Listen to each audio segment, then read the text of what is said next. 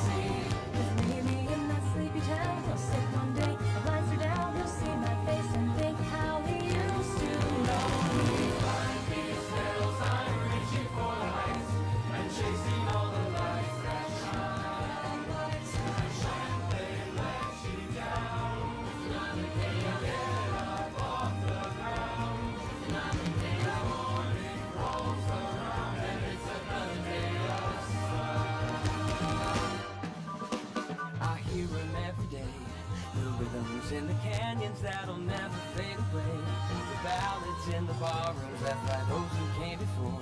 They say we gotta want it more, so I bang on every door. And even when the answer's no, when my money is running low, the dusty mic and neon glow are all I need. And someday as I sing the song, a small town kid will come along. That'll be the thing to push him on and go.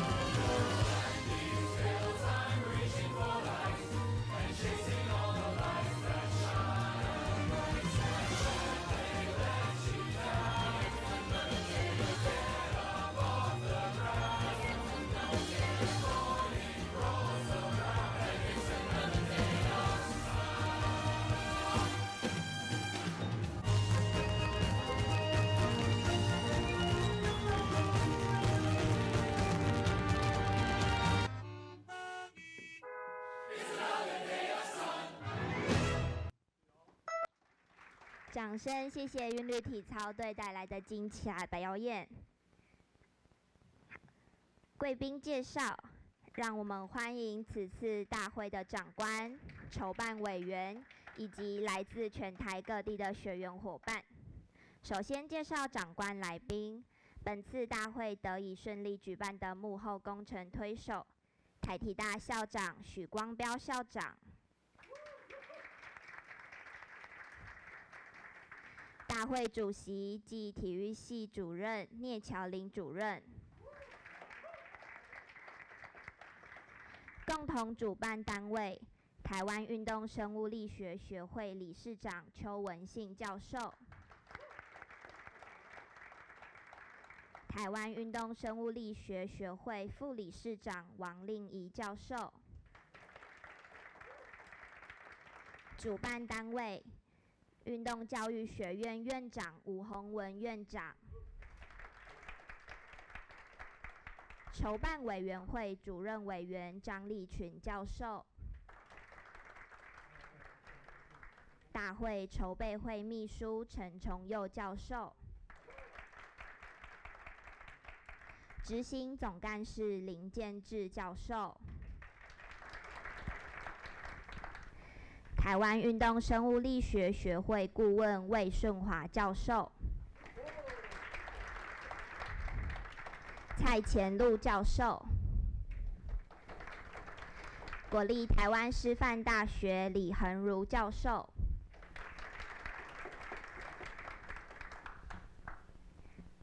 江竹伟教授，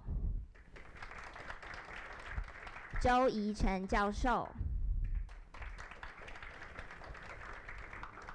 柯柯博任教授、洪敏豪教授、许泰燕教授、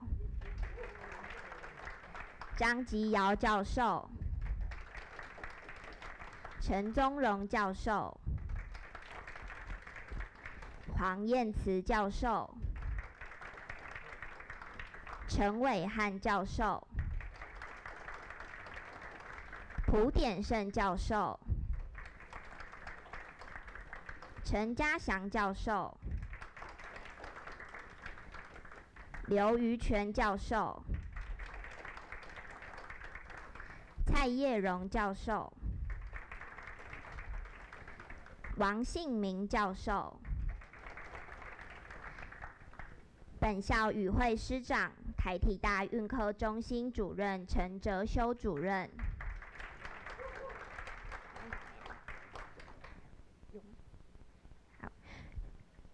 运动产业学院黄彦祥院长，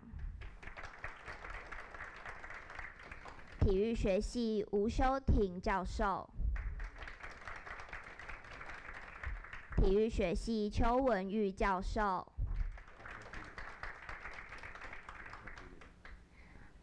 国立台湾师范大学 Professor Philip。我们感谢以上贵宾，欢迎莅临。长官来宾致辞，我们邀请台体大许光标校长为我们致辞。掌声欢迎校长。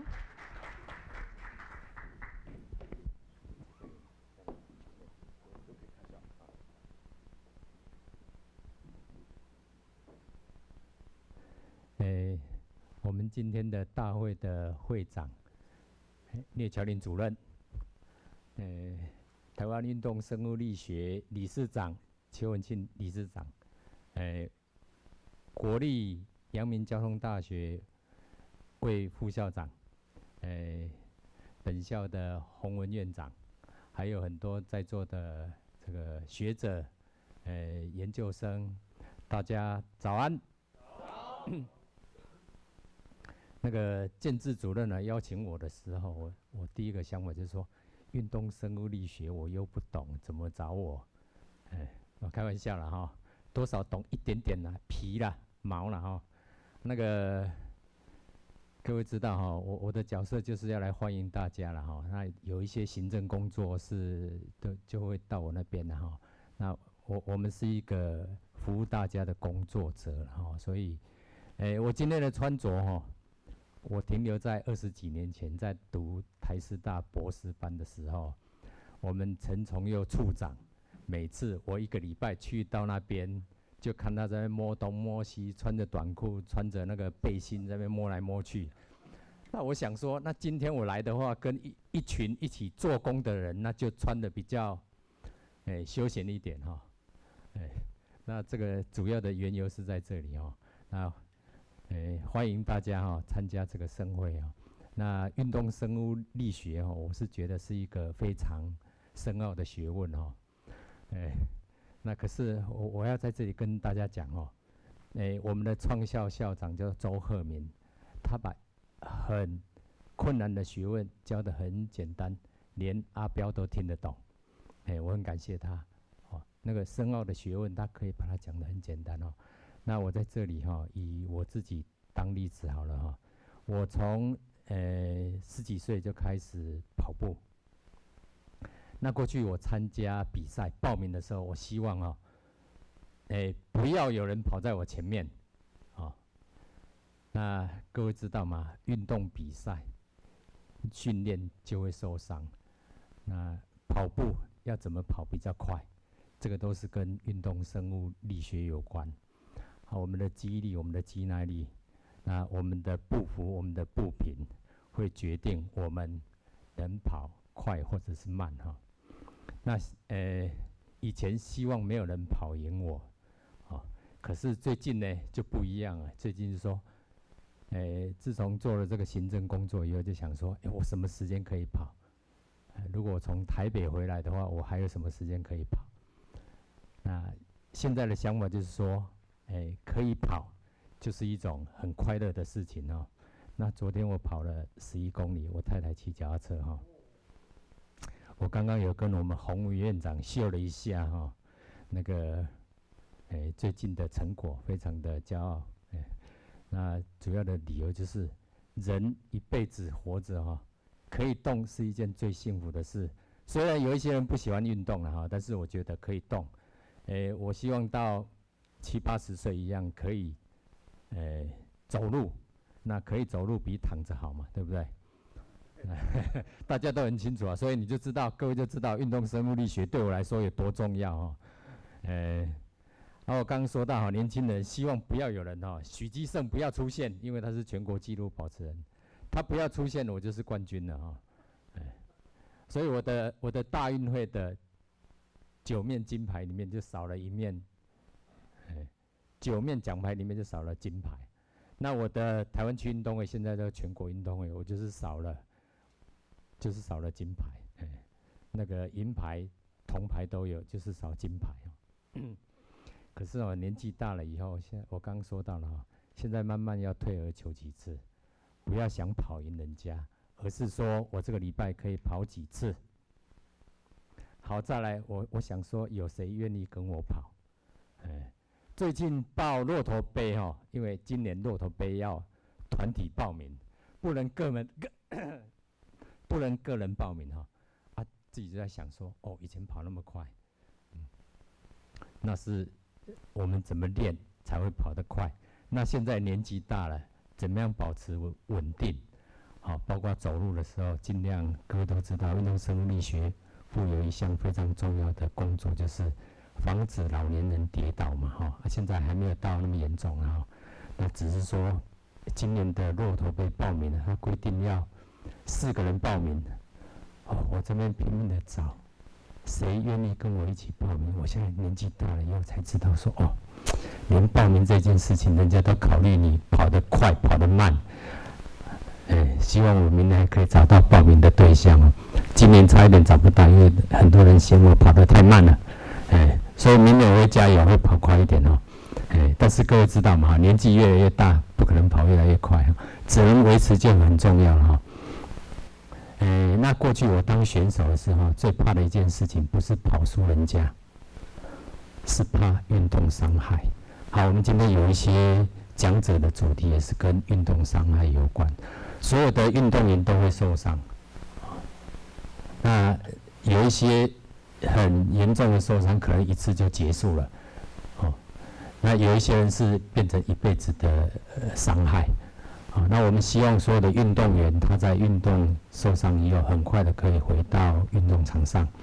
那我过去也算是勤练的选手，有时候练到乳酸堆积啦，或者是某一些肌肉那个受伤哦。那我去台大找赖金星老师，那他是很有名的那个运动伤害的专家。那找他以后，他就跟我分析。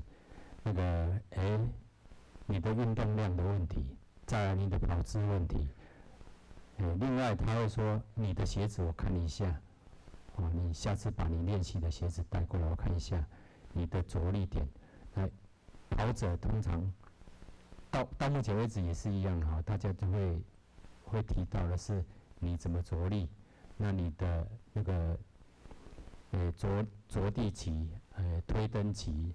还有腾空期这个都是很多运动生物力学者在研究的一些课题那我讲这些的缘由，就是从年轻到年纪大都需要运动，因为可以运动是一件很幸福的事情。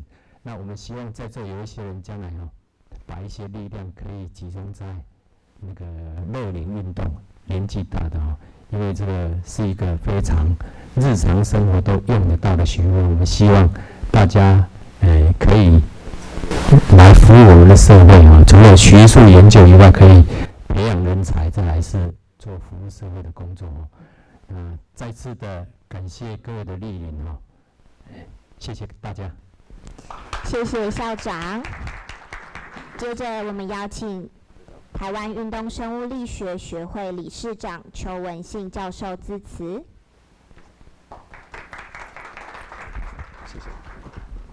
好，谢谢美丽的司仪。好，我们尊敬的我们这是名誉会长，我们台理大的许光标许校长，然后今年大会的主任聂乔林聂主任，大会主席。好，然后我们阳明交通大学我们隔壁邻居魏顺华魏副校长。好，然后这一次的大会的秘书长陈家祥陈老师陈教授，好，然后还有这一次的副主任委员，好，吴宏文吴院长，好，那我们主任委员张立群张院长，好，然后我们筹备主任秘书陈崇佑陈主任，好，然后我们这次最辛苦的执行总干事建志老师，对，然后还有我们副理事长，哦，那个我们那个令仪老师令仪主任王令仪主任，好，然后以及现场所有的师长，大家早安。好，那个校长很厉害，不用草稿就可以致辞。好，那这个我个人是需要一点小抄。好，那因为也是最后一次以理事长的身份来做致辞，好，所以这个容许我用一下小抄哈，有点紧张哈。我是清华大学邱文信，也是我们第10届的台湾应用生物学学会的理事长。好，那今年即将要改选，好，那套一句现在的时事，就是拜登讲的，好，就美国总统他说我们会顺利的转移政权，好，所以我们今年也会顺利的在今天呢选出新的理事长。那我们会在下午跟各位做一下报告，好，那台湾应用生物学学会创立于民国92年，西元2003年，现在我们如果你是硕士生，那你才刚出生；那如果你是大学生，你就还没有出生，迄今已经跨越21年。目前已经是台湾规模最大的体育单项学术学会。学会发行了2本知名期刊，分别是《华人应用生物力学期刊》以及《运动表现期刊》。在历任与现任主编、编辑群跟各位师长支持下，都被收录在国科会公布的 TSCI 等级，是唯一拥有2本 TSCI 等级期刊的单项体育学术学会。此成就得来不易。还请各位师长踊跃支持与投稿。好，那明年就遇到学会的明年的重新的期刊的重新的评比，拜托师长们能够多多支持。本次2024年冬季研讨会是台湾运动生物力学学会年度盛事，运动生物力学应用层面非常广泛，包含运动竞技、运动器材科技、运动伤害防护、整体动作表现分析及适应题等等，对运动探讨非常的深远。那刚才也谢谢校长给我们的启勉，我们对高龄运动这个部分会再继续加油。拜运动科技发展快速，尤其2020年政府政策相当关键，当时应该是2021年啊，抱歉，当时由行政院宣布开启运动科技前瞻计划，许多富有研究及市场价值的运动科技研发能量大爆发。最直接相关和受惠的就属运动生物力学领域，因为运动科技收取的就是我们运动生物力学的相关的参数数据，这一点可以从全台最大型的运动科学精准研究计划参与或合作的老师当中，具有运动生物力学背景的老师至少占了70%，我们可以证明这一点。刚刚在台中教育大学结束的2024年国科会的成果发表。体育学门召集人公布了国科会体育学门各类型的申请计划，生物力学领域申请的件数首次冲上各体育学术领域之冠，充分展现了运动生物力学学者，包含我们老师跟同学的研究的企图心。好，这是申请，我们的申请领域已经冲到最高了，还不止于此。国科会接着公布了国内外期刊热门议题当中。运动生物力学跟运动科技也是冠军排名，4个热门议题，运动生物力学就占了2个。有这样的成就，要感谢大家的努力跟支持，特别是谢谢我们学会最高的指导单位，我们有一个资深的新传委员会，这是由向子元教授以及各位资深的新传委员指导，包含魏顺华会副座，也是在我们新传委员会里面。那理监事们、师长大力的协助。这边也恭喜所有运动生物力学领域跟师长，大家有卓越的眼光来选择我们运动生物力学领域当做各位的努力的方向。相信借由我们这些计划资金的支持，各位老师跟同学能够进行更深度的研究，以及对未来更好的期刊跟研讨会来发表。本人仅代表台湾运动生物力学学会，向此次承办2024年台湾运动生物力学冬季研讨会的筹备会全体同仁包含许校长包含各位台体大各位师长，以及我们最辛苦的执行总干事建志老师，以及由秘书长陈家祥博士领导辛苦审稿的干事部的年轻的博士群，非常辛苦，在3、4天内，各位都有收到我们稿件的回复，这都是，那就看到那个好像各部队报道某某那个黄燕志审查完毕，什么审查完毕，什么审查完毕，在赖的群组里面，哇，真的看得非常感动啊！这个所有的讯息，那。这次也要谢谢本次赞助大会的厂商，包含大裕、皮托科技、智新仪器、日荣仪器、百方仪器、捷耀仪器与力仪器公司的赞助。因为有团队的专业合作、严谨与努力的付出，让每一年我们研讨会得以传续。本次研讨会总共有133篇投稿发表，建志老师有更新吗？133篇。139篇，OK， 好，超过280位国内优秀运动生物力学领域的研究者参与。那我们现场除了我们的大会主会场，另外还有4间的分会场，目前都在视讯播出。此次专题演讲都是最新的运动科技趋势，针对热门议题 AI 的研究教学、运动与科技的发展。这一次大会特别邀请 Dr. Philip， 非常感谢 ，Thank you， 以及孟俊伟教授前来分享，不但使大会倍加增色，更能开启国内生物力学研究者的视野。那么，为了鼓励年轻研究者以英文发表，我们都希望未来这个博士生至少博士生以上，希望能够用英文发表。从去年开始，我们就规划了英文的口头发表，所以希望增加大会的主办亚洲运动生物力学年会以及世界运动生物力学年会，所以请各位务必磨练好这个英文，然后增加我们学会的国际能见度。在今年2024年，我们也分别在夏季在国立屏东大学以及国立屏东科技大学，还有本次冬季办理的2场中型以及大型的研讨会，提供与会师生进行前卫及学术性的交流。2次的研讨会总共超过220篇的论文发表，以及超过400位师生的人数参与。同时也因应市场的需求，我们在9月份办理了车力板研习暨证照考试，非常谢谢小云老师跟令仪老师的筹备以及相关的讲师。这个车力板研习对各位很抱歉，很多人都想再报名，但是呢，我们因为场地以及我们教学的品质，所以我们就后来就没有再接受报名了。那报名的人员非常踊跃那回来都讲得非常好学习得非常好，非常感谢2位老师。所以上述的表现让运动生物力学学会成为台湾运动学术领域最活跃的单项学会，而我们完全没有专门的行政人员协助。在此要感谢2场次的研讨会筹备团队以及地主单位国立屏东大学以及国立屏东科技大学以及国立台湾体育运动大学，以及车力板研习证照筹备团队和地主单位国立体育大学。在我们所有人努力之下，运动生物力学领域蓬勃发展，学生毕业出路更加多元，对国家社会贡献更大。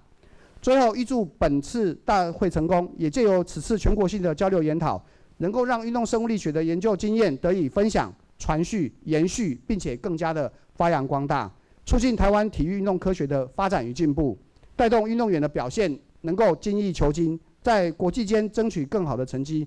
祝福各位与会嘉宾身体健康，心想事成。谢谢。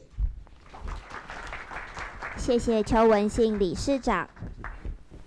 最后邀请本次大会主席聂乔林主任致辞，掌声欢迎聂主任。各位与会的长官、来宾，还有师长，以及远道而来的学员伙伴，大家早安，大家好。我是台体体育系系主任聂乔林，我很高兴能够担任这次大会的主席。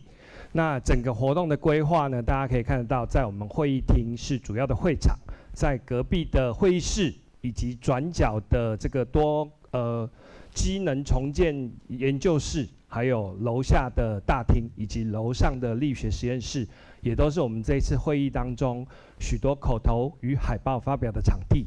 如果各位学员、伙伴、老师及各位贵宾们有任何的需求，找不到人的时候，请你找寻粉红色的 badge 的伙伴们，他们都会很愿意为大家协助跟解决您的问题。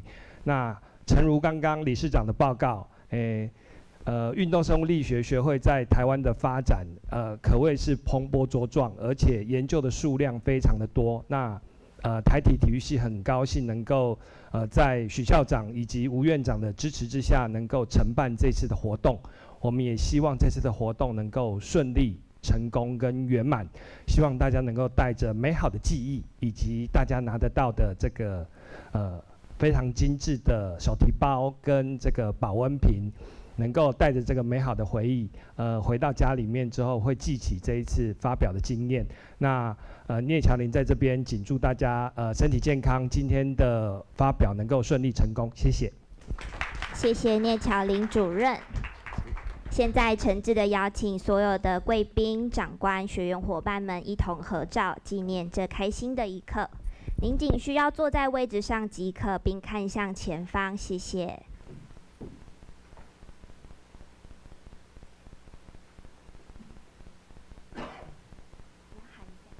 好，来，3、2、1，下一个。好，来，3、2、1，上，OK。谢谢。李晨再次借用各位伙伴的双手，感谢贵宾们前来本次的开幕典礼。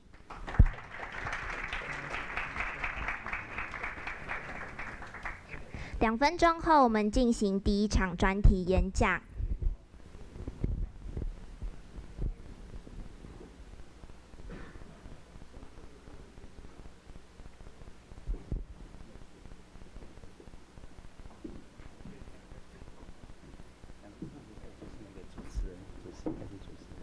是等一下我们会邀请你。哦，你可以邀请我上来。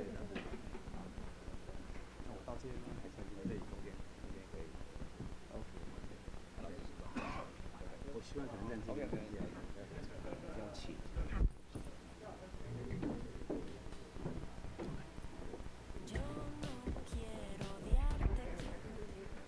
你是要先用这个还是哦？所以你是这个完，然后再切它的 PPT 吗？还是？对。啊，它那旁边那个没有开。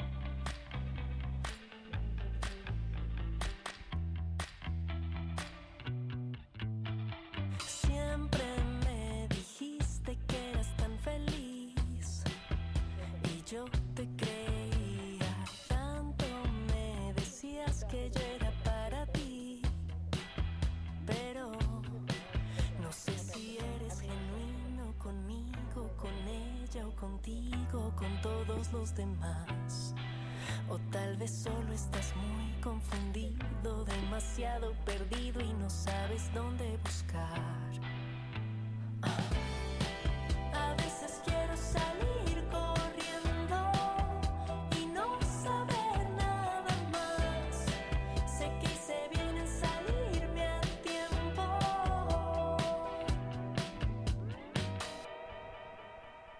Yo no quiero odiarte, quiero recordar que hubo tiempos buenos, pero ya no sé si eso fue real.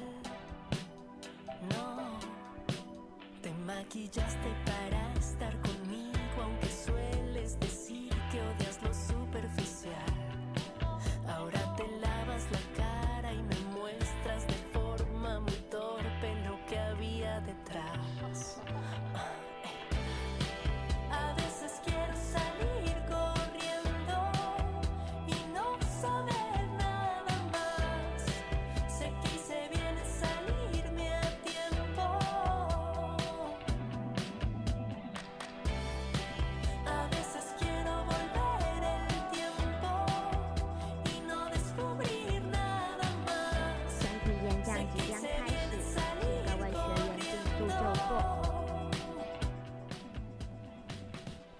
第一场专题演讲，主题为 AI, My Friend and Enemy, Research and Teaching with and about AI。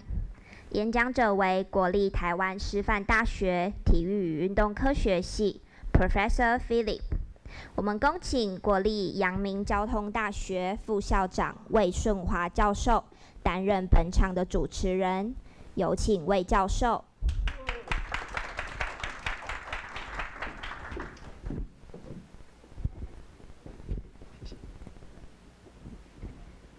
Good morning, everyone. My name is Sean. I'm going to be the moderator this section today. Xu Xiaozang, yeah, and Qiu Wenxing, the Biomechanics Society, the president. This is my, and all the participants, maybe I cannot pronounce your name and call your name, please apologize. My name is Sean. I'm going to moderate this section. The speaker will be the Philip. Philip actually is as a professor, right? He's a professor, associate professor in the National Taiwan University, and in the Department of Physical Education and Sports Science. And Philip has been in Taiwan for 2 years, and today he's going to give a talk about AI. You know, AI is AI. It's maybe your friend, maybe your enemy. Yeah. Philip's going to give you his idea, give you his thought about AI. So we're going to have 30 minutes to listen the Philip's, the wonderful lectures. Philip's, yeah. Stage is yours. Thanks.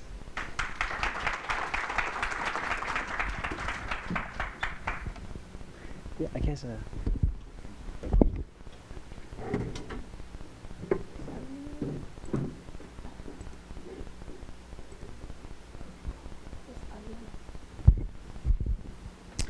Thank you very much for the warm welcome, for attending at this year's TSBS, also for listening to my presentation, my talk about this hate-love relationship with AI. It's more love than hate. But before starting, I want to know from you, who has used AI before? Please raise your hands. Don't be shy. I don't ask individual follow-up questions. Very nice. Oh, can you explain, please? No, okay.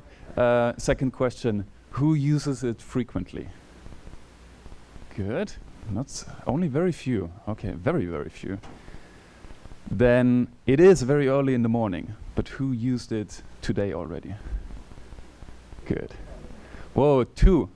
I think only 2 people in the entire room. I would love to know now, what is your explanation? I think I also used it.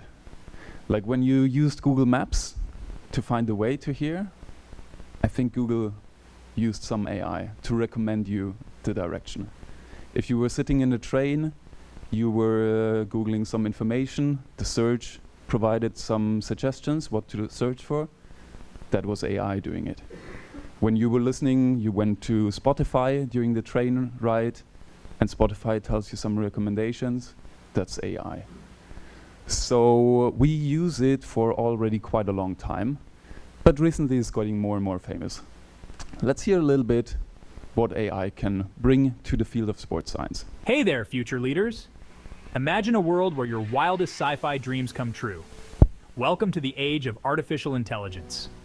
From revolutionizing healthcare with precision diagnostics to transforming transportation with self-driving cars, AI is reshaping every corner of our lives. Think of it as your personal assistant, but on steroids. Let's dive into some jaw-dropping innovations. First up, AI in education. Picture a classroom where your learning experience is customized just for you. AI-powered tutors that adapt to your needs, helping you ace that next exam. Say goodbye to one-size-fits-all learning. Next, let's talk about smart homes. Ever wished your home could think for you? With AI, your home can adjust the thermostat, order groceries, and even predict when you're running low on essentials. All while you kick back and relax. And the fun doesn't stop there. AI in gaming is taking immersive experiences to a whole new level. Imagine NPCs so intelligent they react and adapt to your every move. Games that learn from you and evolve, making every playthrough unique. But what about creativity? AI isn't just logical, it's also artistic. From composing music to creating stunning visual art, AI is pushing the boundaries of what's possible. Think of it as having a co-creator who never runs out of ideas. Now let's talk sports. AI is revolutionizing the way athletes train and perform. Imagine having a personal coach that analyzes your every move, providing real-time feedback to enhance your performance. Smart wearables track your data, helping you reach peak condition. Coaches and analysts are also leveraging AI to predict game strategies and outcomes. With AI, teams can gain a competitive edge by understanding their opponents better and making data-driven decisions. It's like having a crystal ball for sports. So, are you ready to embrace the future? The era of AI is not just coming, it's already here. And guess what? You have a front row seat to witness history in the making. Stay curious, stay inspired, and remember, the future is now. Amazing, right? We hear about AI so many times, about everything. It can do everything. It is doing it in a very impressive way. The reason why I wanted to show you this video is not because of what the video is telling us what AI can do. It's because this video was entirely created by an AI tool. Free use. That's also why you had the water print mark. I didn't pay for it. If you do, you get rid of the print, even nicer. About the content of the video, I would in fact be quite critical. I would say not really good. But at the first glimpse, it looks very impressive. It took me like 20 seconds to enter these two prompts to get the video with the audio.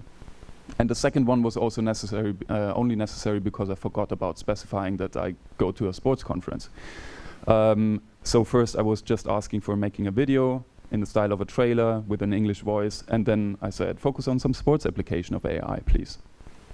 Please, very important. Always be polite, also with AI. Because in the future, when they control us, you hope that they treat you also politely, right?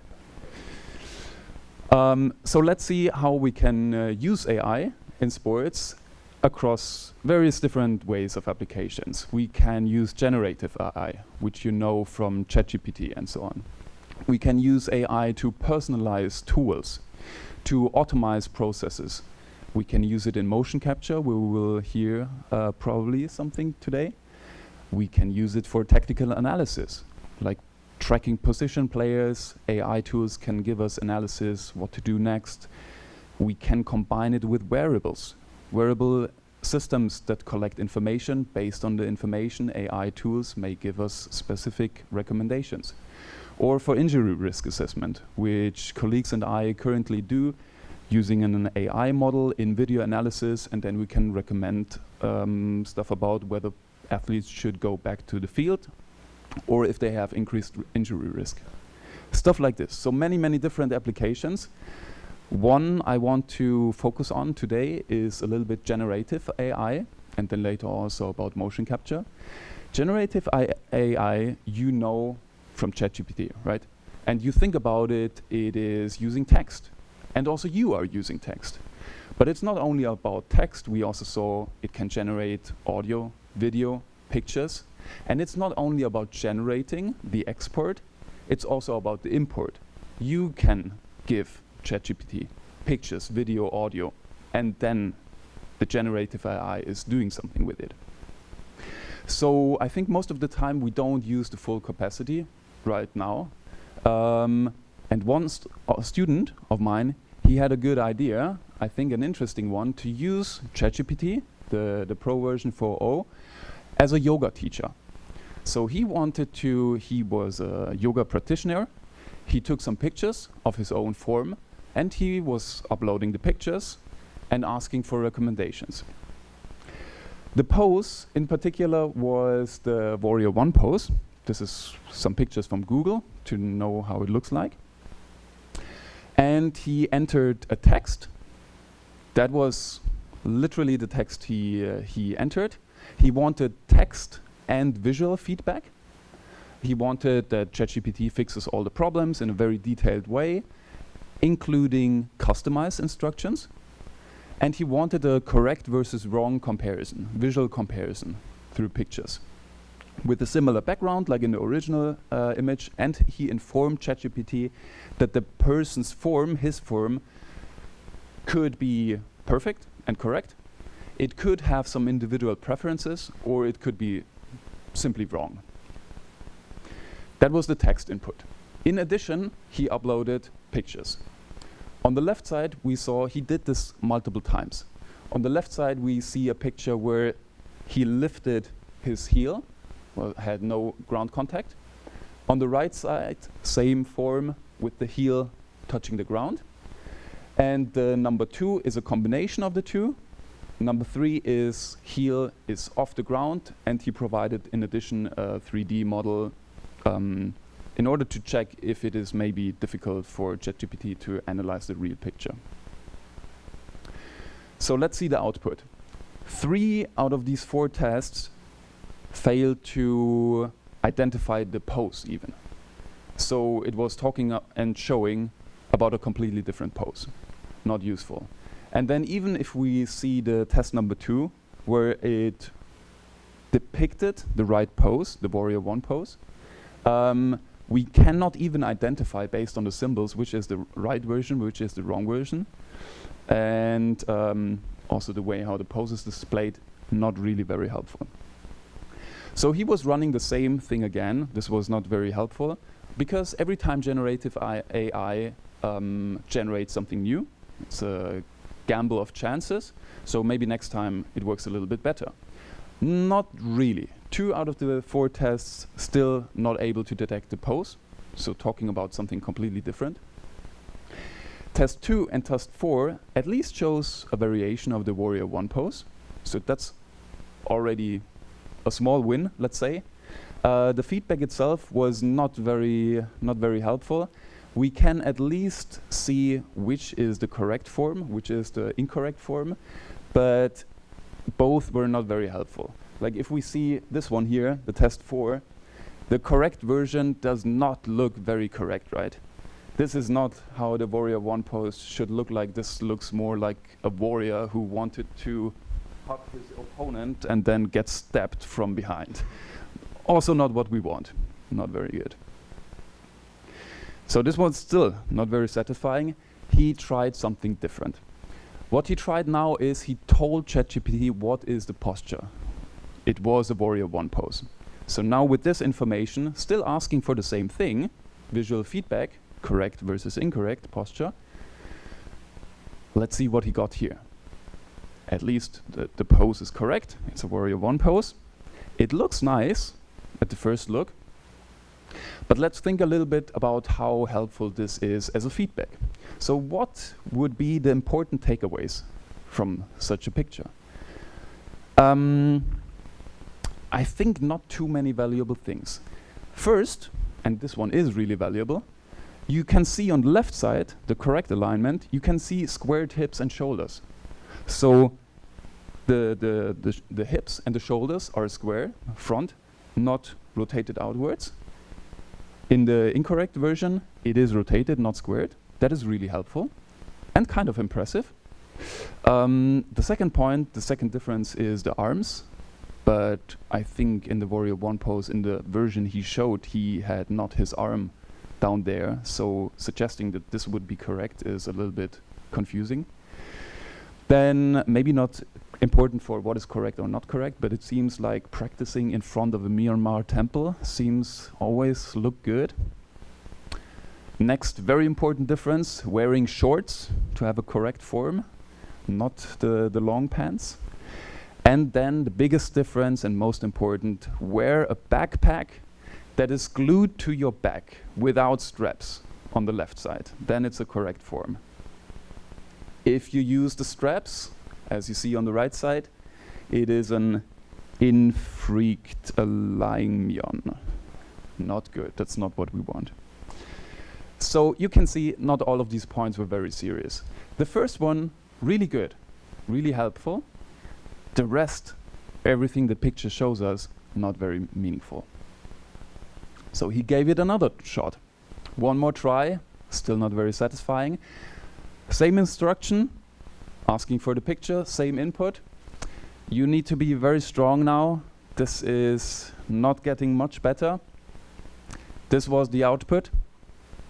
Very clearly we can see that on the right one, the incorrect one, we would know that without ChatGPT, that if we dislocate our hip joint and rotate our leg 180 degree backwards, that this is not very healthy and not good posture. All the rest is also not very helpful. What are my critical concerns about it? First of all, we have on the left side a correct version with critical comments. This itself already doesn't make much sense. Like, how can you show something that is supposed to be correct and then pointing out all the things that are wrong in the correct version? Doesn't make any sense. Second, the comments in the incorrect form, they address body parts that are identical in the correct version. Like if you take a look at the shoulders, the head, the chest, all these things look identical. So you don't learn anything from the comparison. And then finally, the comments refer to body parts that have nothing to do with the comment itself. For example, here, the hips are showing to the shoulders. And here the comment front knee has an error at the head. So also not helpful at all. So he tried something completely different. Not the visual feedback, but asking for text-based feedback. Same input, same information for ChatGPT, asking for text feedback. Then it was able to detect the right pose. So same input, just asking for a different way of output. Now it's able to detect the pose. And it's even able to detect the back heel was lifted. That is really good. That is quite impressive, I think. It also provided customized feedback. In particular, very interesting, a correction for the hips or the lower torso, slightly tuck the tailbone to prevent overarching the lower back. This is not easy to spot, I think, at the picture. For the test 4, that was the different input, the different picture where the heel was not lifted, was touching the ground. Again, it detected the pose correctly, very good. And it detected something else that I think is also very interesting. In this version, the hips were not squared anymore. That was something that the student didn't even intend. But if you compare, in the test 1, the hips were squared. Test 4, they have not been squared anymore. So a very subtle difference, was not even intended. In the test 1, ChatGPT was not pointing it out. In test 4, yes. So indeed, it is customized feedback. Quite good. So overall, what can we conclude from it? The visual feedback didn't work at all. Like, it was not helpful. Most of the times, it didn't even recognize the pose correctly. The text-based feedback was quite promising. Even right now, I think it could be helpful. And that was an interesting finding, especially because the input was the same. So it's kind of strange, right, that only because you ask for a different output, in the one way, ChatGPT is not able to recognize the pose, and in the other one, it is. So the other thing we can talk about, and it's very interesting probably for most biomechanics, is motion capture. And AI can bring a couple of benefits here. Why is it popular? Is it really good? Will it be the future? Will it be good in the future? These are some of the questions I want to discuss and give some ideas how to answer them. The quick answers from me are, it's popular because it's easy, fast, practical, cheap. Not everything, of course, but some solutions. Is it good? Some are. Not everything is. Maybe not yet everything. Will it be the future?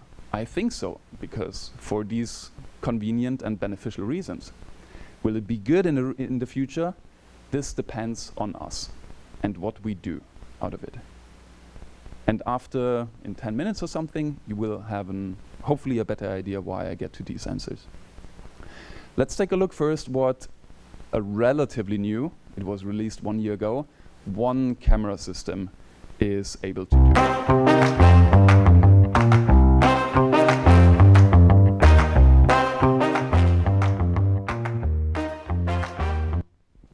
only one camera. 3D, looks good, very impressive in a way. So we can capture any sort of motions in 2D, in 3D, very simple, very often. It could be an alternative to traditional systems using markers, which are very complex. They are accurate, they are like gold standard, but complex systems. So this alternative using AI is very interesting because of reduced complexity for movies, video games, metaverses where we need live transformation. So we want to have simplified processing and fast processing. The question is how interesting they are currently or in the future for research or clinical application where we need high accuracy. And this brings me to the first maybe problem, is accuracy in AI-based motion capture systems. Nuanced movements, multi-joint movements, and especially movements at distal segments are sometimes, often not very accurate. Also covered body parts, but this is also a problem with marker-based systems, of course. These problems are temporary. So they can improve, and they will improve, for sure. But this improvement needs to be demanded. And this brings me to questionable validation studies. And I think this is where it depends on us, how we interact with the industry, how we run validation studies and so on, how we adopt findings from validation studies, because there may be sometimes conflict of interests when it comes to validation studies. There may be biases, so we tend to, for example, we want to use a system because it is convenient. We validate it, we try to validate it, and then we may want to select beneficial, positive, good findings in order to justify we can use the system. Then we may accept errors that we would not accept if we were not biased. Things like these can happen. And the most obvious thing is inappropriate statistical analysis, which we still find very often, and the best example is correlation analysis for something, for data that should agree. And I lecture about this, but in a nutshell, correlation is not an appropriate tool to reflect agreement. These two lines show different data points. If these lines come from different systems, no one would say that the system A is capturing the same data as system B, but we have a perfect correlation. So just to indicate, correlation as a validation tool is not suitable if we want to obtain accurate, exact agreement. So we need to be critical about validation studies, and only then we need to demand for better quality, for higher accuracy. This is important, otherwise the improvement will stop sooner than we wish. The second problem is the nature of AI, which is AI learns based on data. It's a training process. The training quality depends on the quality of the data. Basically, it learns something based on previous information, then it receives current information, new input, and then it applies the knowledge, what it has learned previously, onto the new data. And it generates new data this way. And why is this a little bit problematic? Because this is not measurement in its nature, it's estimation. Similar to a regression, where you build a regression based on previous data, you find a pattern, you find a relationship, and then you apply what you have learned to new data to make a prediction. That is estimation. Is this in general bad? No, not at all, because a prediction and estimation can be highly, highly accurate. But we need to check the accuracy, and we need to be aware of this and consider it in the right usage and interpretation of the data. And one case I heard like 2 years ago, where I heard a speech, someone was proposing a one-camera system, claiming it was able to measure full 3D, including the surface of the background of the body. In other words, one camera and the one camera could tell me from front what is written on the back on my jacket. And obviously, that is nonsense. That is estimation based on what the system has learned what is likely to be on the back. And maybe that depends on the color of the suit or who knows. But it is not a measurement of what is actually going on the backside. So this is exactly the problem we may face if we apply things inappropriately. Good. So it is, or it can be, easy, fast, practical, cheap. Just imagine you just use a smartphone or 2 iPhones for open cap measurements. You don't need to be in the lab. Super practical, super convenient, extremely helpful. Is it good? Not everything. Partly very impressive already, but not everything and not for all applications. So be aware of premature and inappropriate, incorrect application. Will it be the future? Yes, because it is data and learning based. It will improve, but it needs good data for good improvement and critical assessment. And will it be good in the future? That depends on us. It depends on the standards that we set and how we do validation studies, how we accept validation studies, how we are pushing forward for more quality. So this being said, I think the future of AI in sports science is exciting. It is extremely promising. It is able to help us very much. But we should be, especially in the development stage, we should be critical. We should be skeptical, in particular about validation studies. And we need to reflect on how to apply findings, how to use the systems, and to what degree we can transfer application and the value of findings and where are limitations. So thank you very much everyone for attending and for contributing to our field right now and in the future. Thank you.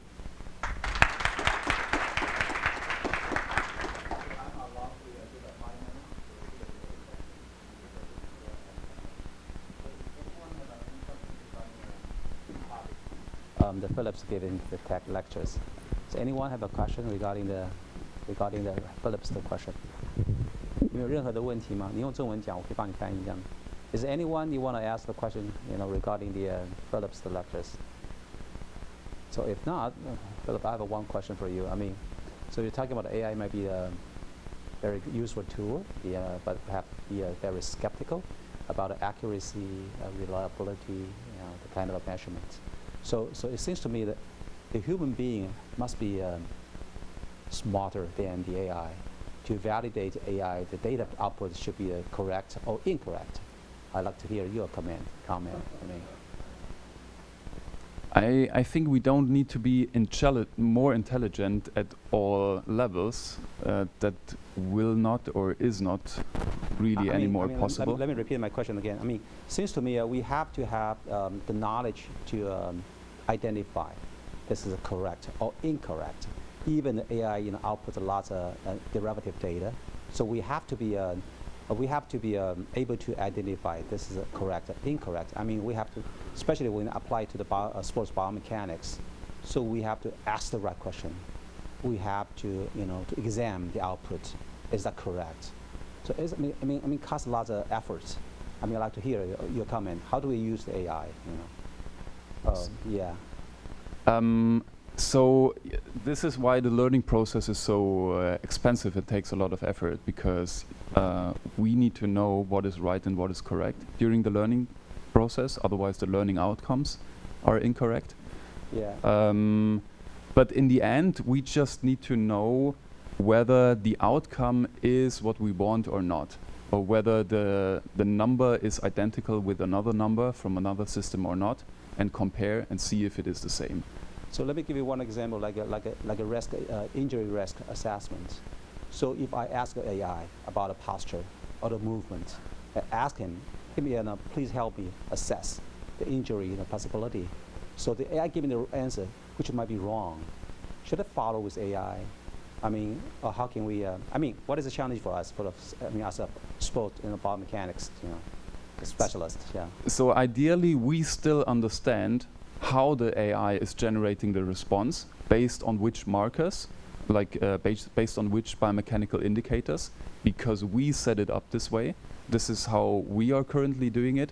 We are using an AI tool that is doing the job of motion capturing for us, but we define which biomechanical indicators are expressing the injury risk. And then we know, based on these biomechanical indicators, there comes a conclusion about the risk assessment. We could do the same, so we still understand it, but it is an optimized process. Seems to be we have lots of work to do, lots of research we have to do. 我稍微用中文讲，就是说，问题各位有什么问题可以问？还最后一个问题，如果没有的话，就会结束的会议。请 ，Yeah。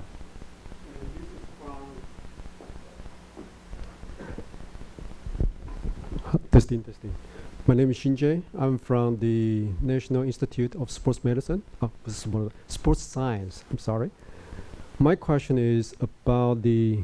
Recently, I looked at the Open Gap, that developed from Stanford University, and this model they use the two regular cell phone camera to capture the body compared to the one camera over there. I just saw that. So basically, my question is about the model they built up behind that, the question mark. My question is, what is the specific model they built up behind the scene? This is my basic question, because they claim about all the AI computation, but my understanding is always based on some kind of model, including the sim. This is my always huge question. What does this model look like, or how does it work? This is my basic question. I don't know what is the particular model they use in OpenCap or in CME, but since we have the primary source, maybe they can share their company secrets with us. 我们刚刚那教授问的是有关于的 AI， 他用他那个手机2个手机可以拍一个形象，跟他拍的影像，他就怀疑说后面使用什么样的一个生物力学的模型。那生物力学模型不一样，可能产生的结果可能不一样，就请教那个 Philip 教授。Philip 教授回答说，其实他不是确定说这个用哪一个的模型产生，的确是这样，因为事实上你用不同的模型产生的话，事实上可能产生不同的结果。AI 后面behind AI 后面还有很多东西，事实上是值得去探讨的。那他大概讲说，其实我们 AI 会用它了，事实上是，特别是因为 AI 是产生出的数据跟我们所量测的数据是不一样的，所以是一个 skeptical 是受怀疑的。但是它可以被用，但是我们要就是意思说还有很多研究我们必须做，这样的非常的谨慎。各位有什么最后一个问题啊？没有问题，我要 close the section 这样。If there's no any further question, I'm gonna wrap up this section today. Not right now. Thank you, Phillips. Thank you for your presentation. Thank you very much.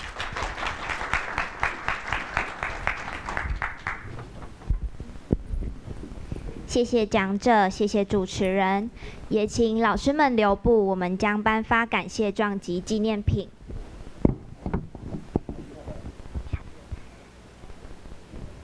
我们邀请魏教授上台颁发感谢状及纪念品。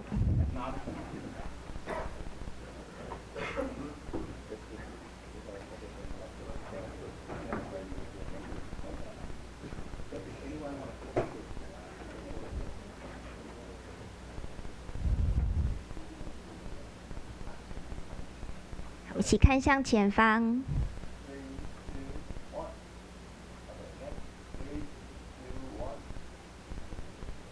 掌声，谢谢。接着，我们邀请理事长上台颁发感谢状给主持人。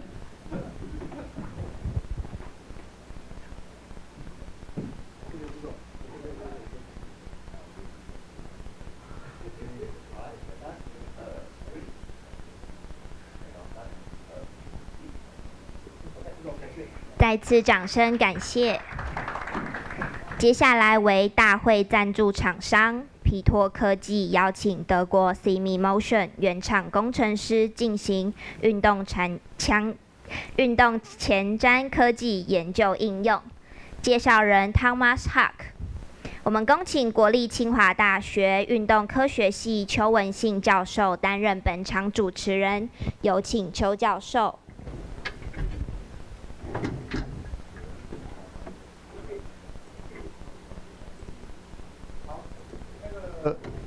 今天很高兴哈，我们大会那个赞助厂商哈，皮多科技，那刚好皮多科技，在这一个时段里面邀请到 Simi 在德国的工程师。好，那刚才这个前面 Dr. Philip 已经跟我们介绍了这个 AI 的使用。好，那我在致辞当中也提到，运动科技绝对是未来非常值得注意的一个领域。那所收取到的参数非常多，是跟运动生物力学相关。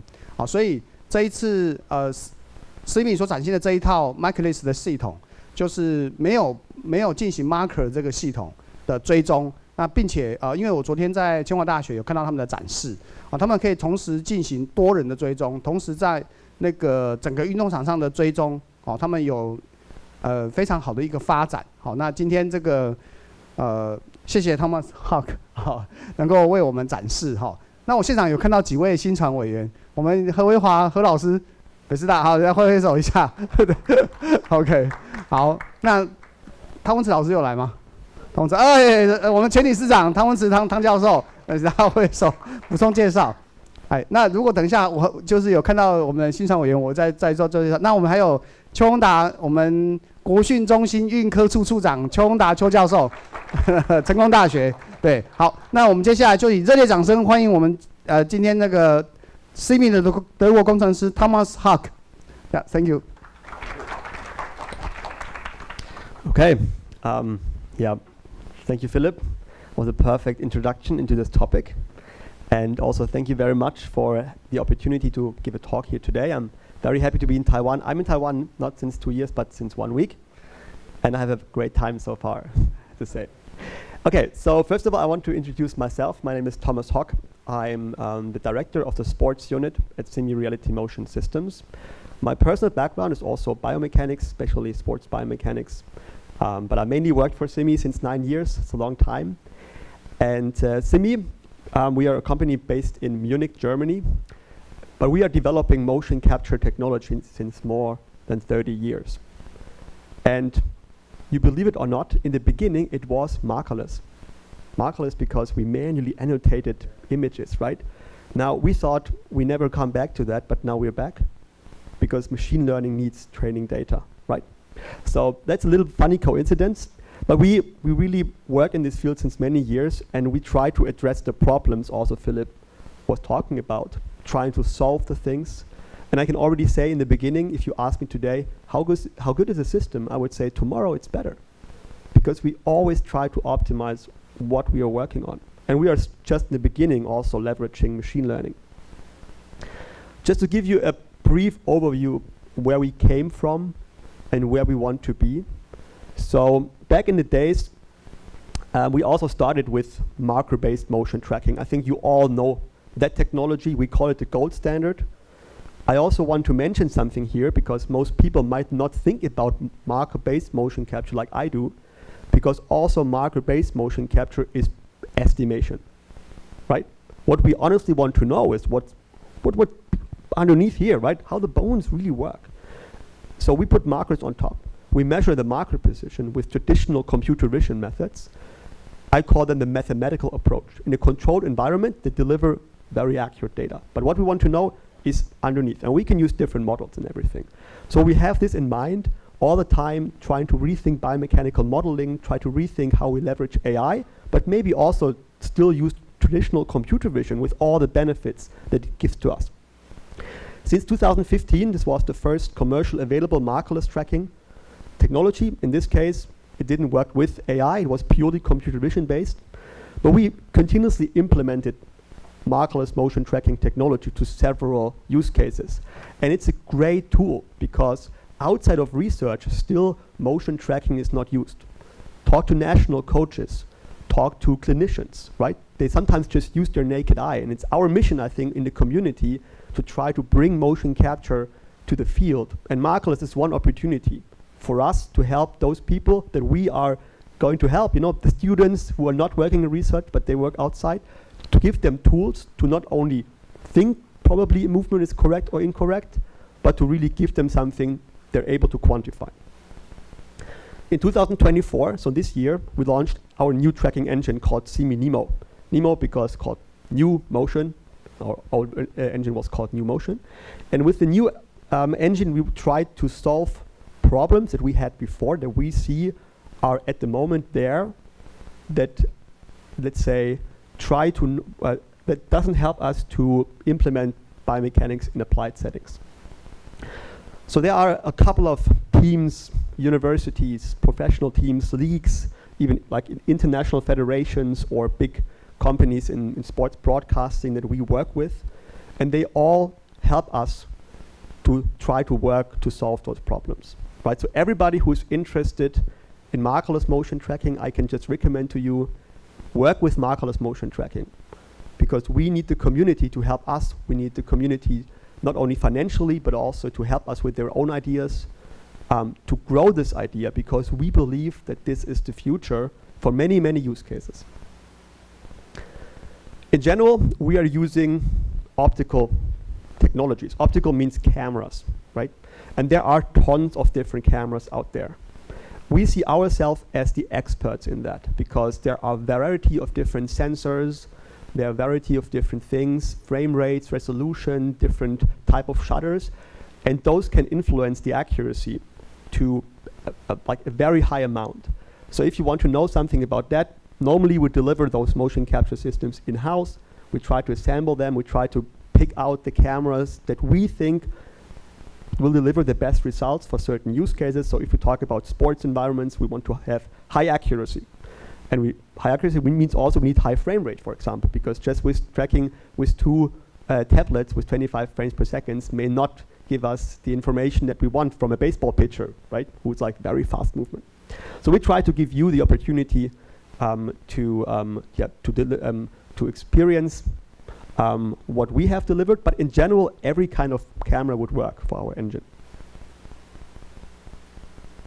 Yeah, so this is our latest camera. This is an example that what we use at the Olympic Training Center in Germany, for example. Sometimes, if you want to go outside to a stadium, you also need to have like different lenses. So if you want to go into a baseball stadium, the picture that you want to analyze is like 100 meters away from the outer side of the stadium, and you cannot put the camera inside, right? So in those cases, we have zoom lenses, so we zoom in. And this is a situation where markerless comes with benefits. So we can study movements where we can actually not put markers, where we cannot put sensors. And I think also there is the biggest benefit of using markerless technology, to try to apply what we find in the lab to the outside world. If you also have third-party hardware, we typically integrate force plates or EMG or other analog signals just to also gain more information from different sensors. So we also deliver those kind of integrations to our software. That's just a basic overview about the technology, but let's dive a little bit deeper into that and talk about our engine, CME Nemo. And I want to give you a couple of things that Nemo can do. We also have a demo system here today, so if you want to see it, experience it, want to see how it works, does it really work, then just come to us and you can see it. But what does Nemo do is, first of all, Nemo uses machine learning, but also computer vision to recreate an automated tracking. We also do scaling of the body, so we automatically recreate a biomechanical model from each athlete, because we have athletes with different segment lengths, they're taller, shorter, so there's an automated scaling, and we also calculate the inverse kinematics based on a model. For that, we are combining different methods. And why is the combination so important?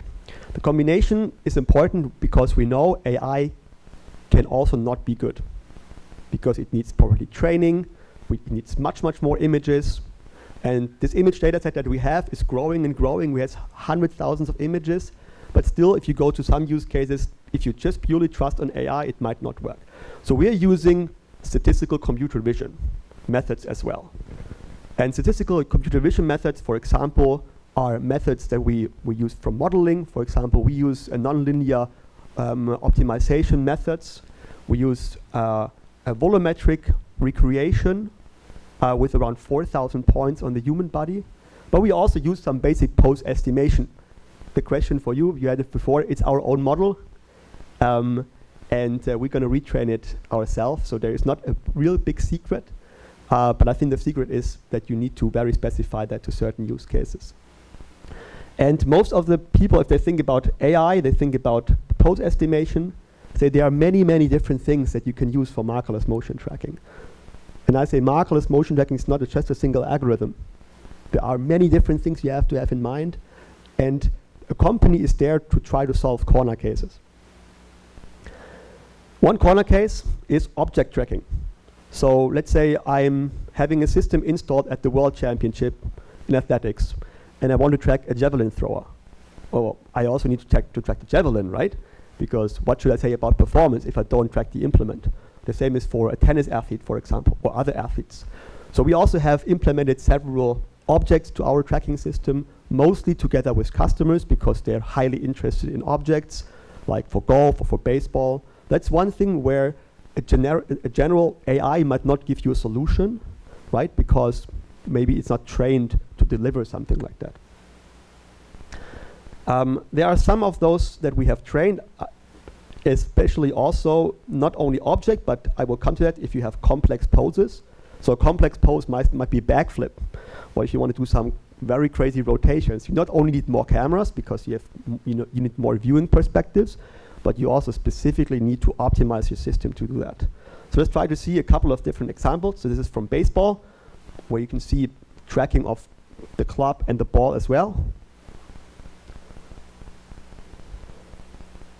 This is an example from the Olympic Training Center in Germany for gymnastics.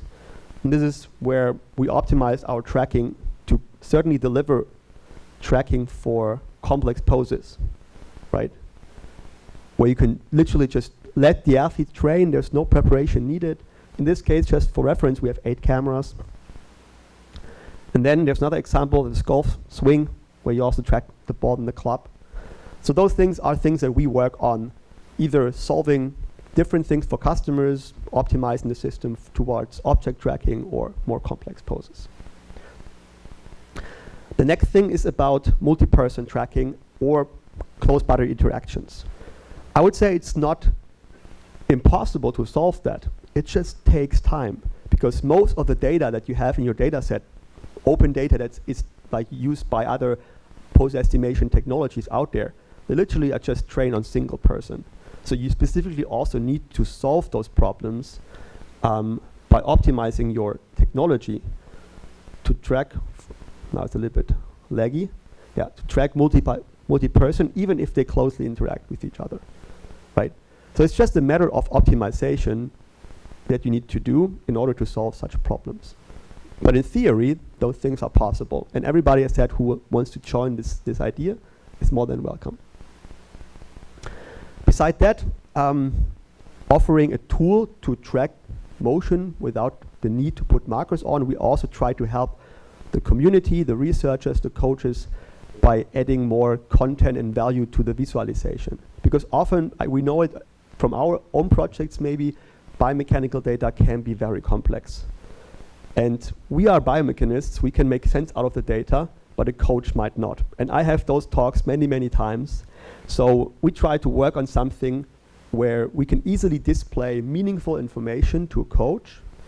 And this can be actually changed by everybody who is skilled in Python programming. So we try to give something that also researchers, they can work on their own projects, they can work on their own KPIs. So here, for example, we did some calculations based on the kinematic data, and then come out with some information that the coaches know how to use this in daily training. Because this is now the challenge. Markerless motion tracking offers opportunities to directly give feedback to athletes, but it is a topic that is just not there at the moment, right? Because this was not possible so far. So also in the research community, we have problems by, well, movement is described quite well, but often it's missing information about what actually can we recommend an athlete after doing a motion capture analysis. And it is one thing that we also try to deliver is something that gives us a possibility to also use motion capture in a more advanced way. Thank you very much. If you have questions, I'm there the whole day.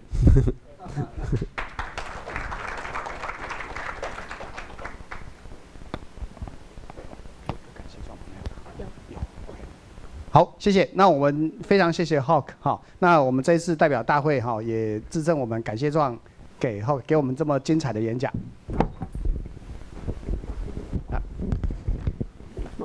有吗？感谢状哈。好。Yeah, thank you very much. Thank you.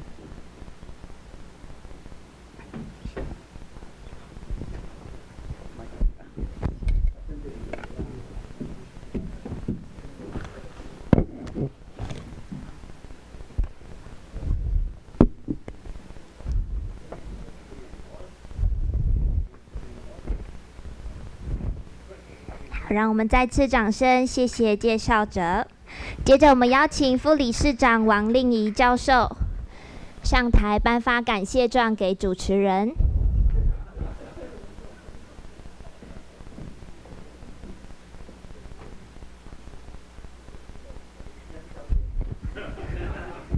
好，我们一起看向前方，合影留念。再次掌声，谢谢辛苦的主持人。接下来是第一场海报发表，请各位移驾至文音馆1楼。6楼跟1楼，6楼尤其要强调6楼。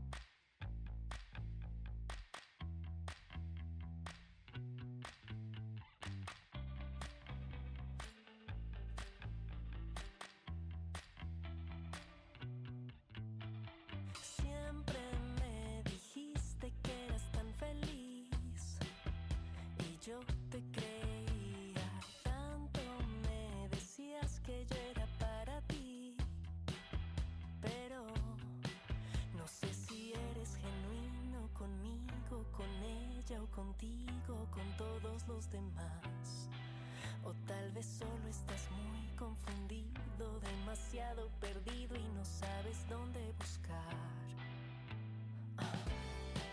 A veces quiero salir corriendo y no saber nada más.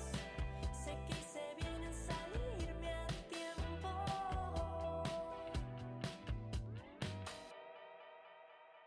Yo no quiero odiarte, quiero recordar que hubo tiempos buenos, pero ya no sé si eso fue real. No, te maquillaste para estar conmigo, aunque sueles decir que odias lo superficial. Ahora te lavas la cara y me muestras de forma muy torpe lo que había detrás. A veces quiero salir corriendo y no saber nada más. Sé que hice bien en salirme a tiempo.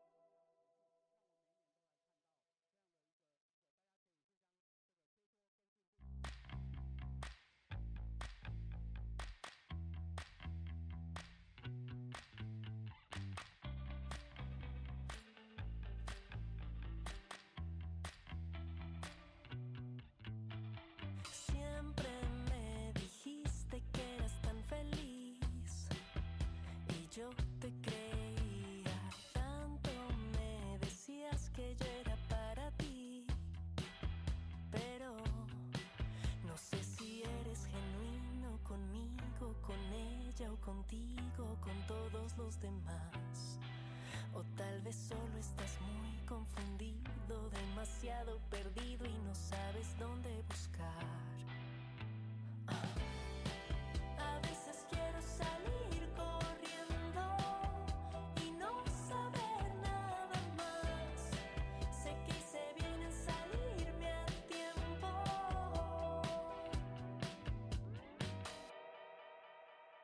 Yo no quiero odiarte, quiero recordar que hubo tiempos buenos, pero ya no sé si eso fue real.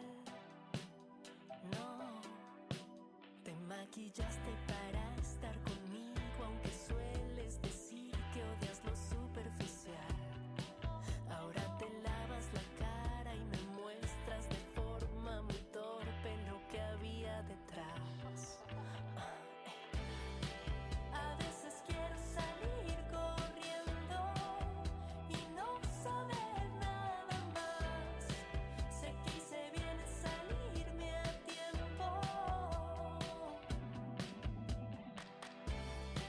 A veces quiero volver el tiempo y no descubrir nada más. Sé que hice bien en salir corriendo.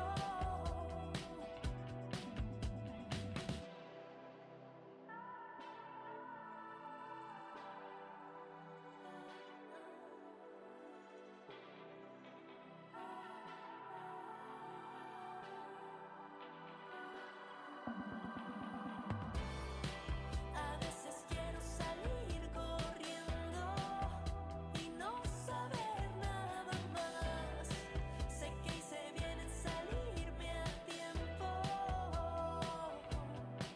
Porque dudo si fuiste sincero, no sé si eras tú o solo fue un disfraz. Porque siento que no te conozco, que caíste hondo y sé bien en salirme a tiempo.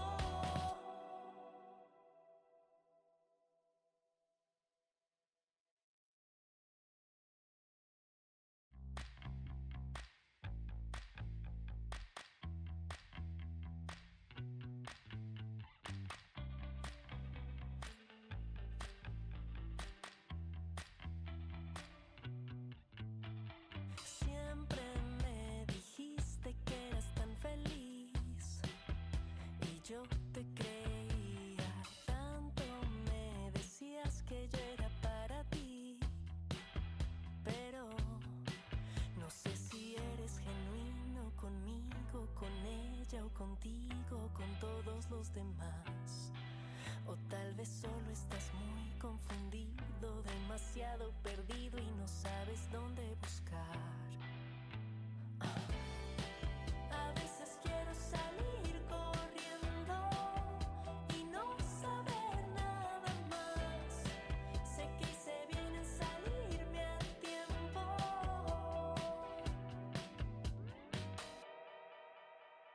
Yo no quiero odiarte, quiero recordar que hubo tiempos buenos, pero ya no sé si eso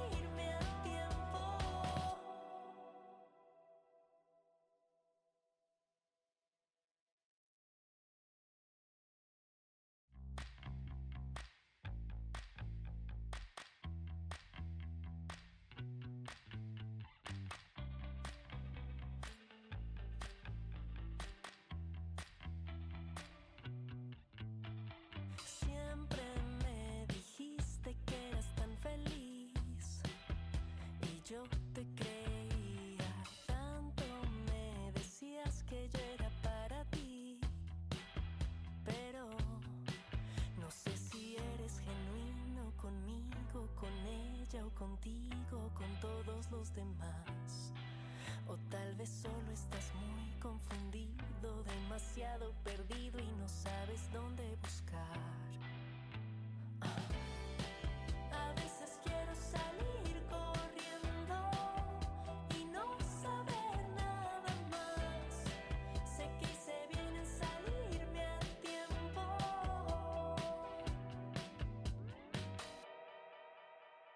Yo no quiero odiarte, quiero recordar que hubo tiempos buenos, pero ya no sé si eso fue real.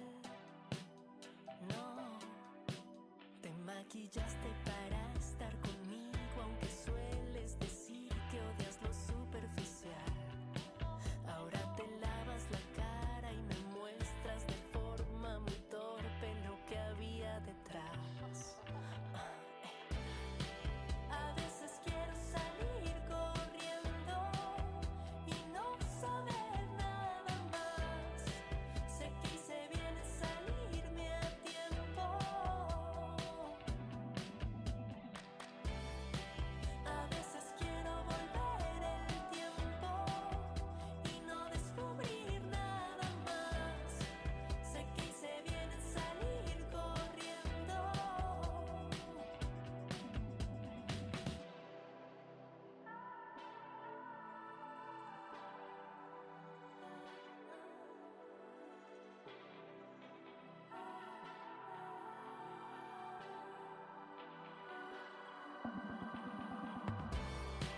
A veces quiero salir corriendo y no saber nada más. Sé que hice bien en salirme a tiempo. Porque dudo si fuiste sincero, no sé si eras tú o solo fue un disfraz.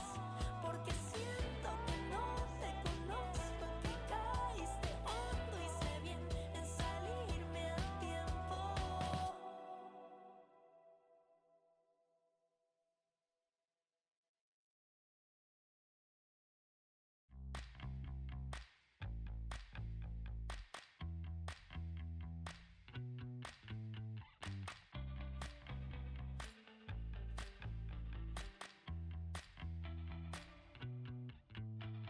Siempre me dijiste que eras tan feliz y yo te creía.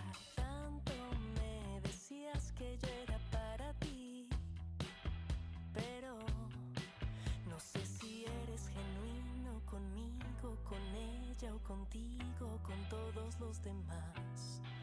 O tal vez solo estás muy confundido, demasiado perdido y no sabes dónde buscar. A veces quiero salir corriendo y no saber nada más. Sé que hice bien en salirme a tiempo.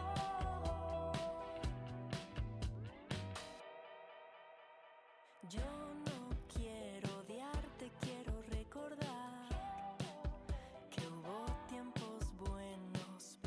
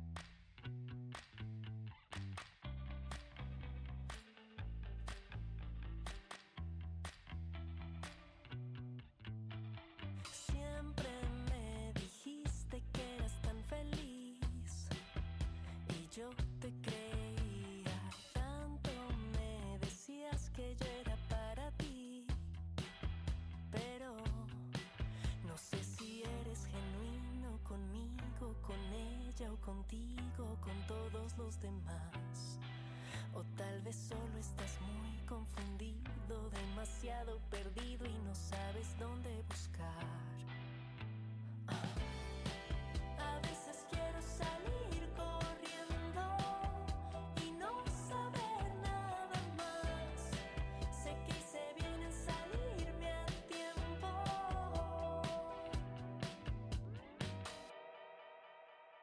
Yo no quiero odiarte, quiero recordar que hubo tiempos buenos, pero ya no sé si eso fue real.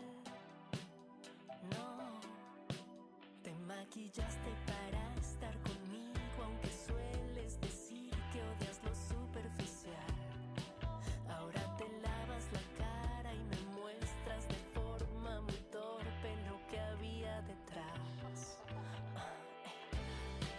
A veces quiero salir corriendo y no saber nada más. Sé que hice bien en salirme a tiempo. A veces quiero volver el tiempo y no descubrir nada más. Sé que hice bien en salir corriendo.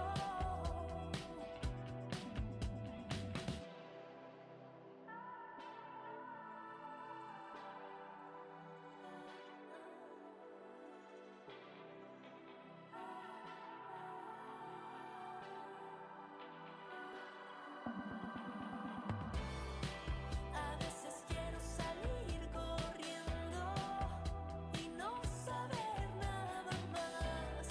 Sé que hice bien en salirme a tiempo. Porque dudo si fuiste sincero, no sé si eras tú o solo fue un disfraz. Porque siento que no te conozco, que caíste hondo, hice bien en salirme a tiempo.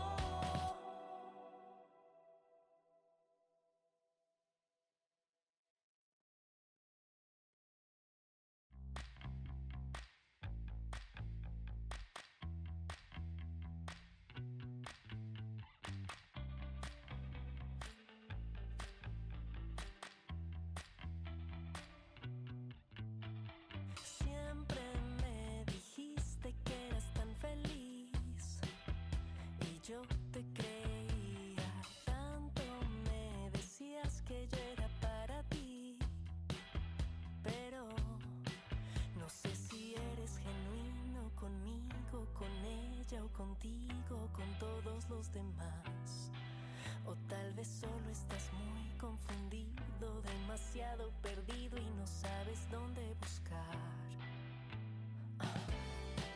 A veces quiero salir corriendo y no saber nada más. Sé que hice bien en salirme a tiempo.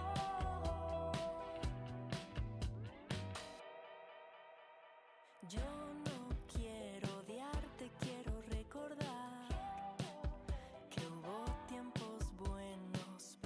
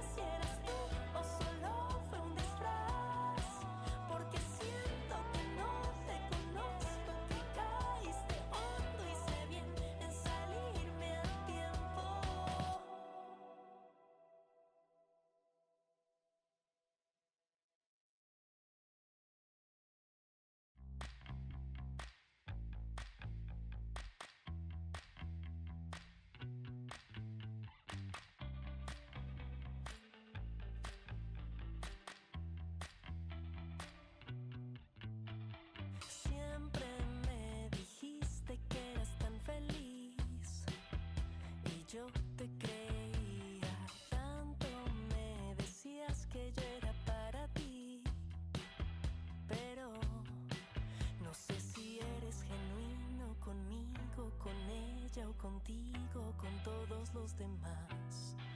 O tal vez solo estás muy confundido, demasiado perdido y no sabes dónde buscar.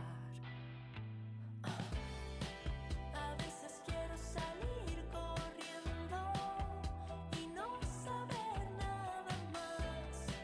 Sé que hice bien en salirme a tiempo.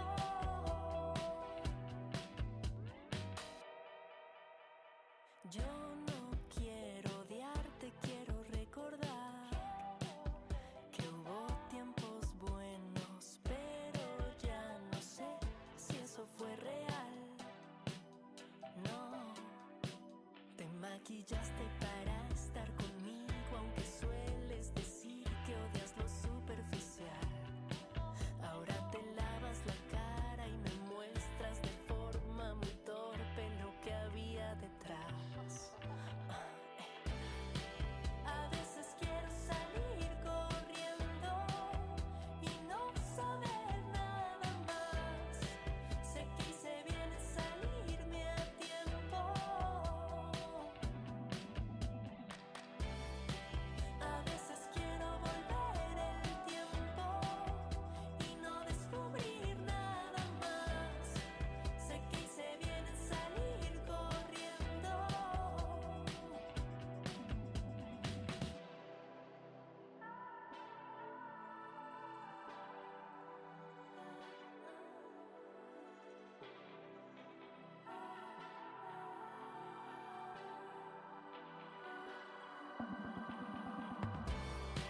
A veces quiero salir corriendo y no saber nada más.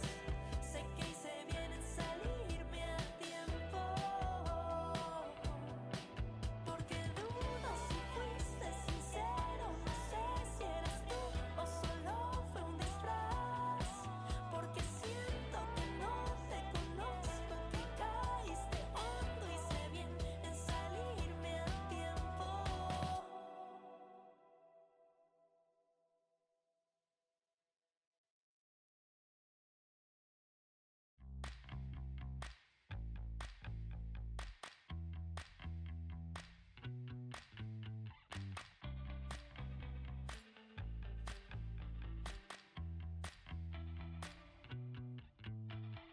Siempre me dijiste que eras tan feliz y yo te creía, tanto me decías que yo era para ti, pero no sé si eres genuino conmigo, con ella o contigo, con todos los demás. O tal vez solo estás muy confundido, demasiado perdido y no sabes dónde buscar. A veces quiero salir corriendo y no saber nada más. Sé que hice bien en salirme a tiempo.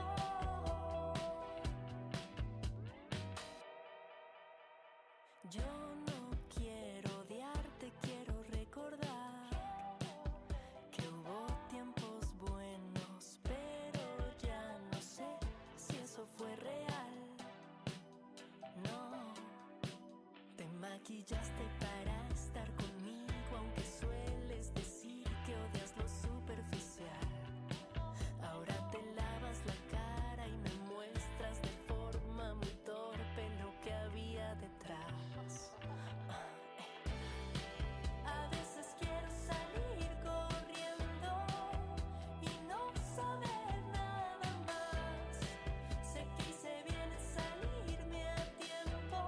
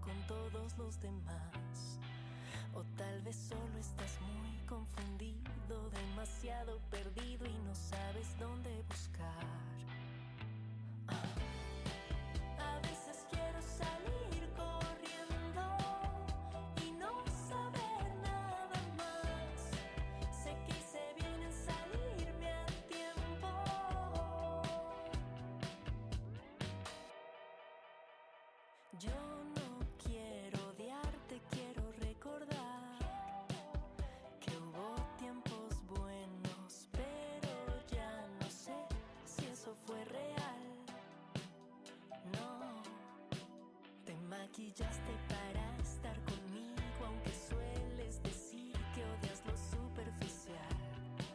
Ahora te lavas la cara y me muestras de forma muy torpe lo que había detrás. A veces quiero salir corriendo y no saber nada más. Sé que hice bien en salirme a tiempo. A veces quiero volver el tiempo y no descubrir nada más. Sé que hice bien en salir corriendo.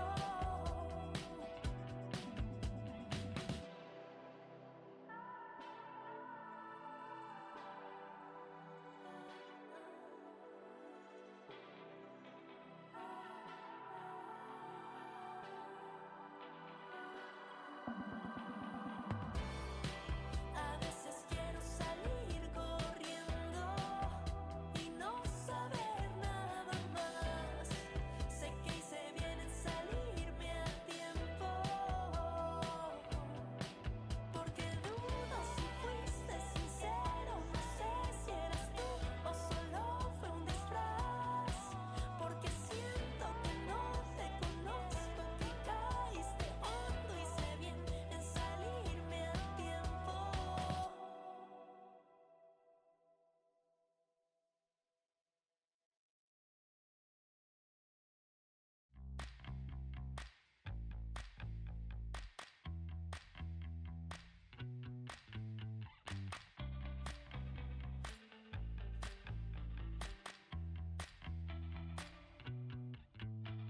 Siempre me dijiste que eras tan feliz y yo te creía. Tanto me decías que yo era para ti, pero no sé si eres genuino conmigo, con ella o contigo, con todos los demás. O tal vez solo estás muy confundido, demasiado perdido y no sabes dónde buscar. A veces quiero salir corriendo y no saber nada más. Sé que hice bien en salirme a tiempo.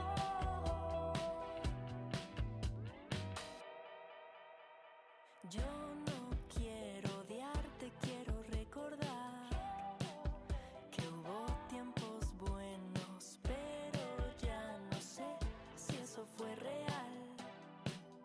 No, te maquillaste para estar conmigo, aunque sueles decir que odias lo superficial. Ahora te lavas la cara y me muestras de forma muy torpe lo que había detrás.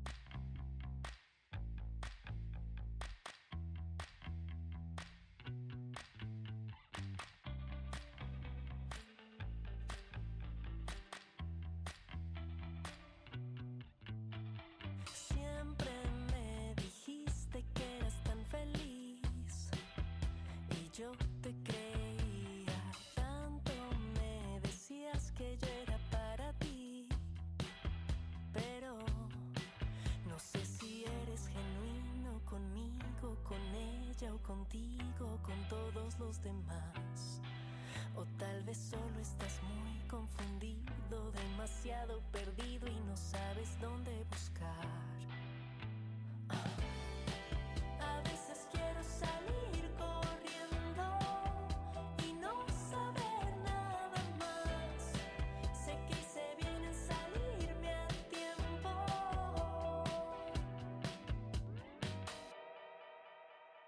Yo no quiero odiarte, quiero recordar que hubo tiempos buenos, pero ya no sé si eso fue real.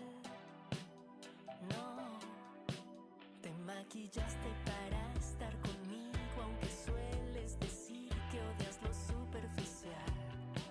Ahora te lavas la cara y me muestras de forma muy torpe lo que había detrás. A veces quiero salir corriendo y no saber nada más. Sé que hice bien en salirme a tiempo. A veces quiero volver el tiempo y no descubrir nada más. Sé que hice bien en salir corriendo.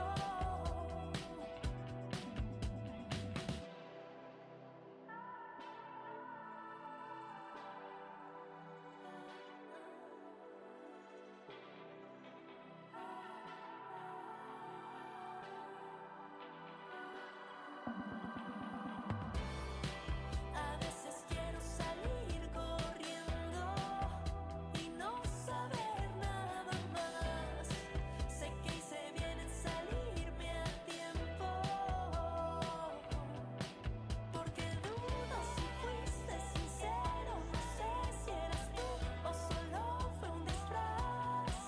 Porque siento que no te conozco, que caíste hondo y sé bien en salirme a tiempo.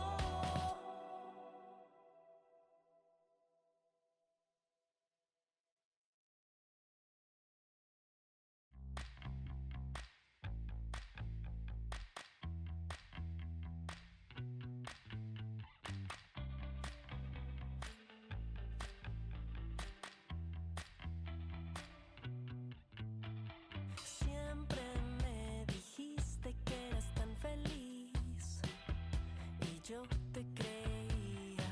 Tanto me decías que yo era para ti, pero no sé si eres genuino conmigo, con ella o contigo, con todos los demás. O tal vez solo estás muy confundido, demasiado perdido y no sabes dónde buscar.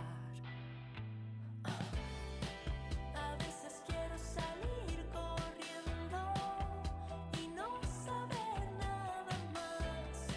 Sé que hice bien en salirme a tiempo.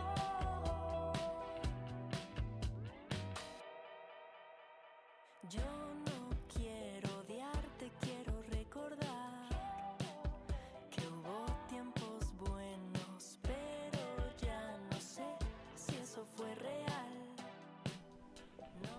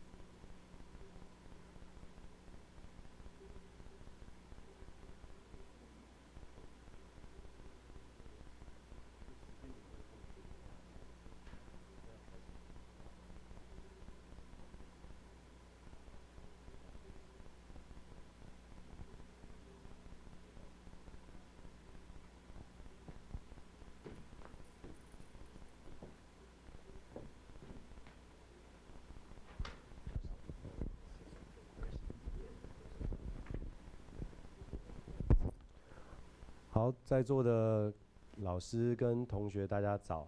那我们早上这个是口头发表的 session， 以英文来发表。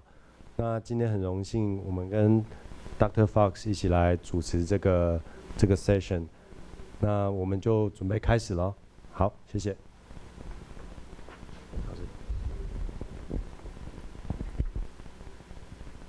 Dear Professor, ladies and gentlemen, my name is Jason Lin. I'm a senior master student from National Kaohsiung Normal University. Today, I want to introduce my research with you. The research of my study is the study of unfold motion analysis software in badminton did-high serve teaching. I want to introduce my presentation according to the outline shown on this slide. The first one is research introduction, and the second one is research math, and the third one is result and discussion. The last one is conclusions. The visual feedback in physical education teaching is an effective teaching method. Gazapol et al. In 2005 defined the motion analysis software as follows. The reason they are selecting the badminton did-high serve as the focus of my interpretation is because badminton did-high serve is one of the most important aspects in the beginning of a match. Sin et al. In 2002 defined the badminton long serve as the follows. To conclusion, my research purpose is understanding the unfold motion analysis software in teaching the forehand did-high serve in badminton. Now, I want to introduce my research method. A total of participants were 26, include 8 males and 18 females. And my study used a within good pre-test and post-test with the badminton serve. Now I want you to take a look at this video.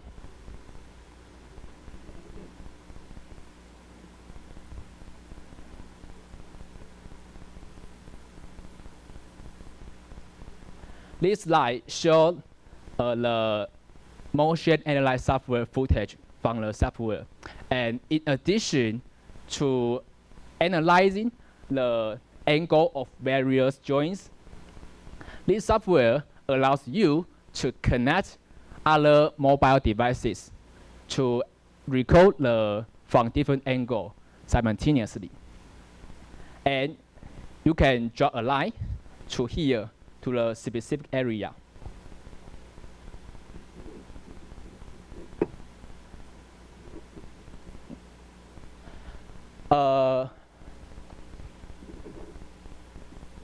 So in this case, one of the students lifts his feet off the ground during the serve, so it can be clearly seen through the video. After the course, there will an interview conducted to focus on the 4 teaching objectives. Now, I want to introduce my study with the statistical analysis. The pre-test and post-test will use analysis of a pair sample t-test. And the level of significance p-level was set at less than 0.05. Now, let's take a look at the result and the discussion. The pair simple t-test show that the average score of the pre-test was 48.62. And the average score of post-test score was 49.15. And the p-value is 0.639. This is the result from the interview. As you can see, most of the students agree this teaching method is effective. Okay, so the result shows that post-test did not have a significant improvement. And the last one, the teaching method is helpful for skill learning. Most of students agree this teaching method is an effective improvement for their skill learning. Now, I want to do my conclusion. Although this study was unable to demonstrate significant skill improvement through the integration of motion analyzed software in teaching, it did effectively highlight students' skill movement. It suggests that future research could extend the study duration, which may allow participants have more time to practice their skill. Finally, the study demonstrated that this use of sport science equipment in teaching helps students get better understanding of the skill motion. It is recommended that physical education use other sport science equipment into the curriculum. That brings me to the end of my presentation. Thank you for your attention. Okay, so right now we're open for questions.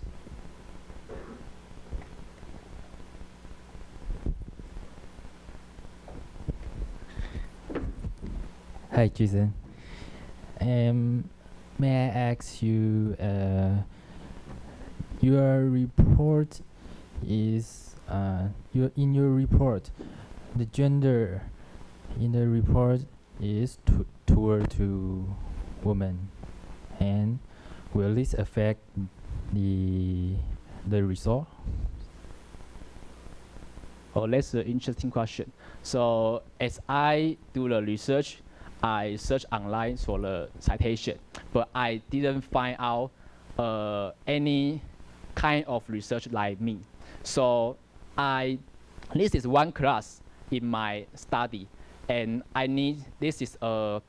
so when I to find the participant, I need to ask them and tell them this study will recording your face and your body. So would you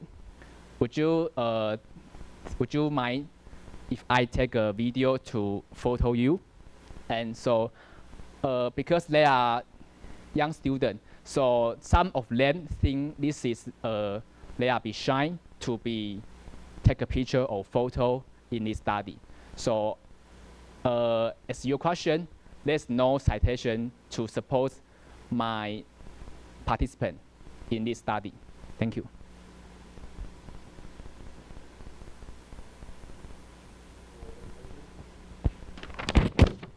Yeah, please.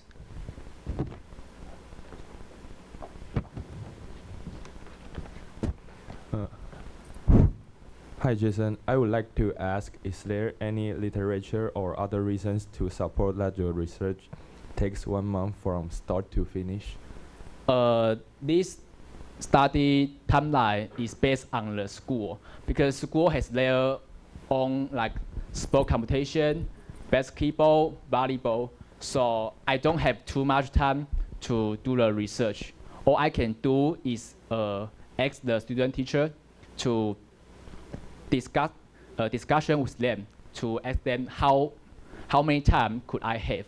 So this 1 month is based on the school, not based on the citation. Thank you.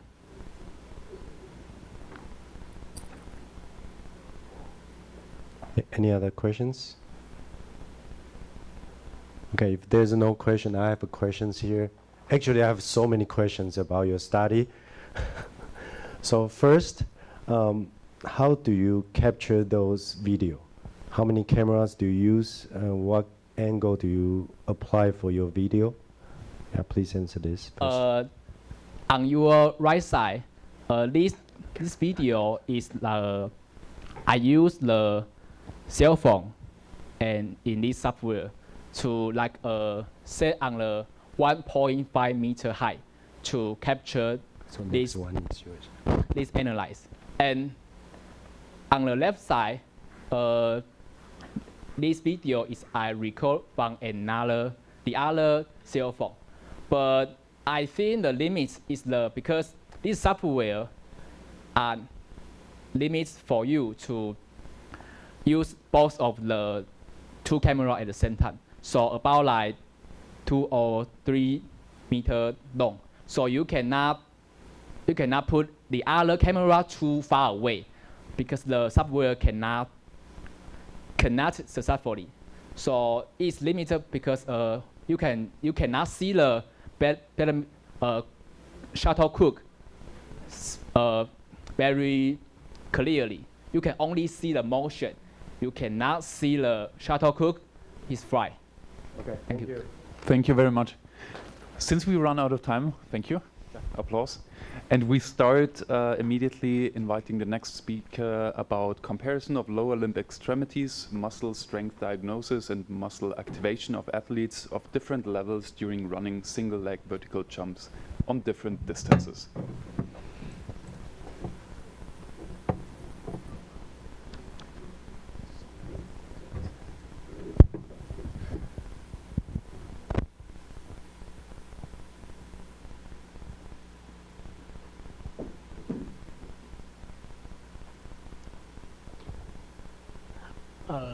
Good morning, everyone. Thanks for being here today. My name is Timin Xu. My topic is comparison of lower limb extremist muscle strength, diagnosis, and muscle activation of athletes of different levels during running single leg vertical jump of different distance. First, the vertical jump is a common movement on the sport field, but also apply single leg takeoff, such as basketball layup and handball shot, high jump takeoff.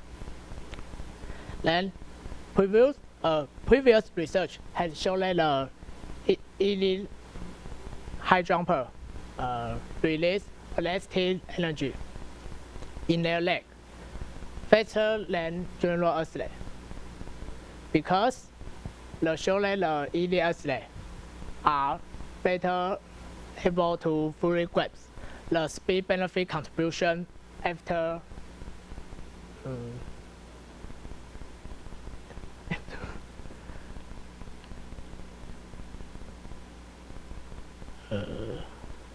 after entering the field than general athletes when performing low body movement. In this study, was to determine at 1 meter, 3 meter, and 5 meter approach run distance affect low muscle activation and jumping performance during running single leg with different levels athletes. Then in this study, 12 collegiate athletes divided into 2 groups. Then general group and elite group. Every group has 6 athletes. Then data were collected using two Kistler force plate and 9 Lorentz wireless INU sensors and 7 Lorentz wireless ENG sensors.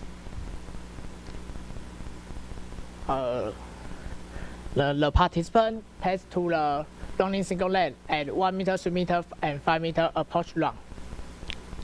Then recruit to form the vertical takeoff of single leg on the force plate. And about the ENG result. Then at the initial landing, the rectus femoris muscle in the both groups during the 5 meter approach was significantly higher than 1 meter. And the vastus lateralis and rectus femoris muscle in the elite group was significantly higher than the general group. At the landing phase, the general group ankle dorsiflexion of 3 meter and 5 meter approach was significantly higher than the elite group. At the machine squat phase, the general group hip flexion in the 3 meter approach and ankle dorsiflexion in the 5 meter approach was significantly higher than the elite group. Besides the elite group in the 3 meter and 5 meter approach, it is higher ISI and ISR than the general group. And the SSI and 50 IRFD in both groups during the 3 meter and 5 meter approach was significantly higher than 1 meter. In short, both groups is different takeoff strategies. And during the long distance approach, either group will use more plantar flexion to reduce contact time. And general group will use more ankle dorsal and hip flexion angles to take off. We find the elite group has shorter contact time than general group. So, elite group has higher ISR and ISI SI than general group. The jump height of the elite group at 3 meter and 5 meter were higher than general group. Only those with a certain level of skill could achieve higher jumping performance. And we find both groups running single level vertical jump under the long distance are better, better, and so longer distance could perform optimize jumping performance. Thank you. Thank you very much. Are there any questions from anyone?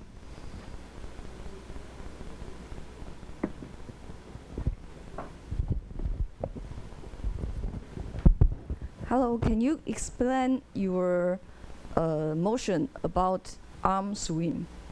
Because maybe it will affect your jump height.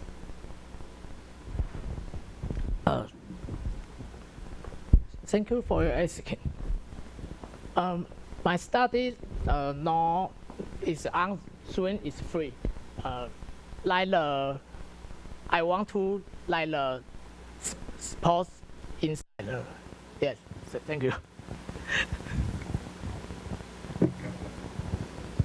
Any other questions? Please. I have one question for you. You're talking about a muscle activation in your study, and also you talk about the muscle strength. So what is the parameter or the signal you collect during your experiments to indicate a muscle activation or the muscle strength? Did you use EMG?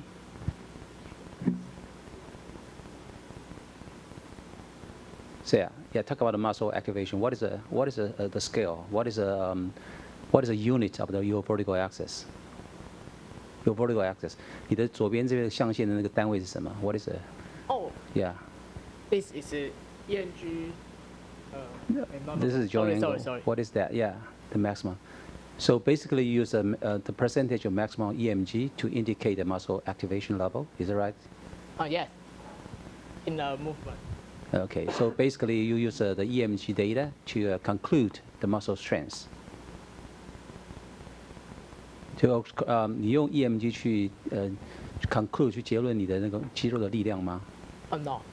So what is your conclusion? What is the purpose of a study? What is the purpose of a study? Oh, my studies or. What is the purpose of a study?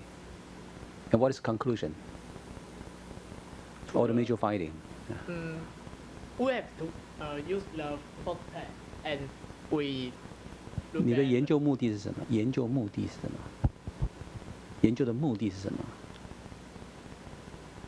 Wait, I want to know long approach, long better than Okay. Okay. And thank you. Yeah. Thank you for the question. Thank you. Thank you for the answer. Thank you. Thank you very much for the presentation and also for the questions. Let's move on. That's right. Okay. The next presentation is the relationship between various lower limb strength abilities, bilateral asymmetries, 10 meter spring time, and change of direction performance. If you're ready, please go ahead.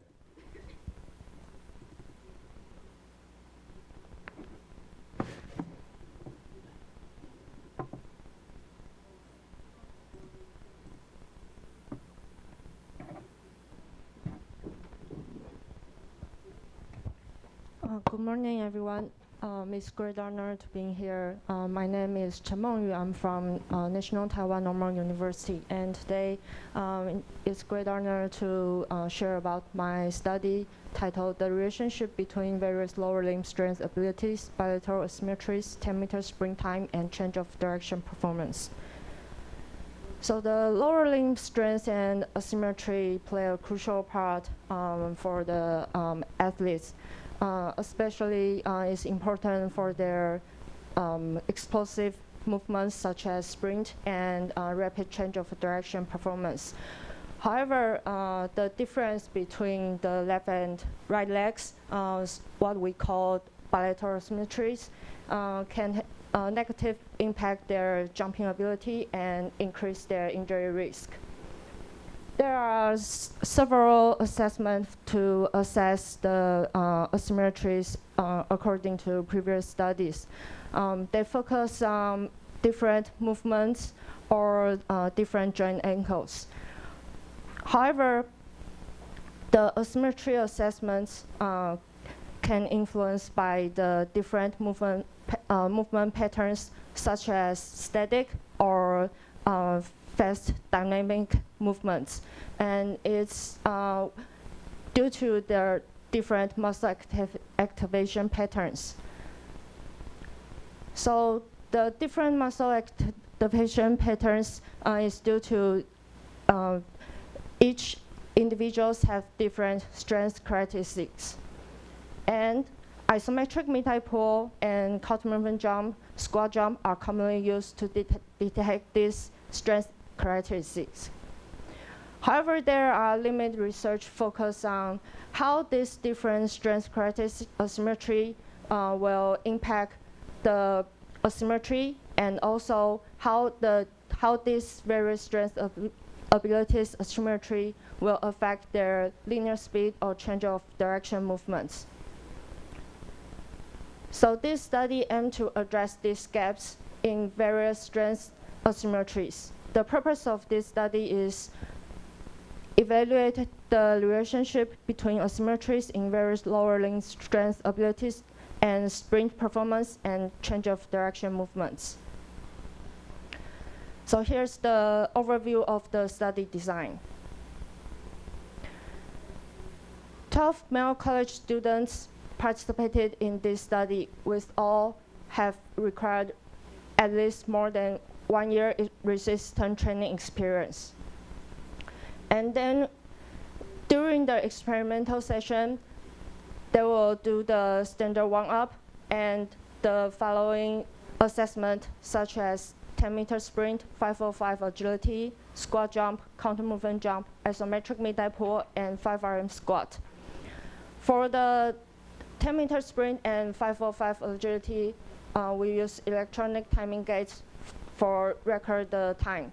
And the 2 portable force plates were used in squat jump, counter movement jump, and isometric mid-thigh pull to assess the mass normalized peak force.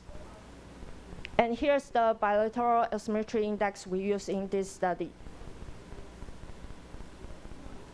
For the statistical analysis, the parity test used to assess the difference between the different legs in CMJ, SJ, IMTP, and 505 agility performance. Pearson correlation also used to assess the relationship between different performance and asymmetries in all tasks. And also we use effect size and correlation coefficient. Our main findings in this study is there were no significant differences between dominant and non-dominant legs in all tasks. However, in this study, their asymmetry index are ranged from 1.7 to 10.9, which is lower than previous studies suggest that asymmetry thresholds of 15% is the risk of increase their injury risk. So this may explain, in this study we didn't find the significant difference. And also, previous studies showed the explosive strength asymmetry were found only in weaker athletes. In this study, all participants showed their strength abilities is 1.74 times their body weight. So the athletes is stronger. The stronger individuals may show more consistently demonstrate their strength characteristics in all of tasks we evaluated. And the second findings in this study was the CMJ asymmetry was moderate correlation with their SJ height and peak force, and also 505 agility test time, which is aligning with the previous study that loaded CMJ task is more sensitive to detect the strength asymmetry. And also, it's similar with previous study that showed the counter movement jump, which involved the stretch shortening cycle, is different from the squat jump and isometric movement. So higher CMJ asymmetry was associated with poor performance in SJ and 505 tests. We only find the asymmetry assessments involving the SSC cycle may sensitive to detect the asymmetry. And the last one is the 505 agility asymmetry showed moderate correlation with the CMJ peak force. So which is the previous study showed that the essential strength asymmetry is linked to COD performance.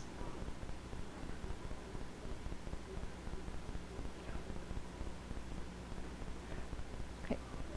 So in conclusion, the higher CMJ force asymmetry will decrease the concentric force production and also decrease their COD ability. So we suggest that the training for the strength may incorporate bilateral strength training and develop fast dynamic power symmetry to optimize their change of direction movements.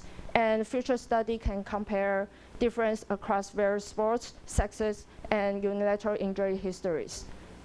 And here's the reference. Thank you. Okay, thank you. So right now we're open for questions.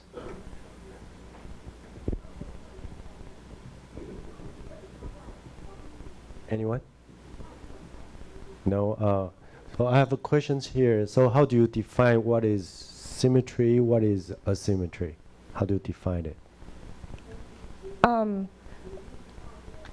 The asymmetry is to compare with the previous study. There's larger than 10 to 15%. The previous study used the term asymmetry more. So what is symmetry? Symmetry. Ideally. Ideally, it cannot be critical to define. Okay. So, any questions? If there's no questions, thank you.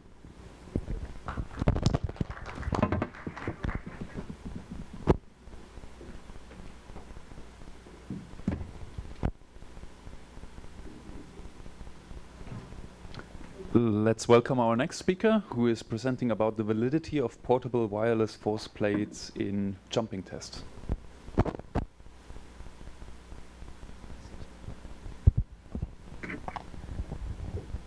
Hello everyone, I'm Gu from National Donghua University. Today my topic is validity of portable wireless force plate in jumping test.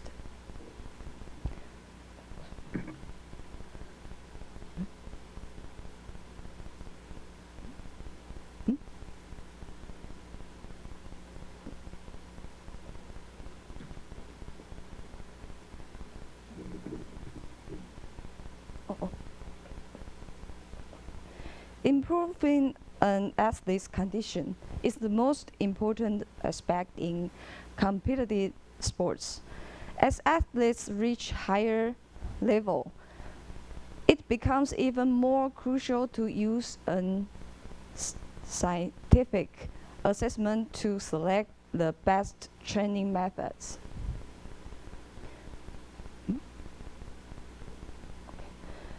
Force time data can be immediately used to provide important information regarding an individual physical readiness to athletes, to coaches and medical personnel, thus supporting the development and the adjustment of training prescription. A force plate can analyze force time data in real time.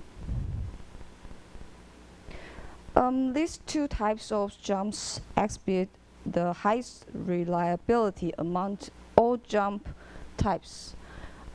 It can assessment of lower limb dynamic strengths is CMJ and SJ. So our study aimed to compare the correlation in assessment lower limb dynamic strengths using a portable wireless force plate and laboratory AMTI force plate. Here is our participant. The study involves 40 students and age 21 to 29, with an equal distribution of 20 males and 20 females. An NTI force plate was placed on the floor, and with the vernier Go Direct force plate 1000 Hz positioned on top of the AMTI force plate.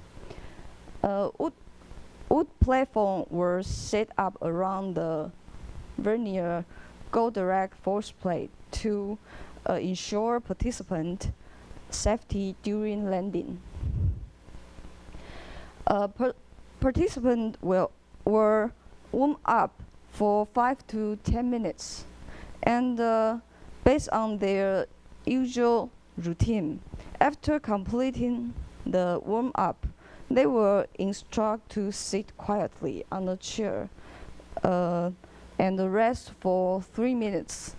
After 3 minutes rest, they will practice two movements, and after practice, they will rest for 3 minutes, followed by the 3 official tests. A 30 seconds rest was given between each trials, and 3 minutes rest were allowed between the 2 different movements. These are our parameters in this study. Left side is CMJ, right side is SJ. This study used SPSS version 14 for statistical analysis, and the Pearson correlation were analyzed to evaluate correlation between 2 force plates. As a result, we can show that the results shows that all 8 parameters measured by the 2 force plates demonstrate excellent agreement and correlation. But in CMJ,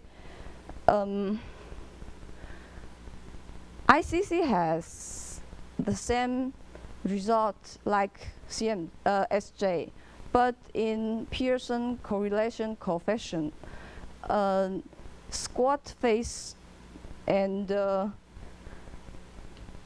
amortize time.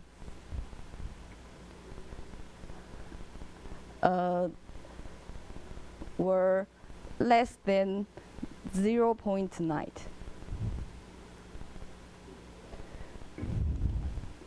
In the past study, protocol force plate have been valued used jumping movements such CMJ, DJ, SJ, showing very strong correlation. And it useful and it can be a real-time monitor athletes' performance.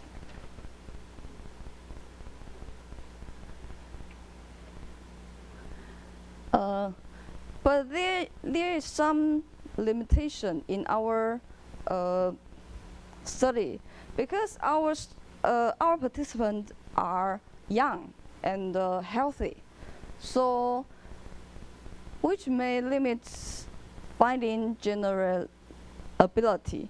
Further research is needed to confer application across different age or athletes' ability and specific population. So our study indicates that portable wireless force plate can serve as a valid and cost-effective alternative tool for lower limb dynamics strength assessments and related sport science research. Thank you for your listening.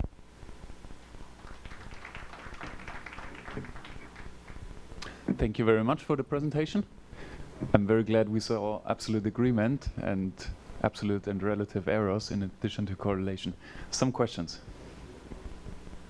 So I have a question regarding the equipment you use. You're talking about a wooden force plate and compare with the golden one, which is a AMTI one. So as far as I know, the AMTI is a three-dimensional one, 6-degree freedom, 3-dimension.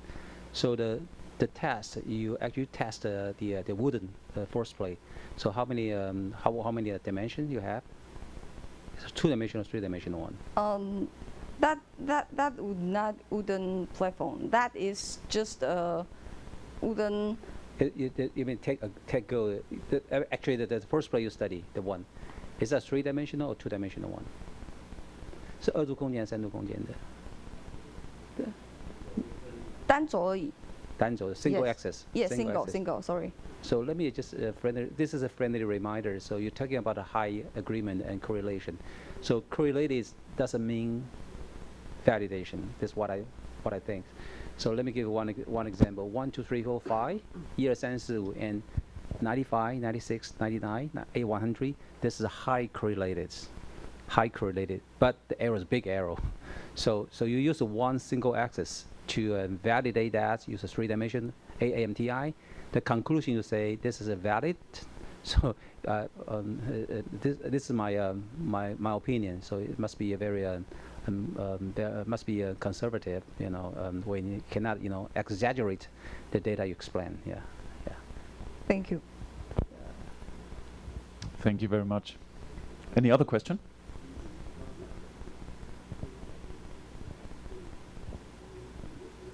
Maybe then one really quick question, just more a practical one. The material between the force plate that you investigated that was placed on top of the AMTI, what kind of material was it? Was it very stiff or cushioning? Because this transfer of forces could also affect very hard, stiff material. Hard. Okay. No other question? Then a really quick one. Sorry. What was the actual range of jump heights that you measured in this sample? What was the lowest jump? What was the highest jump?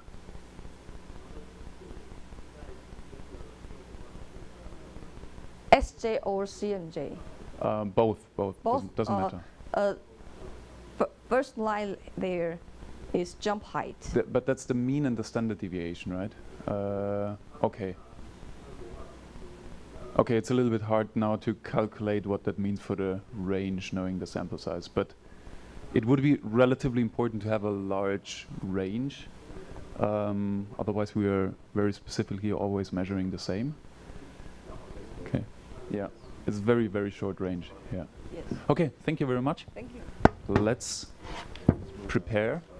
The next one is presenting the investigation of fatigue-induced asymmetrical gait in long-distance running.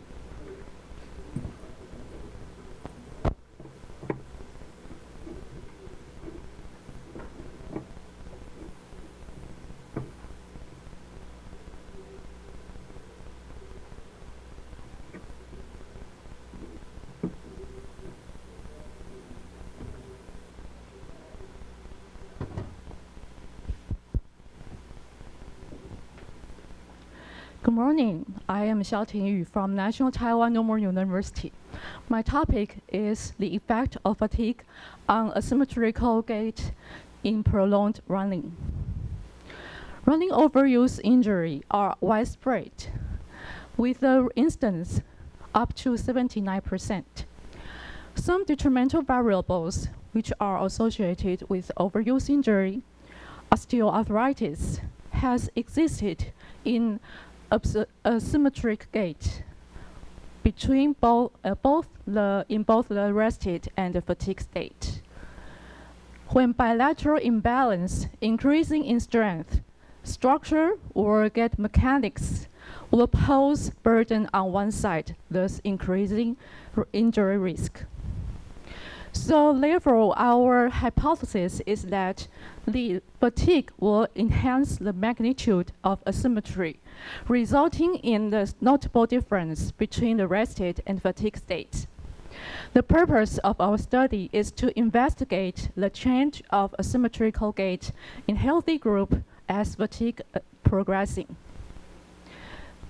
15 healthy males were recruited without any running-related training.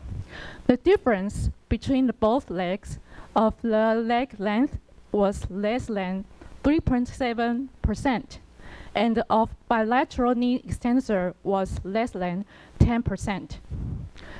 We explained the process and received permission from participants. Before performing test, the IMU is fixed on the trunk and bilateral limbs. Participants warmed up at 2.5 meters per second for 5 minutes on treadmill. Following exhaustion trial, and the data and the rank of perception exertion were collected every 3 minutes. The definition of fatigue state is RP score reached to 20 or completion of 30-minute trial by maintaining 75% of maximum velocity. Kinematic data was collected by inertia sensor, and the vertical ground reaction force were captured by force sensor embedded under the treadmill. All of the data are processed by MATLAB, and only IMU data were standardized and be categorized into 3 gait phases. Along with the kinetic data, they are categorized into characteristic values and then be quantified by absolute symmetric index. And we use one-way repeat measures ANOVA to compare the difference of the symmetric index between 2 different time points from 5 equal parts of the standardized timeline. The results show that the notable difference seemed in the decreasing trend in upper extremity, which illustrating that the diverse movement in upper extremity is decreased as the fatigue accumulated. And in lower extremity, only extraction and extension will have notable decreasing in both stance and stride phase. In trunk, the lowest score in the stance phase and the least decreasing were appeared. And I explain that the lower score, the relatively low score in the trunk and of all the stride phase, we explain that the motor control system tried to maintain the stable and the smooth movement as fatigue accumulated and as well as good body alignment. So to our surprise that most asymmetry values has no significant difference, including vertical ground reaction force. Notable difference were mostly observed on the decreasing trend and most observed in the stance base and the flexion extension direction, which means that the asymmetry gait become more symmetric, especially in fatigue state. So the large decreasing in asymmetry in the lower leg can be related to the decreasing asymmetry value in vertical stiffness. As according to a previous study that the less stiff limb have greater change by increasing the stiffness during the fatigue running. So let's reduce the difference between both limbs. But compared to experienced runners, the novice runners have more change on center of mass displacement. But this, however, the increasing asymmetry of vertical stiffness cannot be seen. It's suggesting that the neuromuscular system tries to maintain the bilateral balance in priority, especially in fatigue accumulating. So, if we want to further research on this topic, stricter fatigue definition will be needed by aiding physiological data or longitudinal tracking, and the individual research will be preferred to get more personal specific result. In conclusion, that in healthy individuals, they will become more symmetric during the fatigue state, and some potentially harmful valuables might not perform in the asymmetric pattern. Therefore, we can conclude that the normal of symmetry cannot always be normal. Thank you for attention. Thank you for your presentation. Any questions?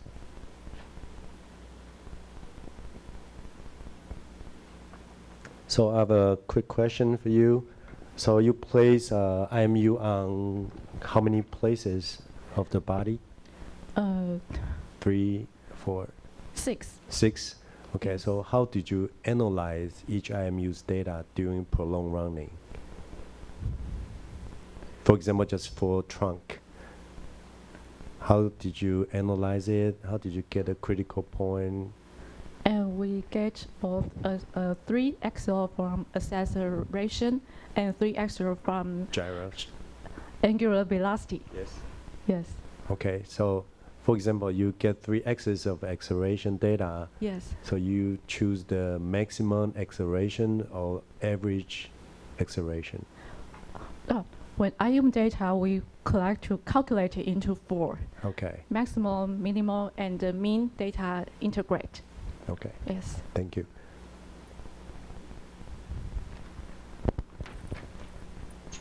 Sorry, I just like to please clarify your finding. So you're talking about asymmetry when healthy the runner, after their fatigue, their running asymmetric index getting higher or lower? Your conclusion one. I'm a little bit confused. Seems to me that fatigue, when runners run like a maximum running for 20 minutes or the 30 minutes, and reaching to the fatigue, so the running, the stride length is going to be symmetrics or asymmetrics. Before fatigue, they are so asymmetric. But I can the better explain that is not asymmetric, but compared to the fatigue state, they become asymmetric. It's a relative value. Sorry, I have to speak Mandarin. So, 越累跑得越累了以后，它会变成不对称还是对称？越对称。越对称。对。跑得累了以后是越对称。对。Okay, wow, that's interesting. Yes. Yeah. Okay, thanks for your presentation. So let's welcome for the next presenter. A study on the correlation between thoracic spine joint angles, pole planting angle, and takeoff speed in pole vaulting, a case study of elite national athletes.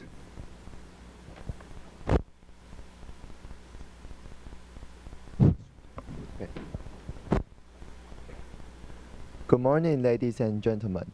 I'm a university fourth grade student from Pingtung University. Today, I'm going to share with you a study on the correlation between thoracic spine joint, pole planting angle, and takeoff speed in pole vaulting, a case study of the elite national pole vaulters. As the picture we can see, on the left side, he is the pole vaulting former record holder, and he also represented our country in the Hangzhou Asian Games. And on the right side, he is the current record holder. They are both comes from our school, Pingtung University. So our study want to do some research to enhance their ability. So according to the past studies, we can now increase 1 meter per second in the approach run. We can jump 54 centimeters higher. But by the way, the average speed of the national elite pole vaulters in Taiwan is 7.8 meters per second, and the average speed of the foreign elite pole vaulter is 8.71 meters per second. It can be seen from these, our approach speed is 0.91 lower than the foreign athletes. To sum up, the approach run speed is not an advantage technical characteristic for our athletes. All the more reason we got to find out what is some others crucial technical characteristic to enhance our pole vaulters' performance. Suddenly, we found a study that he said bending the pole is an indispensable characteristic in pole vaulting, because the pole vaulters should bend the pole to restore the energy from the approach run speed, and then transform it into the potential energy, and then swing up and fly away. On the basis of this study, we can find out some clues in a big competition. So those athletes are in that big competition. On the left side, he jumped lower than 5 meters, and on the right side, he jumped higher than 5 meters. And the smaller the bending area is, means the bending posture is more obvious. So compared to these two athletes, we can see the bending posture is more obvious of the athletes who jump higher than 5 meters. So the purpose of our study is to explore whether the effect of the thoracic spine joint angle is a crucial technical characteristic. Our experiment recruits 6 national elite pole vaulters, and we use a high-speed camera to record their action. And in our study, the definition of the angle of bending angle is the angle between the wrist and the thoracic spine and the tips of the toe. The definition of the takeoff speed is the resultant of the x-axis speed and y-axis speed.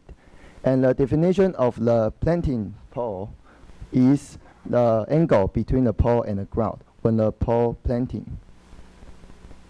And our study used Quant 3D to analyze the angles and the speeds. After, we use SPSS 22 to do the descriptive statistics. At last, we use Pearson's correlation coefficient alpha equals 0.05 to examine the relationship between each data. And the average of the takeoff speed is 5.59 plus or minus 0.41. And the average of the bending angle is 144.13 plus or minus 5.93. The average of the planting angle is 24.24 plus or minus 5.89. And the relationship between the takeoff speed, bending angle, and planting angle are similar. So after our experiment, we found that there is no correlation between bending angle, approach run speed, and planting angle. But we can know, according to our statistic, we can know that why low back is the most common injury location in pole vaulters, because they usually bend their back into a big angle, so that their back is under a lot of pressure. So I suggest the pole vaulters, they can do some training to enhance their range of motion of the thoracic spine, so that they can avoid the injury. Moreover, the statistics in our study is the average of planting angle is 24.24. It echoes to the past study that the elite pole vaulters' planting angle is smaller than 30 degrees.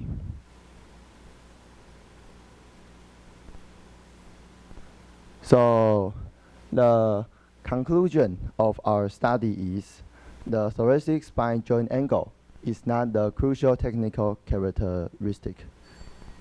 But our statistic echoes the past literature. To sum up, I think our study is not significant is because our participants are all elite athletes. So I'm going to recruit some normal athletes to compare with the elite athletes. So maybe there will be some new discovery. And thank you for your listening. And thank you the financial support by the Ministry of Science and Technology. Okay, thank you.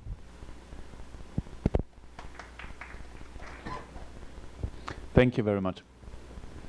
Any questions from the audience first?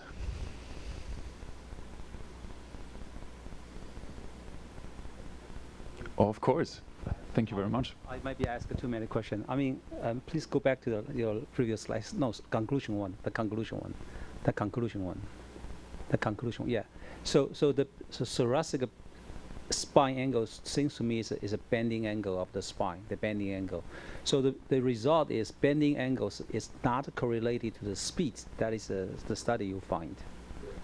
So how could you based on your study result to conclude the thoracic bending spine is not the crucial technical characteristics? Yeah.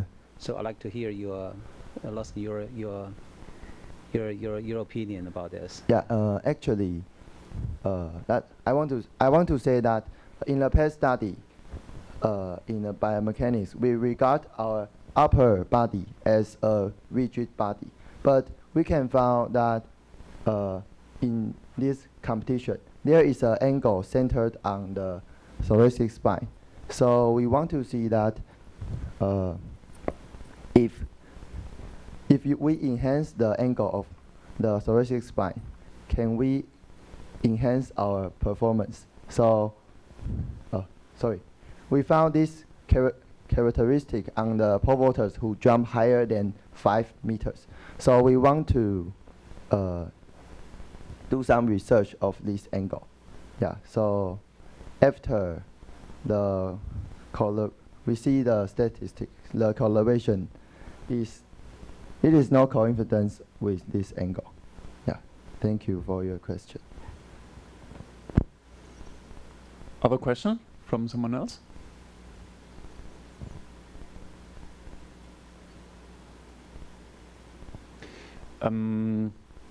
If you are interested in how crucial a technical component it is, may I ask, crucial for what? Usually I would think crucial for performance.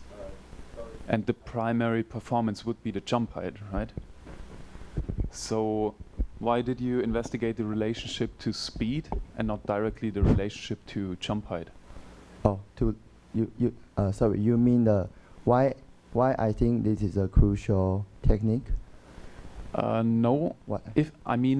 Since you are interested in how crucial the trunk angle is for the jump performance, yes. Why did you not investigate the relationship with the jump height, but instead the relationship to the speed, which is then only indirectly relating to the jump performance? Oh, because our study want to see that if the approach run speed or planting angle, or it will affect the thoracic spine to bend. So if it will, and we enhance the range of motion, it will let our performance become good. Yeah, so that's why I compare the approach run speed and the planting angle with this angle. Okay. Yeah. Okay. Thank you. Thank you very much. Let's move on to our last speaker, presenting an analysis of training and competition external load in elite female basketball players.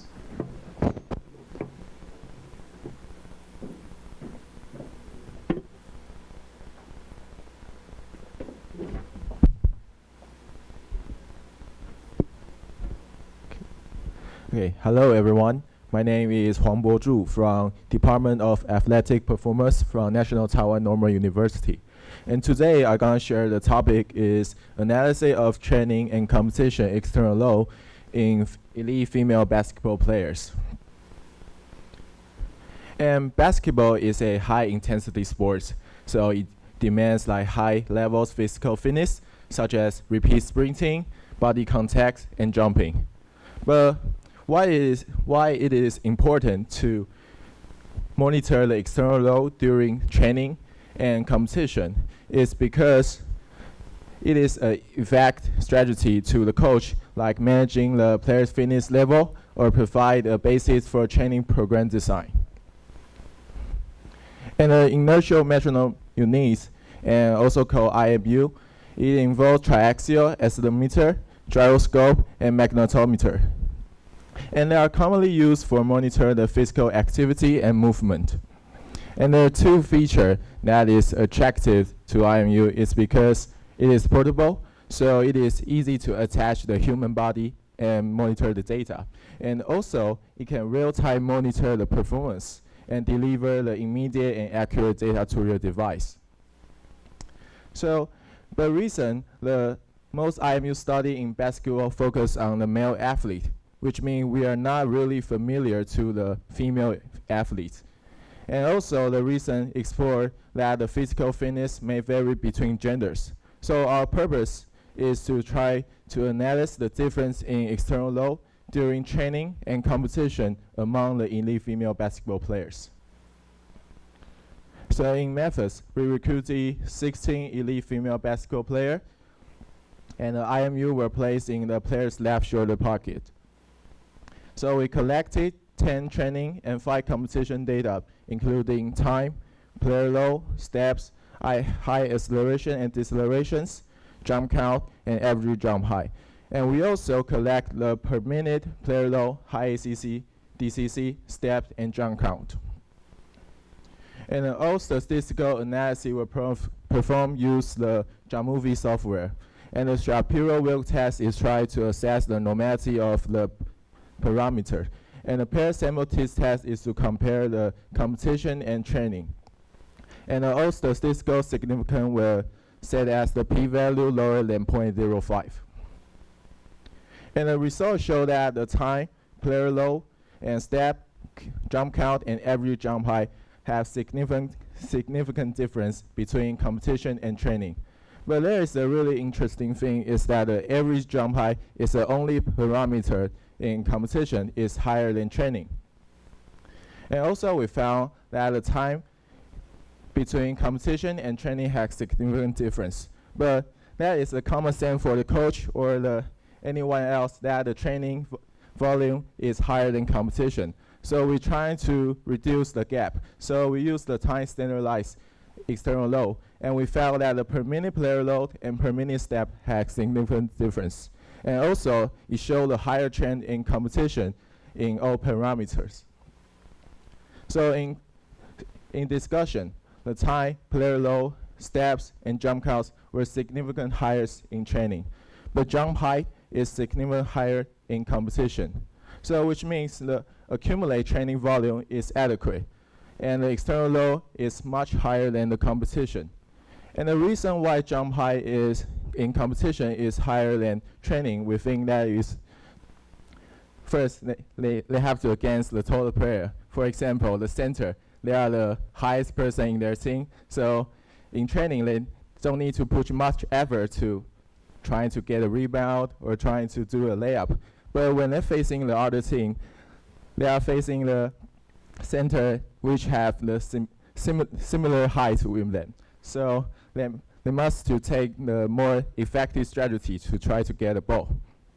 And also the competitive pressures, the crowd or the environment, they all encourage the players may jump higher. And the time standardized result revealed that the per minute player load, steps, high ACC, DCC, and jump counts were all higher in competition. So although the training session have higher accumulate overall external load through the longer time, but the per minute external load during competition is higher. So for that point, we suggest the coach to add more high intensity but in short duration training in their program, such as fast break or HIIT.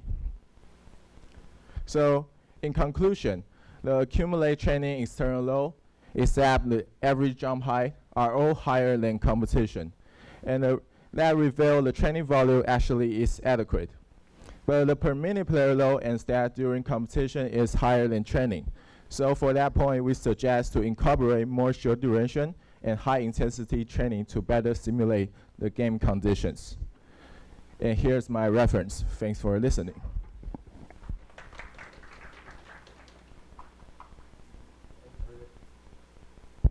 Thanks for your presentation. Any questions?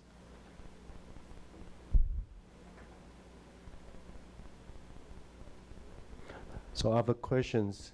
What is the threshold for the high acceleration and the deceleration? Okay, the threshold is 3.5 Gauss.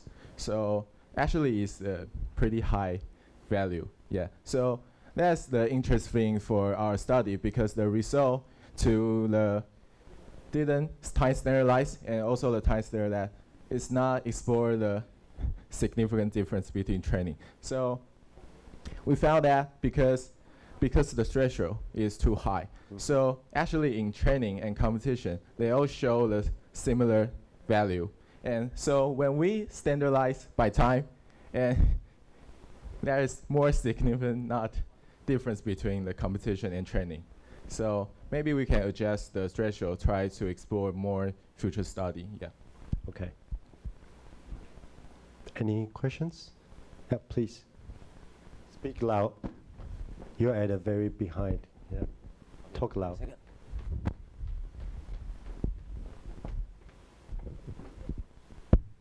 Okay. If we get the data of result and conclusion, how can we apply and use it? Oh, okay.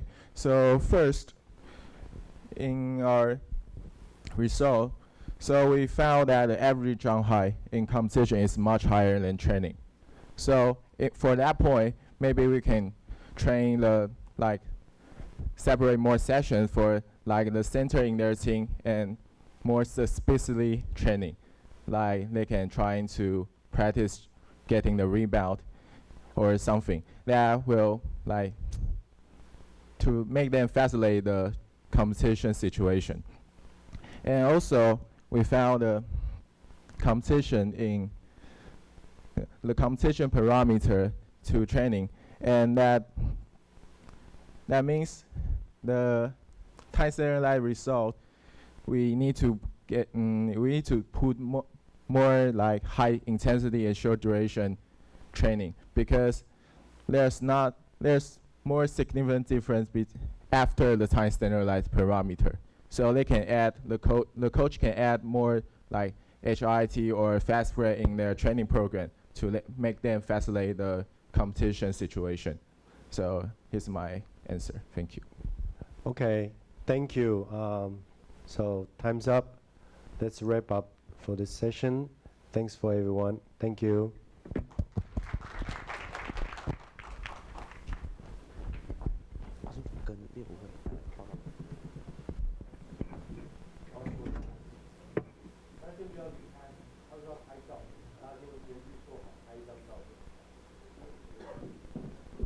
不好意思，我们请6位报告者就是上台跟2位这个委员拍个照。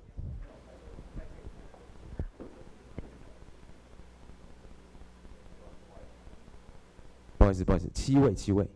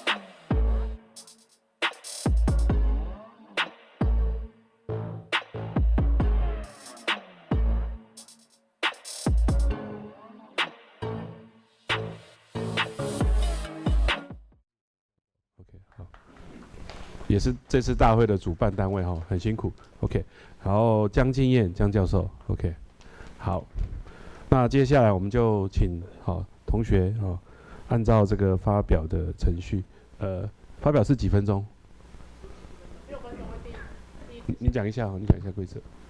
这个等下6分钟，他会第一次讲，然后7分钟讲2次，然后8分钟第3次，然后就如果8分钟讲第3次的话，就尽量直接做结论了。OK， 好啊，提问是2分钟了哈，所以请各位发表者稍微抓一下时间了哈。那我们第一场是优秀女子运动员投掷链球之运动学分析，那发表者是于雅倩、庄明修、张立群，国立台湾体育运动大学竞技运动学系。OK， 我们是给他掌声鼓励一下。可以开始。各位与会者，大家好，我叫于雅倩。我今天要报告的是优秀女子运动员的投掷链球之运动学的分析。目录的部分分为5个部分。首先是前言。我们的链球运动它是受到力量、还有速度、还有技术这3者核心因素所构成的。因此，链球它被定义为爆发性的项目。那投掷者需要在短时间产生最大的力量，并采取3至4圈的旋转技术，最后将器械掷出。在投掷运动的最后用力约为150到240毫秒。那链球的投掷技术关键又在于它的旋转阶段，还有最后出手阶段它所获得的速度，其速度约占出手速度的20%。在影响链球的投掷距离之相关因素，又包含出手速度、出手高度，还有出手角度。再来是研究目的。我们会以纵贯研究的方法来探讨我国优秀女子链球的运动员投掷动作的技术特征，然后并且提供教练还有选手在技术训练的依据与参考。研究方法。那我们的研究对象是以我国的女子链球全国纪录保持人于雅倩为研究对象，那年龄为25岁，身高176公分，体重为90公斤。在场地布置的部分呢，我们会在场地的左右2侧架设2台摄像影机，那拍摄频率为60赫兹。那我们会拍摄2023年的5场赛事，还有2024年的1场赛事，那总共会有27次的投掷动作。那这个表格是我们比赛的分析所有的场次。在资料处理的部分，我会利用矿3D 的动作分析系统，然后以3度空间的影像分析方法来获得链球还有投掷动作共34个运动学的参数资料。那本研究的空间重建误差落在0.47公分，然后最后会再以皮尔逊基差的相关分析来分析各项运动学的参数和比赛之间的相关性。那统计显著水准设为 alpha 等于0.05。那其中34个参数又包含单双脚支撑阶段，还有每一圈的花费的动作时间，以及链球的速度增益，还有肩宽分离角的一个部分。那首先左下角这张图是我们在链球旋转的分解动作。那我们可以看到，编号1357的动作为我们的单脚支撑阶段，那在2468则是我们的双脚支撑阶段。在右边的这一张图则是我们在旋转过程中会产生的肩宽分离角的一个动作。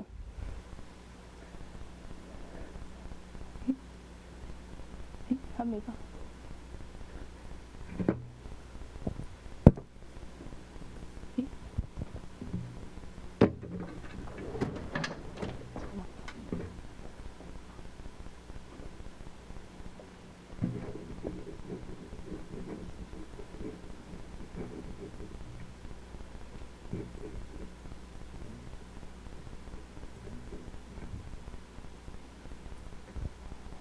在结果与讨论的部分，我们发现到在出手角度达到了显著的相关。那过去有一些研究是在于比较不同的运动员，他们发现出在出手速度是影响成绩的关键因素。那因为此研究为个案的纵贯研究，所以我们发现到出手角度是影响研究者的一个成绩因素之一。那再来是链球旋转的时间，我们发现到第3圈的旋转时间，还有第3圈的双脚支撑时间也达到了显著的相关。那在链球的旋转过程中，我们会以第1圈所花费的时间较长，那随着速度的提升，会逐渐缩短我们的旋转的时间，然后会以第3圈的花费时间为最短。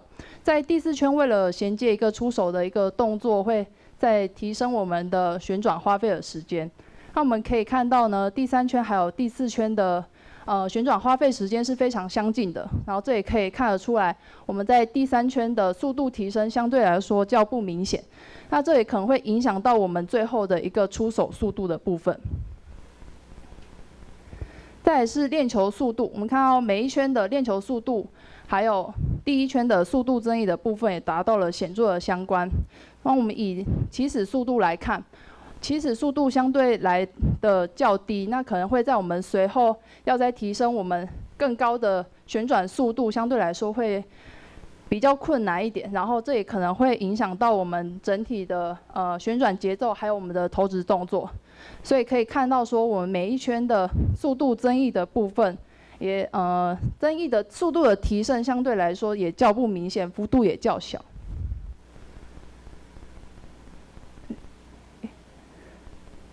那在肩宽分离角的部分呢，我们可以看到第4圈的单脚支撑阶段也达到了显著的相关。那在过去的研究发现呢，肩宽分离角它在26到35度角，它是优秀的链球选手的稳定表现。那另外一位学者则是整合了相关研究，发现到20到40度角，它是可以为链球创造出更有效的飞行加速。但我们可以看到，我们每一圈的分离角度。是偏小的，然后它的角度变化也相对来说较大，这可能会影响到我们的旋转过程中的旋转动作。那再来是最后是结论与建议的部分。我们在与世界级选手去做比较的时候，我们发现到世界级的选手他的起始速度是达到每秒16.02公尺，那本研究的起始速度平均只有每秒12.75公尺，那最大值也只有达到每秒14.81公尺，所以明显和世界级选手是有很大的一个差异。那我们可以透过提高我们的起始速度来提升我们的旋转速度，或者是尽可能缩短我们第3圈的旋转时间。那在刚刚有看到肩宽分离角的部分呢，我们可以看到肩宽分离角度它较小，那角度的变化程度也相对较不稳定。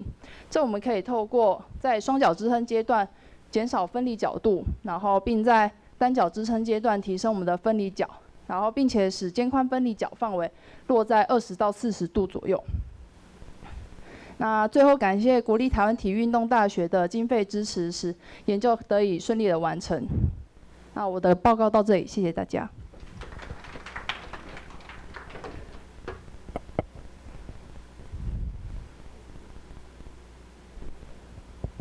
我们现在开放提问哈，来。各位师长有没有针对这个主题来提出你的看法？好，我这边有个问题就是说你本身是一个受试者嘛？对。对不对？对。好，我记得他很多年前那个侯金贤侯老师对他自己有做他自己的动作。对。好，那他当时是说他当时里面呢是林德嘉老师嘛？我们那时候在台师大做了一个链球的一个实验那他告诉我，后来他告诉我说，他在那个做那个运动学分析也是3度空间的嘛。对。侯金贤觉得说他对动作的掌握更清楚了。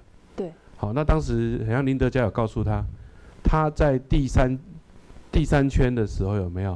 他达到最高速。对。结果他反而第4圈。变成一个减速。减速，对。对我不知道你目前做这些数据的话，有没有类似的情况？这是第一个问题。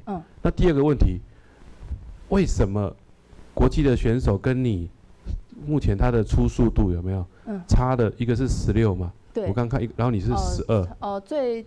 最高达到14而已。对。对，最高达到14。可是，一开始的时候，你的起始速度是16嘛？那你的起始的速度平均，为什么会差那么多？这个部分，这是第二个问题了。以上就是我想要请教你，谢谢。第一个问题是针对第3圈的旋转速度的部分嘛？我觉得可能会在很多技术不成熟的情况下，那可能会在我们在配速的过程中。就是可能在每一圈的速度提升，在配速没有配好，那可能会影响到我们第4圈可能是为了太想要做一个出手的一个动作，所以呈现出减速的一个动作。对，呈现出我们减速的一个问题在。对，然后以我自己，我是看到有一些数据是在第3圈的旋转速度提升。相对来说没有那么大，然后可能会导致我们在第4圈要再提升速度也没有特别的明显。就是我整体在我的旋转速度的提升没有像在跟世界级选手来去做比较，它的幅度并没有很大。对。然后第二个问题是起始速度的部分嘛，因为我自己是我觉得我自己的技术相对来说其实还没有到非常的稳定，然后在训练跟比赛上还是有一些明显的落差。那起始速度也有可能会影响到就是我们当天比赛的状态感觉，然后或者是一些紧张感，然后导致我们在一开始衔接第1圈的部分相对来说会比较平顺的进入旋转。然后可能会随着可能比较进入到旋转状态的时候，才会在那个起始速度才会再有所提升。这是我自己发现我自己在前面的几头可能会以比较稳定的表现，所以导致我们在前面旋转是以平顺的方式来去做一个投掷。那随着成绩出来之后，才会想要再去做一个提升成绩的一个动作，所以之间才会有一些落差在。谢谢。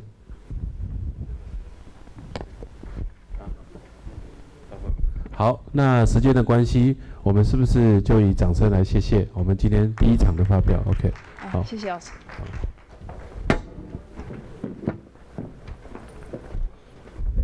我们接着下来第2场第2场。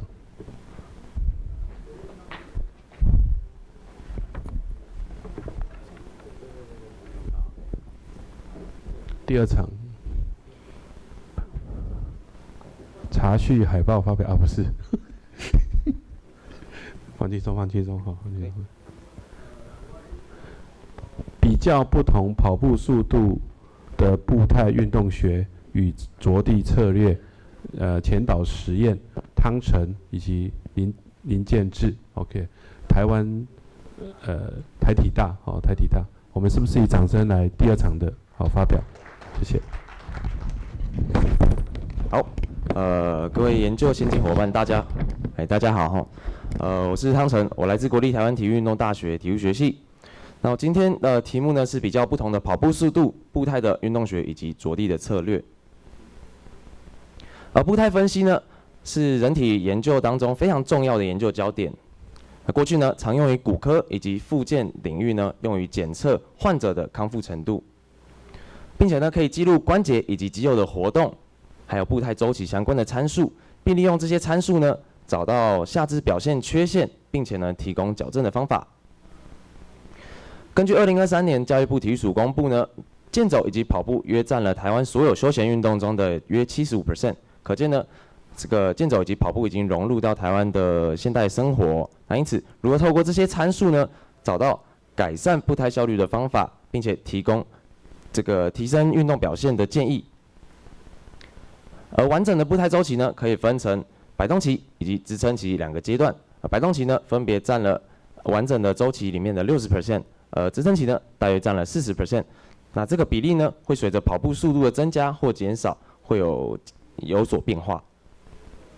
那过去呢，在步态相关的研究呢，都会使用疲劳或者长距离慢跑两个方向去做探讨，较少研究呢是透过高速跑以及低速跑去探讨着地策略方面的差异。那因此，本研究目的为探讨不同跑步速度下步态的运动学参数以及着地的策略。那并且呢，分析高速冲刺跑下的着地特征。那本实验招募了4名的大专体育专项的甲组运动员哦。那在过去3个月内没有下肢的骨骼肌肉伤害以及神经疾病的病史，并且会要求所有的受试者在受测日当天24小时内禁止摄取咖啡因以及酒精。那在实验的一开始会进行流程的说明，并且让所有的受试者签署知情的同意书。最后呢，会让所有的参与者呢进行标准化的热身。那热身的强度设定在运动自觉量表中3到4级的强度，进行10分钟的慢跑热身。那最后进行正式的测验。本实验所有的测验呢，会在 HP 的高速跑步机上执行，以随机的方式进行20公里以及8公里两个跑速的测验。那每种测验呢，会收集1次的成功参数，休息时间设定在8分钟。那成功的参数定义为达到目标速度后维持10秒钟。那如在途中发生力竭或是没有办法完成呢，则会视为失败。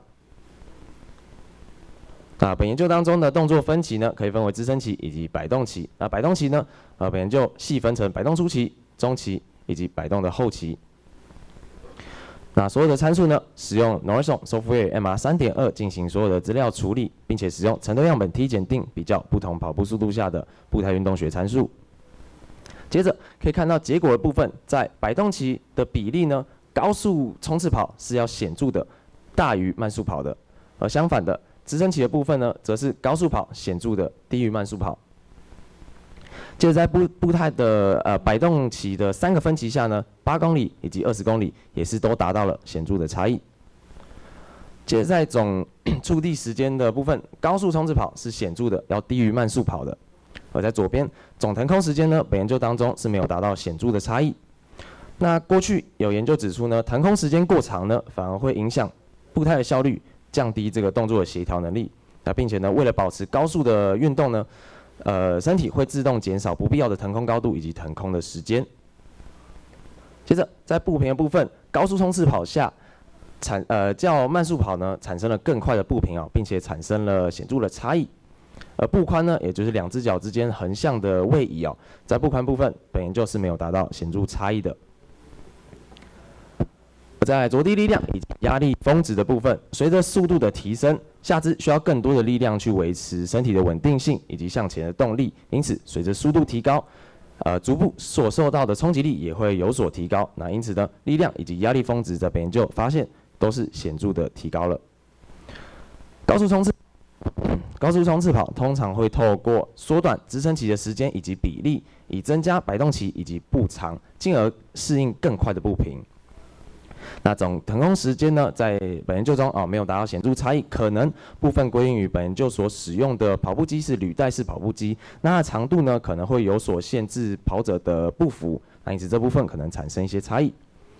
而步宽的部分呢，在本研究也是没有达到显著差异的。那因为跑步呢是矢状面的运动那它理论上呢不应该产生过大的横向位移。那这部分如果产生了显著的差异，那可能表明本研究的参与者他的步态稳定性是较为不足的。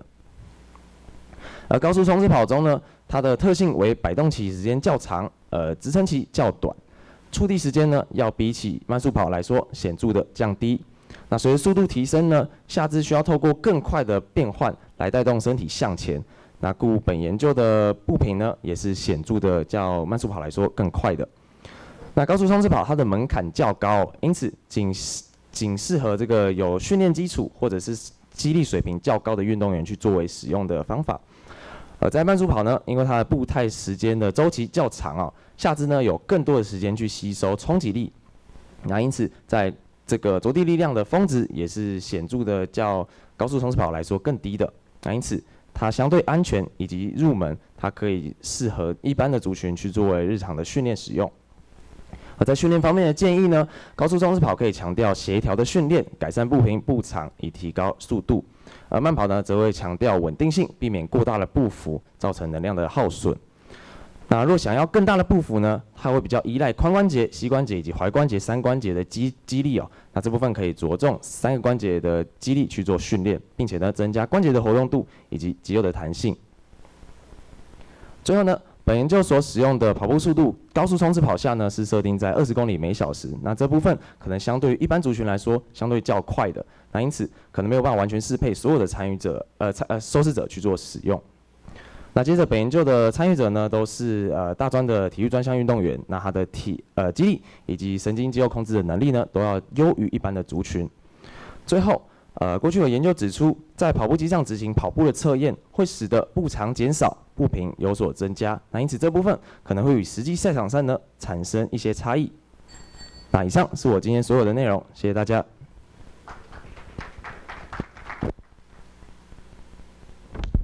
非常谢谢第2场的报告。来，各位师长，能不能针对报告的内容提出相关的问题？没有。好，我们请建志老师指导一下。那康成，感谢你的报告。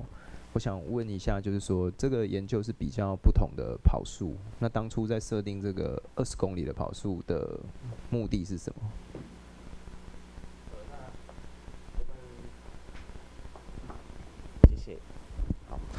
好，那我们会比较20公里跟8公里，主要就是采取跑步相关比较极端的。那8公里可能就是一般慢速跑的一个配速。那20公里呢，会比较偏向于田径所用的高速冲刺跑的定义哦。那之所以会选择20公里这个速度呢，是因为国际的足球协会他们认定说男子的这个冲刺跑，它的定义是20到25公里的时速这个区间，所以本研究会使用这个速度去作为这个高速冲刺跑的设定。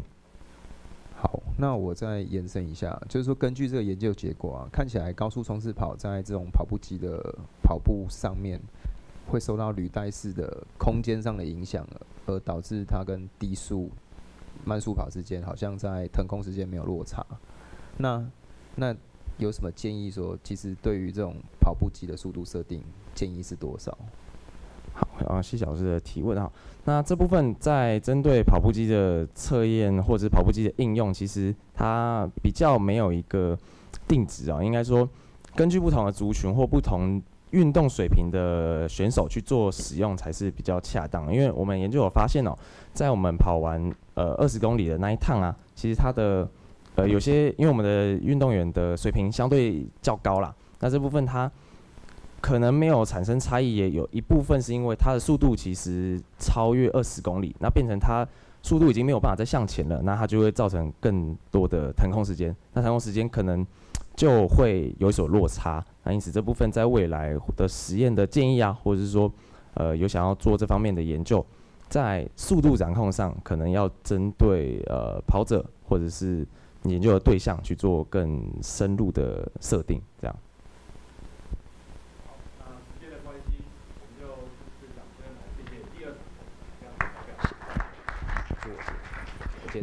好，那我们接着进入第3场。那第3场的报告主题是变相逆差是评估青春后期女性敏捷能力的重要指标。那报告者是孔令恩，作者群有陈崇佑老师。那接着我们欢迎第3位报告者。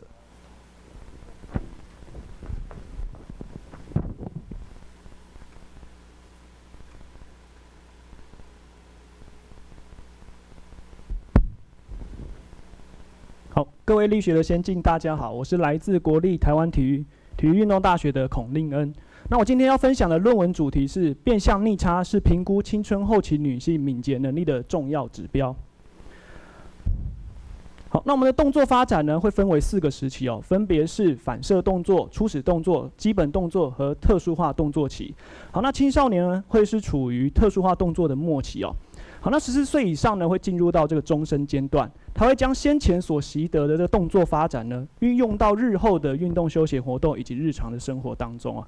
因此呢，青少年这个时期对于终身运动的发展是一个非常重要的时期哦。好，另外身体活动呢和动作能力会相互影响。当我们参与比较多的身体活动的时候呢，渐渐的就会提升我们的动作能力。那当我们知觉到我们的动作能力有所提升的时候呢，我们就会更愿意投入到这个身体活动哦，那也会同时提升健康相关的势能。好，四者相互影响，进入到一个良性的循环，那称它为正向螺旋哦。那反之则为负向螺旋。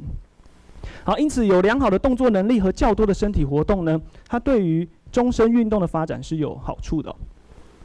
好，那要良好的动作能力呢，敏捷性也是一个其中的重要条件哦。好，那敏捷性的定义呢，它是指我们在因应刺激的时候，能够迅速做出速度或方向上的改变的一个能力哦。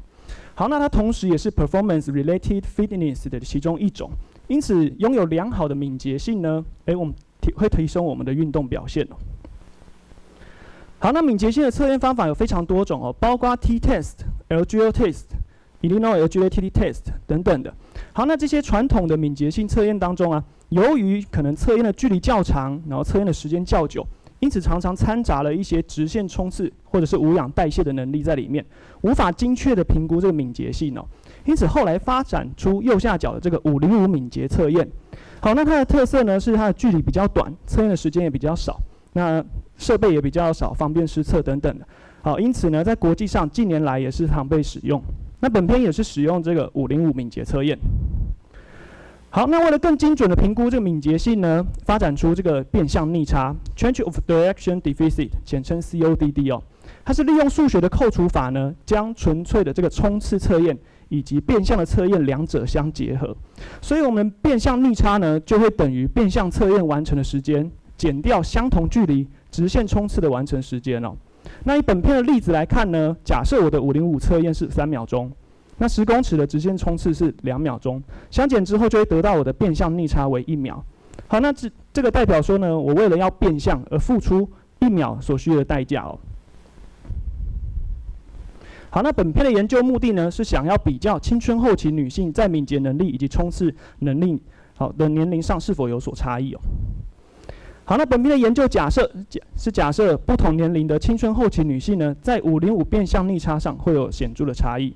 好，另外假设变向逆差在检测青春后期女性的敏捷能力时，它是具有高的鉴别度的。好，本篇的实验参与者呢，总共有43名。好，分别是青春前期这个13岁组呢有10名，那青春后期的15岁组有10名，以及17岁组的有23名。好，测验流程如上，首先进行标准化的热身，那接着进行20公尺的直线冲刺以及505的敏捷测验。好，那每次测验呢会休息5分钟哦，以确保有充足的休息时间。那测量工具是使用红外线的光栅系统和 Microgate VT。好，首先来介绍20公尺直线冲刺哦，我们会将光栅呢放在0、10公尺以及20公尺的位置。好，所以是想要取得10公尺的分段计时以及20公尺的最终成绩。好，那测验总共测3次，那取最佳的成绩来进行分析。好，另外呢，505的敏捷测验，好，开始之后呢，我们会先跑15公尺。好，先跑15公尺，接着进入到这个折返线之后折返，再往回跑5公尺，所以总距离是20公尺。那我们会将光栅呢放在10公尺的位置，所以开始之后先跑10公尺，经过光栅的时候开始计时。好，接着还要再跑5公尺，接到折返线之后折返，再5公尺，经过光栅的时候停止计时。因此是想要取得的是末段的这个减速5公尺以及折返后加速5公尺，这总共10公尺距离的时间哦。好，那一样测验测3次，取最快的时间进行分析，那同时计算变向逆差。好，那本篇的统计分析呢，有使用这独立样本单一子变异数分析以及邓肯的事后比较。好，那阿法设为0.05。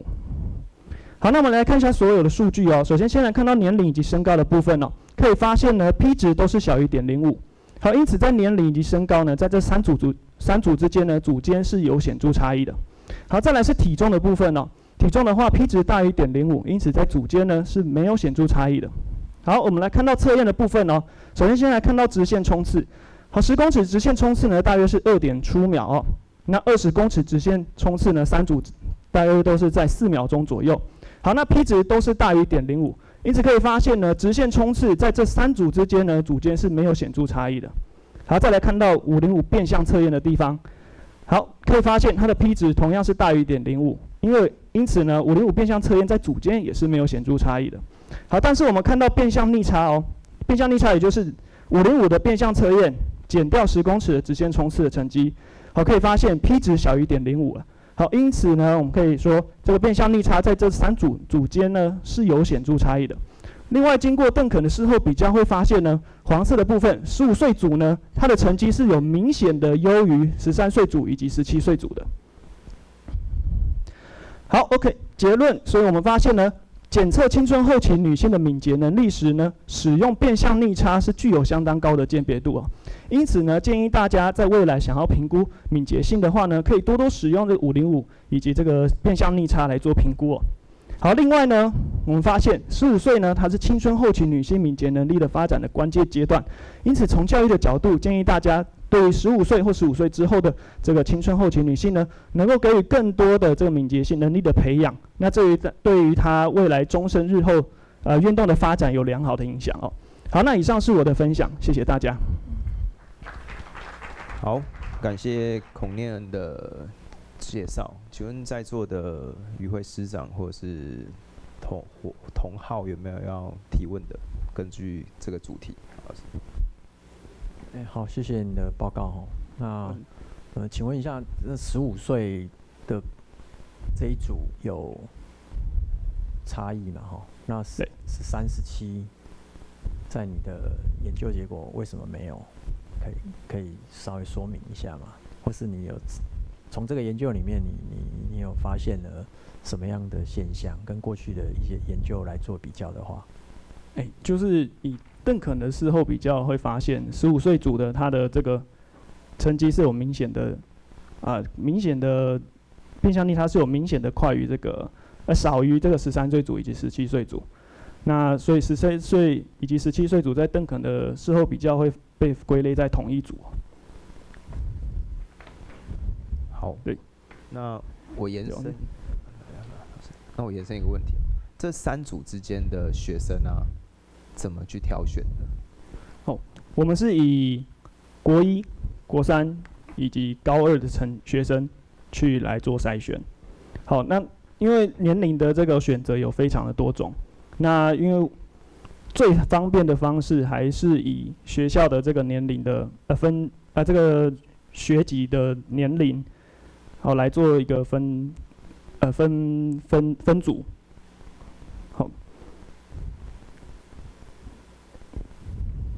好，我这边还有个问题哦，这个是你讲那个青春后期嘛，对不对？对。你是参考哪个文献？就是说，这个青春期，那女性的青春期有没有？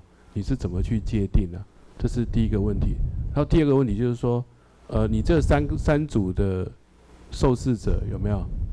那有没有去看他们的 BMI 啊？他们的 BMI 是不是就会有一些差别？还是看起来都是没有？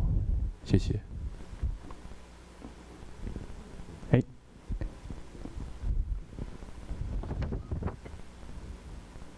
老师，不好意思，第一个问题是，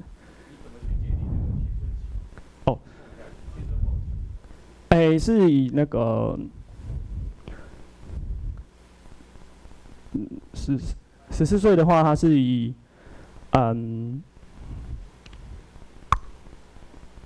就是有一篇某一个年龄层的那个差距。好。他是我们台湾的还是国外的？应该国外的。那个动作发展的那个处理。是说你可能要注意一下，因为你要定这个青春后期，我觉得是一个很关键的一件事情。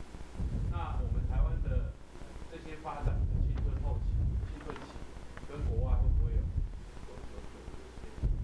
所以我觉得这是我要定。OK， 然后第二个问题是。你除了看身高体重以外，有没有去看他们的 BMI？ 这个不。是两者之间的相互间的嘛？或许从身高跟体重看起来是没有差别，如果是不是有看一下 BMI， 或许会有一些差异。了解，好。当然，如果都没有的话，我就觉得这个研究是蛮有趣的。好，谢谢老师。好，那因为时间关系，我们这个发表者的时间就结束。那我们欢迎下一个第4位发表者。发表主题是双重任务对着地反弹跳的地面反作用力特征。发表者是张玉慧。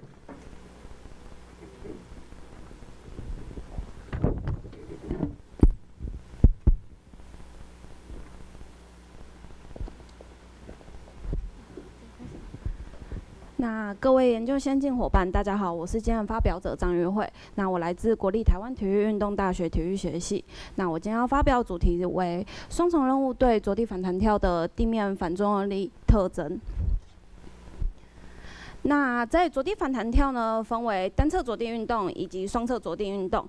那在单侧着地运动呢，可以拿来评估运动员的平衡、稳定性以及下肢力量能力。那在双侧着地运动呢，运动员通常会用来增强整体的爆发力和下肢肌肉均衡的发展。那根据不同动作的着地策略，会产生不同方向的地面反作用力。那像是前后方向的地面反作用力，通常在运动员跑步时可以观察到他们的加速以及刹车的能力。那在左右的地面反作用力，当运动员在进行侧向跳跃以及侧向转向时，可以评估他们的平衡以及稳定性。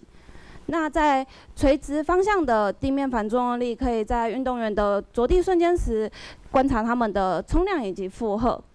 那在垂直地面反作用力上，会根据跳高度的增加，进而产生下肢产生更大的垂直地面反作用力以及较大的着地负荷率。那不管是跳跃还是跑步，我们在运动场上可以称它为运动任务。那在赛场上，如果我们需要注意对手以及球的位置的话，我们视它为认知任务。那我们人体的大脑在同一个时间需要将注意力资源分散给两者任务时，我们称它为双重任务。那双重任务会增加我们人体大脑的认知负荷，进而影响我们运动员的决策以及反应时间，导致他们的运动控制以及协调能力上会受到影响。那过去呢，常以技术、视觉回馈与多物体追踪任务作为双重任务的操弄。那在球类运动呢，他们的运动员他们需要他们的注意力分配能力要较好，因为在高张力的赛场上，他们需要注意球对手的位置。那像是足球运动的头锤技巧，它就是典型的双重任务的条件。那过去有针对头锤这个此情境做研究，发现了他们会出现较大的垂直地面反作用力以及下肢负荷。因此，本研究目的为观察双重任务对着地反弹跳的地面反作用力特征。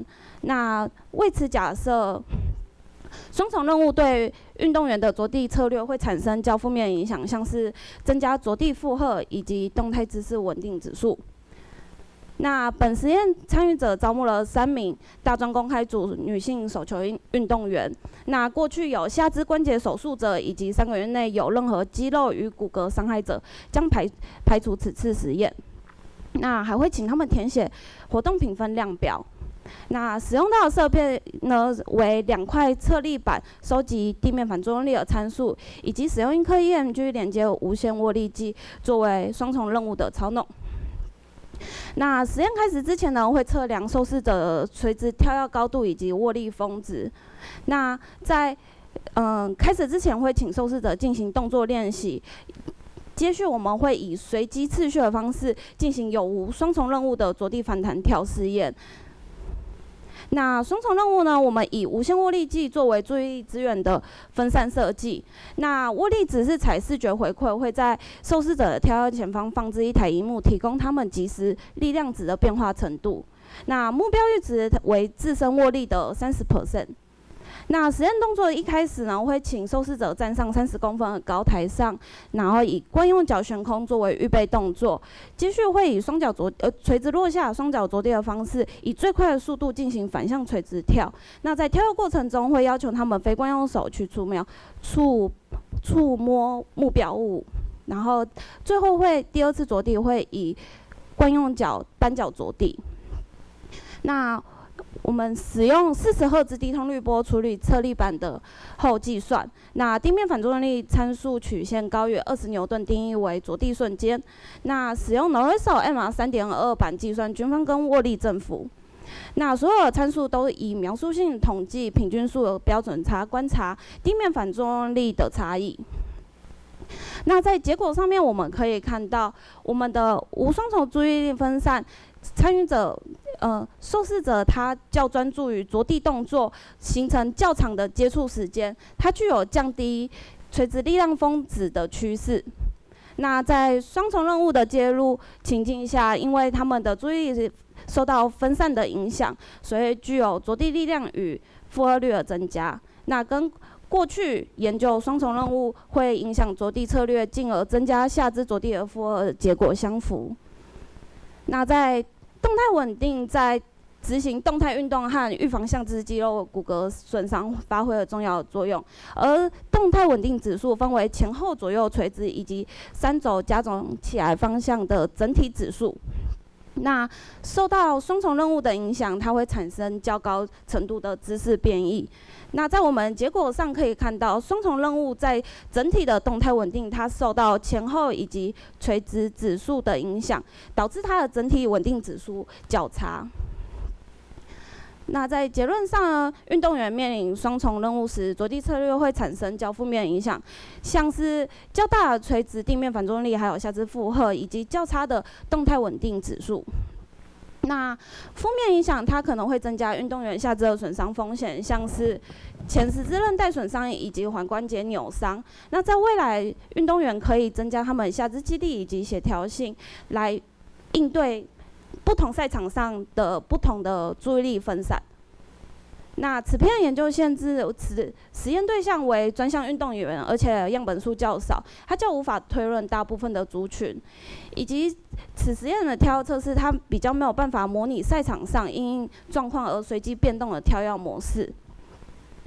那在未来的话，可能可以增加受试者，并且增加观察关节角度以及活动范围，以制定更好的训练计划来提升他们的运动表现。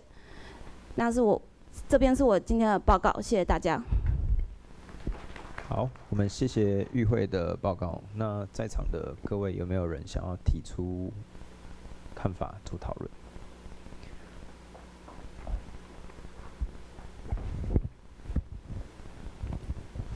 不好意思，想询问一下，刚刚有听到你有提到说，非惯用手是去触摸那个上面的那个测试仪器嘛？那想询问一下，为什么要这样设计？就非惯用手跟惯用手有什么差别吗？因为我们前面那个握力计，它不管是有没有注意力分散，我们都会要求他们惯用手来手持我们的握力计。那会这样设计，是因为希望他们惯用手的握力峰值呈现自身的最大峰值作为测试，所以就以另外一只非惯用手去触摸目标物。好，谢谢。谢谢同学。好，还有没有其他学员想要提出相关的讨论？好，如果没有，我问一个。好，与会刚的结果里面啊，虽然说这是一个前导实验，单纯比较平均数的差异，可是从那个研究结果，这个动态指示稳定指数当中，就是在这个左右的这个方向变异的这个指数啊，好像双重任务比较低。那为什么在双重任务的情境之下，它反而好像比较稳定的样子？因为在过去有那个视觉回馈的实验结果，他有发现说，视觉回馈啊，它会比较影响运动员的前后的动态指数，而跟左右的动态指数较没有相关，所以我们就没有去参考到左右的动态指数。好，那时间也差不多，那我们这个位报告者的时间就结束。那我们接着欢迎下一位报告的同学。那它的主题是跳跃高度计算的离心利用率能有效评估牵张缩短循环之效益。那报告者是李新梅。好，我们欢迎他。好，各位老师、同学，大家好，我是来自国立东华大学体育运动科学系李新梅。那我今天要分享的是跳跃高度去计算离心利用率，能有效的评估牵张收缩循环之效益吗？那在大多数的运动都需要跳跃、冲刺、改变方向这些技能。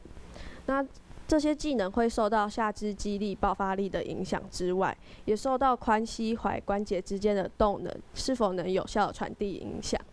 因此，下肢动态肌力的检测更具为重要。那在跳跃动作中，蹲距跳 SJ 以及反向跳 CMJ 这两者是最常用来测试的基础动作，那也具有很高的可靠性。那 SJ 动作是单纯的向心收缩 ，CMJ 动作则是先离心，然后再向心收缩。那这个动作模式又称之为牵张收缩循环 （SSC）。那使用 SSC 对于许多体育活动来说是很重要的。那它的主要本体感受器为肌缩，那肌缩侦测肌肉长度快速的被拉长所引发的反射性收缩动作。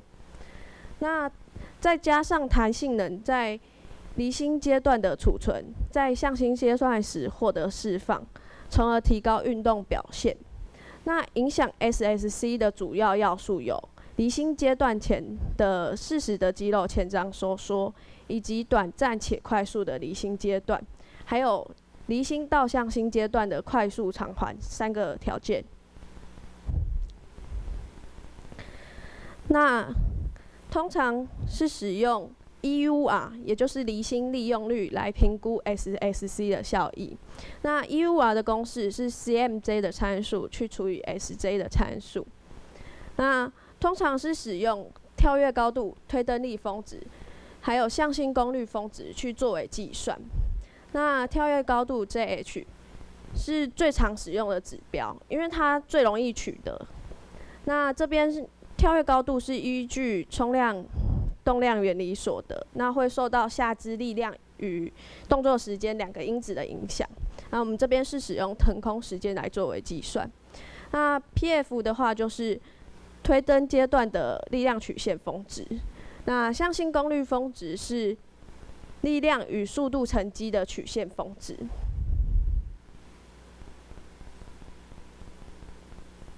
因此，结论以上，我这个目的是来比较 JH、PF、PP 3种不同的离心利用法，计算离心利用率是否可以看到下肢动态肌力上的差异，然后去鉴别它们的异同。那实验流程是30名大专院的体育系学生，然后会以测力板收集 CMJ 与 SJ 的数据，然后再以 ProGIF 进行分析。那分析出来跳跃高度、推蹬力峰值、向心功率的参数，再进行离心利用率的计算，然后再以中位数法分成高低 EUR 组。那我分析的参数很多，然后其中就分类跳跃表现参数方面，以及时间动作参数方面，然后以及下肢动态肌力参数方面。我先统计分析是先 Excel 计算3位受试者的各项参数的平均值，再以 SPSS 进行独立样本 T-test， 那分别考验3种评估参数下所区别的高低 EUR 组间是否有存在差异。那统计水准会定为阿法等于0.05。那这一张表是基本资料与跳跃表现的结果。那里面的跳跃高度的数值是除以身高，也就是标准化过后的数值。那后面有肌力表现参数的方面会除以体重。那在这张图里面 ，JH、PF、PP 3种方法间都没有达显著差异。然后离心的时间短暂以及制动期的短暂时间有助于 SSC 效益。那在这2个指标中 ，PF 法有一个指标达显著差异，那 PP 法有2者都有达显著差异，而且都是高离心利用率的时间比较短。那下肢动态激励参数的结果如下。制动末点力、制动发力率、离心功率峰值以及下肢进度这4个指标通常是来评估 SSC 效力的基本激励参数。那在这4个指标中 ，PF 法有2项达显著差异，那在 PP 法4项都有显著的不同。那以3种不同的指标参数作为离心利用率的计算，然后所得的结果会有所差异。那跳跃高度因为受到冲量动量原理所得，那会受到离心阶段与制动期阶段的影响。那也可以透过增加下蹲的深度来提升跳跃高度。那所以它的争议不一定全然是 SSC 效益所导致的。那 SSC 效益主要受制于下蹲期的生物力学特性，尤其是离心制动期的阶段。那综合以上整理出来，如果增加制动期时间，减少制动期时间、离心阶段的时间，还有增加推蹬期的时间，有助于提升 SSC 的效益。最后结论就是JH 法没有鉴别度，因为所有参数都没有达显著差异。那比较推荐使用 PF 法以及 PP 法做离心利用率的计算来评估 SSC 效益。那这里是整理出来有达显著差异的参数，然后最推荐的是使用 PP 法来做计算，然后因为它的分组鉴别度最多。以上是我的报告，谢谢大家。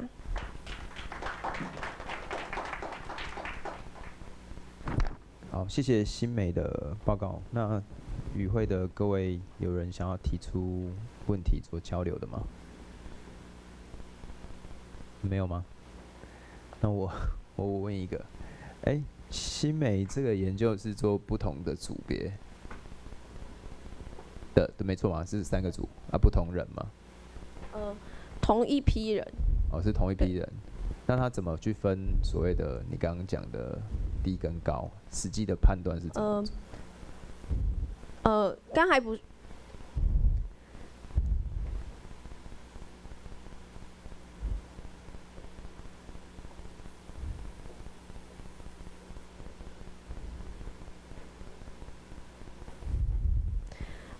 回答老师，那我们因为会先以 ProGIF 分析所有的参数，然后我们会特别挑出来这3个指标去做离心利用率的计算，然后再以中位数法去分它的低跟高，然后所以你的跳跃高度30名的话，那就会有15位高的，然后15位低的。那推蹬力又是同一批人，然后同一个数据，可是它是以推蹬力峰值来作为计算。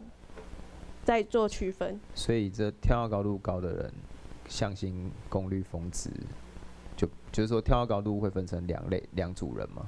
对。那可是向心功率峰值也会分2组人，可是这2组跟跳跃高度的人可能又不重叠。对。那这样不重叠，可是你要互相比较，就是只是说依参数来讲，它可能参数可能1到15号在跳跃高度是高的。可是，在向心功率可能是另外一群人会比较好。对。那刚我看那个研究结果里面有很多都是差异，这个是所谓得出来结果都是0.0几秒，就是说那个数字之间的变化是很小的。那例如说怎么去判断那个，例如说制动时间好了，怎么去准确去判断说它的制动时间的差异性是到哪里算制动时间的结束，或是所以从哪里算开始？因为没有动作的一个判断嘛，那如果单纯立板上，你是怎么去用曲线去判断所谓的制动或是偿还时间？我们这是以 ProGIF 的软体进行分析，然后它上面会有，它会帮你分析这几个参数，然后它里面的制动期时间是以你推蹬期的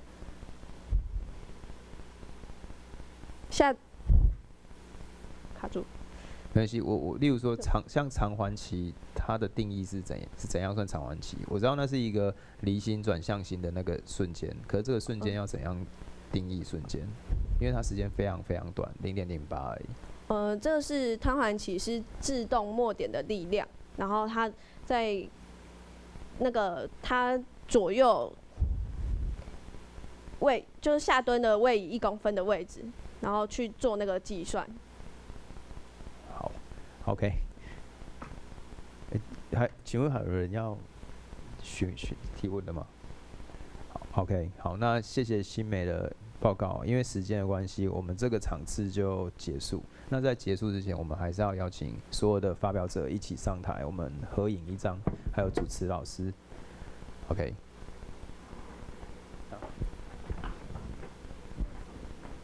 什么东西？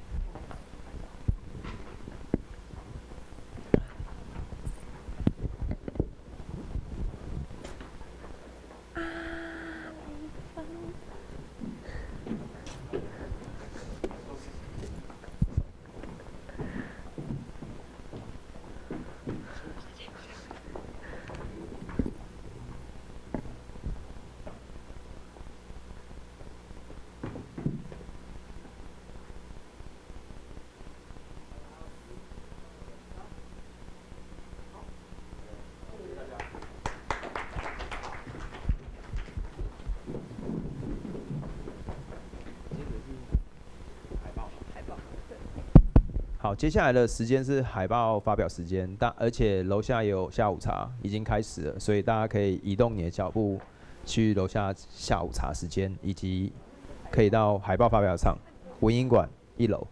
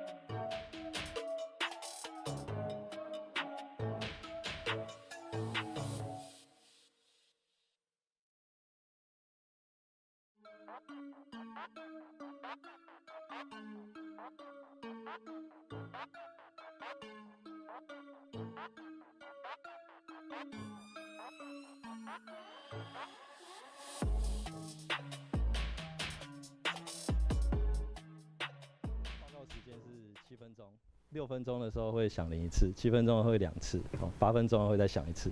OK， 然后问答时间是3分钟。那我们第一位要报告的同学是张君婷，那他的题目是负重水袋对打击动作的肌肉活化增益影响前导实验。那我们请你开始报告。老师，然后各位研究先进研究伙伴，大家好，我是发表者张君婷，来自国立台湾体育运动大学体育学系。我今天要发表的内容是负重水袋对打击动作的肌肉活化增益影响。那本实验为一个前导实验。棒垒球的打击动作，它是透过多个身体部位去共同协调完成的，因此它也被认为是体育运动中最困难的一件事情。那在棒球打击动作的过程中，它是将力量从下肢传递到躯干，最后到上肢的一个过程。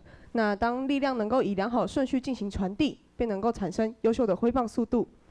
而挥棒速度的提升，能够减少我们的挥棒时间，进而增加我们的击球速度以及在击球时的决策时间。击球速度的增加，能够让我们有更高的几率去突破对手的防线；而决策时间的增加，能够让我们有更多的时间去判断对手所投出的球路。活化后增益，它是一种在剧烈阻力运动后，肌肉输出功率以及力量立即增强的一个情形。只要我们提供一定的强度以及足够的休息时间，便能使运动表现在短期内得到提升。然而，活化后增益，它在动作的选择上面相当的关键，它必须去接近我们的真实动作模式，才有一个转移的效果。过去曾有学者指出，髋部的旋转速度的增加，还会产生我们更快的一个挥棒速度。因此，我们将借由旋转运动去作为我们诱发 PAP 的一个动作选择。那过去我们旋转运动与传统的负重训练相比，它可以去发展我们更全面的一个动力链过程，去增加我们击球时的全身协调性、速度以及加速度。那过去我们较常看到左半边的药球去进行投掷的训练，然而负重水袋它可以去根据我们的个人能力调整负荷的强度，并且它可以有效地解决药球投掷时所产生的一些空间问题。同时，透过水的流动产生不稳定性，它能够与药球相比，它能够更有效地去促进我们核心肌群的一个肌肉活化。那负重水袋它其实尚未在棒垒球运动中有广泛的一个研究，因此我们将探讨负重水袋对棒垒球选手打击时的肌肉活化增益情形，以去评估负重水袋是否可以作为我们诱发 PAP 的一个工具。本实验招募了2名大专校院一般组的男子棒球选手，并且在3个月内没有肌肉及骨骼受伤者。在实验开始前，均了解实验流程，并签署实验同意书，并且在实验前48小时停止剧烈的阻力运动及避免饮酒以咖啡因的摄取。在实验一开始，我们会测量人体的肢端参数以及体重，并且在跑步机上进行标准化的一个热身。在热身结束后，我们会与惯用侧粘贴反光球以及电极贴片。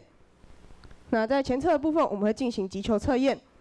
在前侧结束后，我们会使用负重水袋进行一个 PAP 的介入，并且于介入后的2分钟、6分钟、10分钟进行击球测验的一个后测。那在所有测验结束后，我们会进行最大自主等长收缩的一个测量。本研究使用了12台红外线高速摄影机，然后以及无线肌肉电讯号截取系统，并使用 MileSync 讯号同步设备以及 Blade Motion Softball 进行挥棒速度的检测，以及 BioDex 等速激励仪去测量最大自主等长收缩。在动作设计的部分，我们采用类药球投掷的水平旋转动作，在强度设定上，我们设定50% ERM 的负荷去做我们介入的一个强度，进行3组，每组5下，那组间休息的时间为3分钟。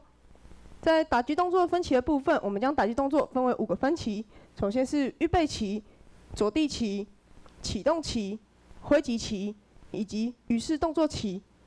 那本研究的统计采用描述性统计，去比较平均数与标准差，去进行我们的一个趋势推估。在挥棒速度的部分，我们会发现，所有介入后的平均挥棒速度均优于介入前，并且于6分钟达到我们最快的一个挥棒速度，并且在介入后的10分钟出现了一个下降的一个趋势。因此，后续将针对达到最快挥棒速度的6分钟进行探讨。在臀大肌的部分，我们发现臀大肌与启动期相较于介入前出现了较高的肌肉活化情形，而竖脊肌在启动期也相较于介入前出现了一个较高的肌肉活化情形。在腹外斜肌的部分，则是与灰极期相较于介入前出现一个较高的肌肉活化情形。然而，臀大肌、竖脊肌它与启动期产生较高的肌肉活化情形，可能原因是在于打击动作中在启动期它需要将重心维持在后方所导致。而腹外斜肌它与灰极期产生较高的肌肉活化情形，其原因可能归因在在打击者在打击时，在灰极期它需要透过躯干的旋转，将力量进行一个传递的过程，因此造成腹外斜肌有较高的肌肉活化情形。那根据本研究结果显示 ，PAP 它在介入后的6分钟，它是一个最佳的介入时机，并且根据打击动作它的特殊性，各肌肉分别会在不同的分期出现较高的肌肉活化情形。因此，我们评估负重水袋它其实可以去作为我们诱发 PAP 的一个工具。那本研究它是招募了大专校院一般组的棒垒球选手，那他的肌力及其神经肌肉控制能力，它可能会与公开组以及青少年组有所落差，因此本实验结果可能无法套用到其他的族群。且本实验统一以710克的球棒作为一个测验的工具，它可能会与实验参与者平时所使用的球棒重量及特性有所不同，可能会造成与赛场上有所落差。以上就是我今天的报告。好，谢谢张同学的报告。那请问一下在场的各位有没有什么要提问的或不清楚？好，请说。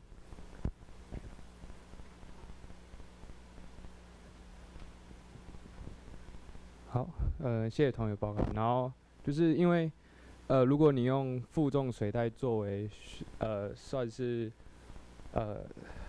就是训练嘛，训练的话，因为负重水袋它有一定的重量，那这样，跟拿着棒子做挥棒，会不会因为这样重量比较重，会导致原本的打击姿势可能会不一样？因为你要出的力会比较多。谢谢同学的提问。那就是我们做的这个火花后增益，它有点像是类似进行一些高阻力的训练，在短期内，比如说在冲刺前进行几下的深蹲，让肌肉产生疲劳，它的恢复过程使我们的运动表现有所提升。那在重量的设定上，我们会根据每个人的旋转力量的强度，去根据它的最大肌力去摄取50%，所以基本上应该是不会造成这样的情况。对，谢谢。OK。好，请问还有没有疑问的 ？OK， 这个问题蛮好。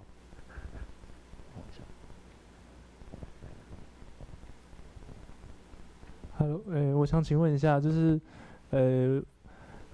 水袋为什么是设定抓50% 左右的这个重量？谢谢同学的提问。那其实火花后增益它在强度上的设定，其实在现代文献中，其实它非常的广泛，从30% 到80% 都有人去进行使用，那说法也各有不同。那选择50% 是因为第一个是我们是招募一般组的选手，我一开始会担心可能设定在80% 90%，他们可能会造成无法完成这个动作。那相较于，而且它相比于一般的可能深蹲或者是硬举等等，它不像是单关节的肌肉，它是一个多关节的活动性，它不只有核心还有下肢，所以采取一个比较轻的负荷强度。好，还有吗？有没有想要问的？没有问，我们就要来问哦。好，那请问一下，你用那个水袋做这个动作，你本来有预期它是会活化什么部位的肌群比较多吗？就是你用水袋做这件事情，不是用加重球棒或者别的方法，你一定有一个假设，对。好，谢谢老师的提问。那一开始其实我根据过去的文献，其实我会发现说负重水袋它对于核心的肌群的刺激会较为明显，尤其是在腹外斜肌的部分。那这点跟我最后研究出来的结果其实也出现相同的情形。那我在研究中其实也有使用，就是也有收集腹直肌的那个肌电讯号。那其实它没有产生一个比较明显的活化情形，那也与之前我所看到的文献比较相似。对。你是说它比较活化比较多核心的部分，但你的结果是 PAP 的效果是在臀大肌。老师就是在臀大肌，然后竖脊肌跟腹外斜肌的部分。OK， 也都有这样子。对，好。还有时间，差不多。还有吗？最后一个问题。好，请问。想跟你请教，就是你有没有考量过，我在跨步期的时候，水袋它因为惯性的部分摆荡的时候，对这个肌肉招募的影响，这样子？谢小的提问。那在这个部分有考量过，所以因此我们在设定上面，所以没有设定在太重的部分，因为考量到水的晃动会产生的不稳定性，所以怕如果直接设定到可能90%、95%，它在移动的过程中，它的重力加速度可能会让选手没有办法进行一个负荷的原因。对。OK， 好，那我们就谢谢张同学的报告。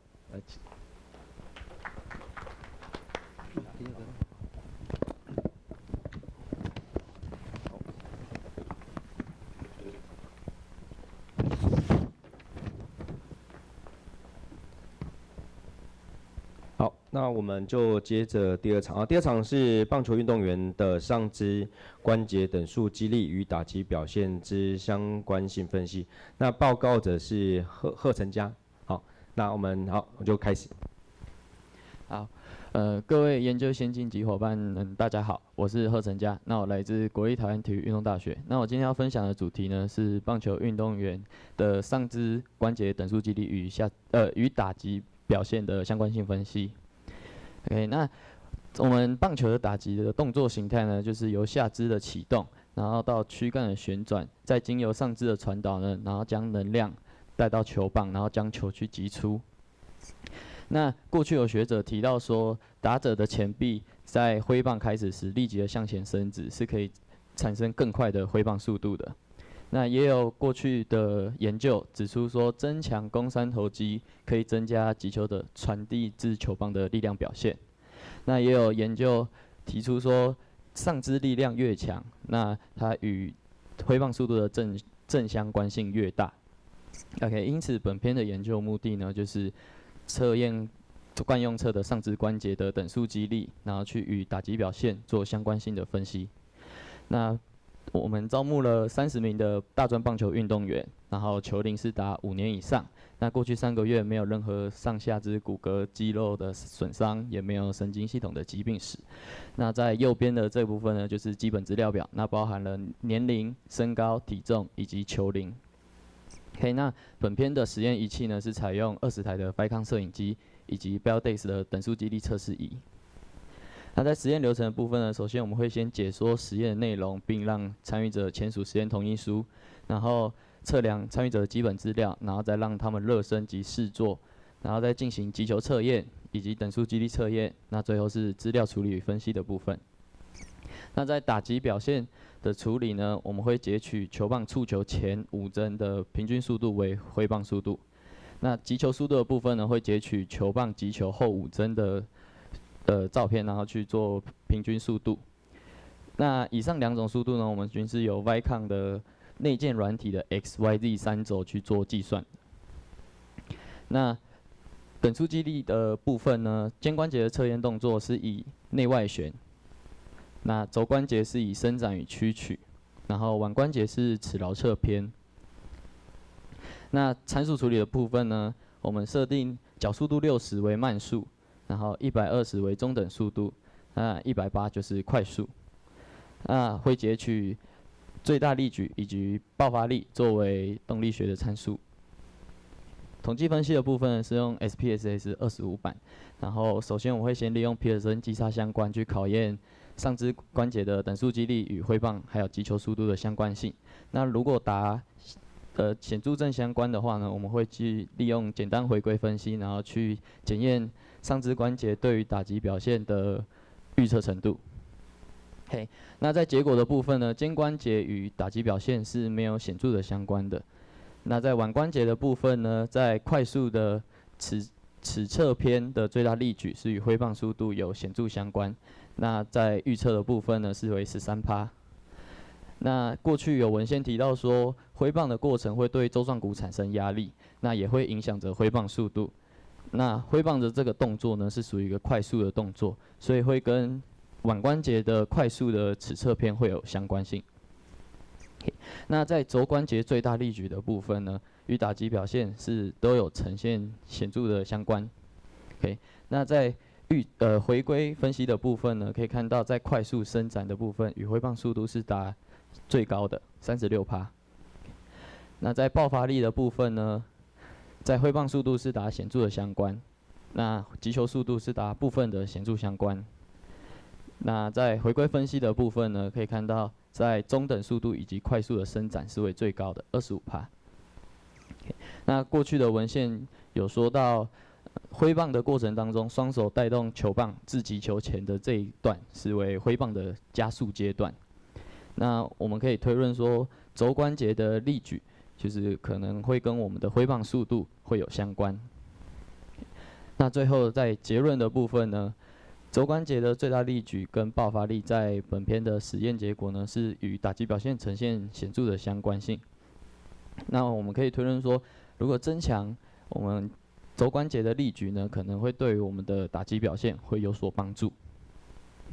那最后研究限制以及建议的部分，因为本篇的研究呢的打击测验是以T做击球，那不能完全模拟实际的比赛情形，那可能会跟实际我们在比赛场上的表现会有一点落差。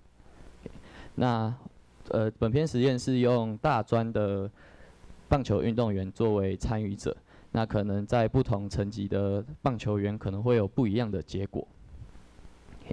那最后建议的部分就是打击动作是一种多关节肌群的协调性动作，那因此未来的研究方向呢是可以针对各关节的肌群呢在打击过程中的协同工作去进行探讨。那我今天的分享就到这，谢谢大家。好，针对这个题目跟这次的报告，有没有需要提问的？有吗？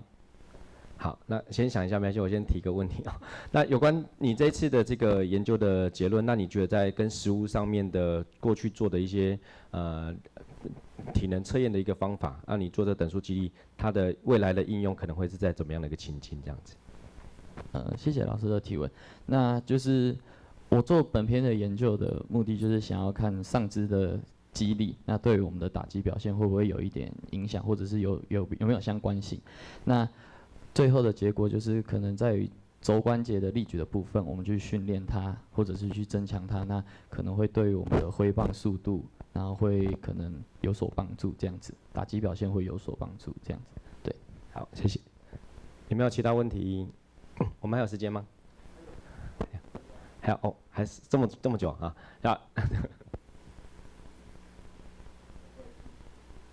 问一下，就是你的受试者有30名嘛？那都是大专的，那有分组吗？没有，我们是以他的运动水准是以5年，就是打棒球5年以上的这个运动水准，所以我们没有分组。所以他可能有甲组选手，也有一般组的选手，是这样吗？有可能。OK， 对，好。然后第二个就是你在打击的时候，T 座的高度有标准化吗？有，我们是以我们是设定在好球带，那我们标准化的方式就是以打者的肚脐的高度，就是为他的一个好球带的标准。对，是站立高度还是打击姿势的高度？会以打击姿势的高度，对，然后会让就是参与者会自己去摆设他的那个位置。那你们在就是在挥棒的过程当中，球棒是同一支还是用自己的？因为这个其实会影响到。因为我们有用 Vicon 去收集那个运动学的参数，所以我们球棒就是都用同一支，因为我们球棒上面会贴那个光点，然后我们去做那个挥棒速度跟击球速度的运算，所以我们在收的时候，我们都是用同一支球棒。对，谢谢。好，谢谢黄老师提问。有没有其他问题？好，这边。谢谢。你好，那个我想问一下，就是你的 BioDex 的角速度设定上，它有什么依据或是原有吗？因为好像看起来角速度越快，相关性好像比较高一点。那240跟360，不晓得。对。好，谢谢你的提问。那因为这个的话，我的60、120、180这3种速度，我是有参照过去的文献，但是我没有放在上面。对，那您刚刚有提到说，就是还有可能240或300这种速度。那我们有就是在前导的实验有先去测试过，那我们会发现，其实在做这么快速度的时候，可能它的能抓到的那个力矩的时间可能比较短，对对，甚至有人可能没有办法达到那么快的速度，对对对，所以我们就是取比较设定比较刚好的60、120跟180，对，谢谢。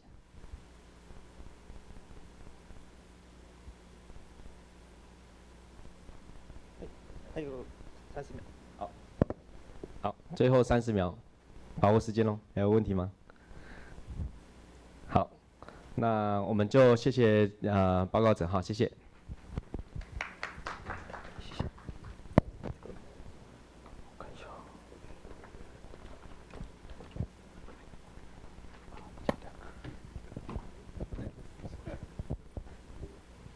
好，然后我们接着要发表的主题是不同重量球棒对大学棒球运动员挥棒速度与上肢肌肉活化。那发表者是吕学德。可以了吗？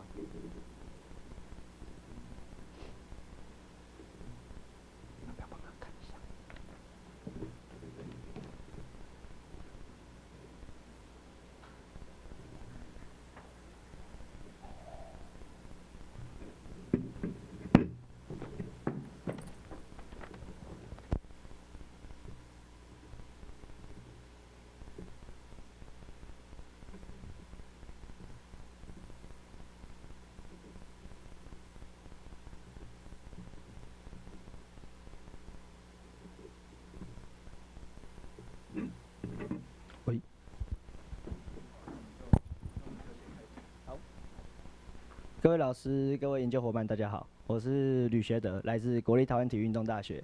然后我今天要报告的主题是不同重量球棒对大学棒球运动员挥棒速度与上肢肌肉活化的影响。那我们都知道，打击是棒球里唯一得分的一个方式。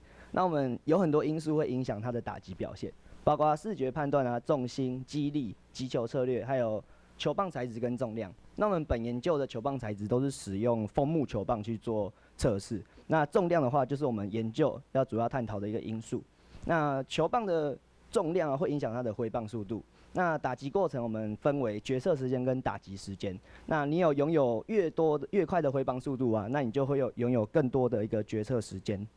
那根据我们 I 等于 mR 这个公式，我们可以知道说，球棒的质量它是决定挥棒时的一个转动惯量。那我们本研究的目的呢，是使用4种不同球棒的重量来探讨它的挥棒速度，以及在不同分歧下它的肌肉活化情形。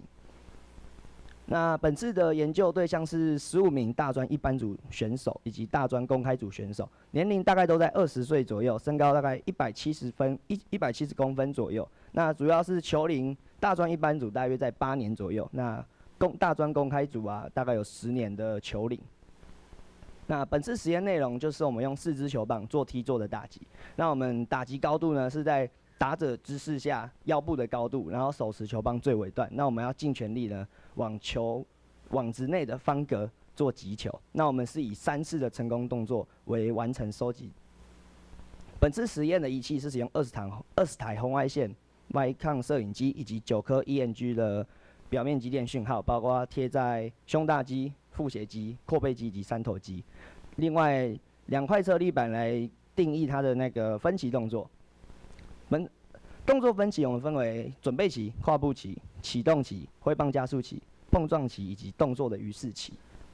统计分析我们使用的是 SPSS 25.0版重复量数单因子变异数分析。若有达显著差异的话，我们会用绑冯诺尼法进行事后的比较。根据本研究的结果，我们发现到说，大专一般组啊，在挥击800克还有850克的球棒，它的挥棒速度都会显著比900克还有950克的球棒来得更快。另外，大专公开组挥击800克的球棒啊，它的挥棒速度都会明显大于其他的3支球棒。那从平均数的数值来看，可以发现到大专公开组其实很明显，使用不同球棒下挥棒速度都大于一般组的选手。那过去文献就有提到比较轻的球棒数据，他们测到的平均速度大约是111公里每小时。那在结果的部分啊，就是准备期的一个肌肉活化工作。准备期一般组的选手在前臂胸大肌800克与950克有发现显著的差异。那过去文献就有提到说，有可能是打者将比较轻的球棒啊向后拉得更远的时候，那会收集到前臂胸大肌的一个工作。另外，大专公开组在使用不同球棒下，在准备阶段是没有显著差异的。另外，在跨步期的肌肉活化工作，前臂三头肌800克与900克是具有显著的差异。那在跨步阶段啊，前脚离地，重心会向后移。那球棒往后臂的这个方向带的时候，前臂三头肌会随着球棒的重量提升，然后会招募到更多的肌肉工作。另外，在大专公开组啊，在跨步期使用4支球棒也是一样，没有任何的显著差异。在启动期的阶段，启动期大专一般组在后臂的阔背肌有发现显著的差异。而在大专的公开组，在前侧的阔背肌啊，也有发现显著的差异。那过去研究有提到说，身体前侧的阔背肌是有助于上半身的球棒旋转。另外，在挥棒的加速期，大专一般组选手在后侧的三头肌以及后侧的腹斜肌，在挥棒的加速阶段也具有显著的差异。那过去文献有提到说，竖脊肌跟腹斜肌啊，在挥棒中是保持身体稳定的一个肌肉。另外，大专公开组在使用不同球棒下，在加速这个阶段，4支球棒都是没有差异的。另外，碰撞期的一个肌肉活化工作，后侧的阔背肌在碰撞期是具有显著的差异。过去文献有提到，挥棒过程是由阔背肌加速上半身的旋转而导致的。另外，在大专公开组，在后侧阔背肌在碰撞阶段是有显著的差异的。另外，在动作鱼式期的活化工作呢，前侧胸大肌在动作鱼式期也是具有显著的差异，那就跟我们高尔夫球的鱼式阶段会比较相近，就是肩胛下肌和胸大肌在肌肉活化的速度啊，会来得比加速阶段来得更大。那是因为他们在撞击钩后，肌肉是持续在收缩的。而大专公开组在前侧的三头肌在动作鱼式阶段也是具有显著的差异。那结论的部分，关于上述的结果，那我们推论出球棒在选择上啊，一般组选手其实使用800克跟850克球棒，它的挥棒速度其实都有明显大于900跟950克。那其实会比较适合安打型啊，像速度型的选手，他们不适合拿太重的球棒来做选择。而公开组选手会比较使用800克跟850克挥棒速度会显著大于950克。但在跟肌肉活化程度在4支球棒上其实是没有差异的。那其实选择850到900克的球棒能表现出更好的击球表现，因为在950克的球棒，它挥棒速度可能没有来的其他3支来得更快。那结论的部分，后臂的扣背肌跟后臂腹斜肌啊，是主要在球棒重量不一样之下会产生的差异。那随着球棒重量的增加，肌肉活化的程度也会增加。所以我们在训练上应该多增加腹部以及背部训练，或是透过加重的球棒来做梯座的击球，来达到增强肌力、专项技术的一个目的。那也有助于未来选手在选择球棒上的一个参考依据，然后了解肌肉活化的一个影响。本研究的限制是我们测验是用不同球棒的重量去做选择啦，但没有做那个球棒重心。对，那为了我们实验仪器粘贴啊，跟一般打击者场上都不会，我们实验是没有佩戴打击手套，对，那跟实际的比赛场合会比较不符合。然后梯座的击球下也跟比赛的情况下也比较不符合。那我的报告到这边，谢谢大家。好，那请问一下有没有人有想要提出问题的？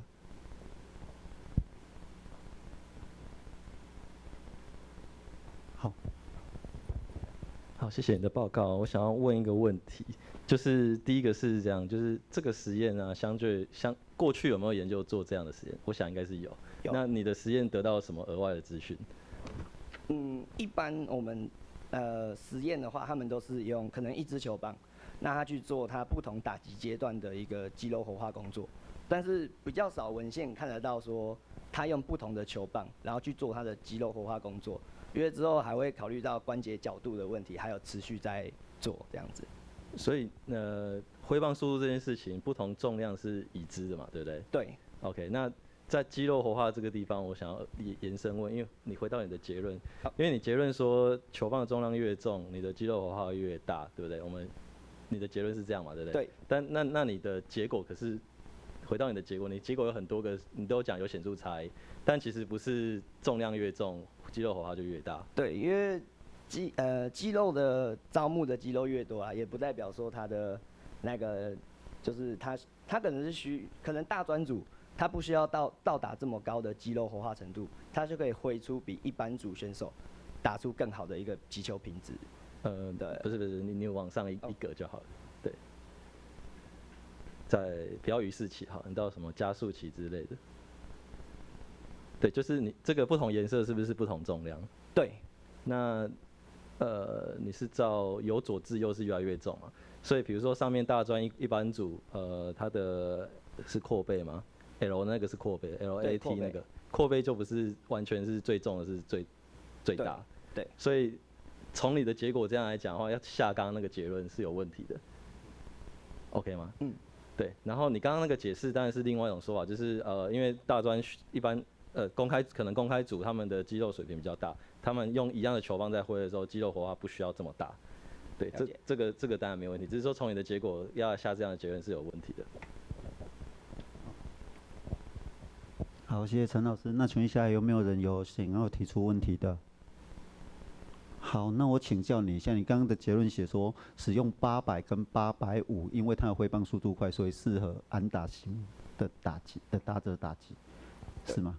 那我再请问一下，那如果我棒子用更轻呢，会不会有产生不同的状况？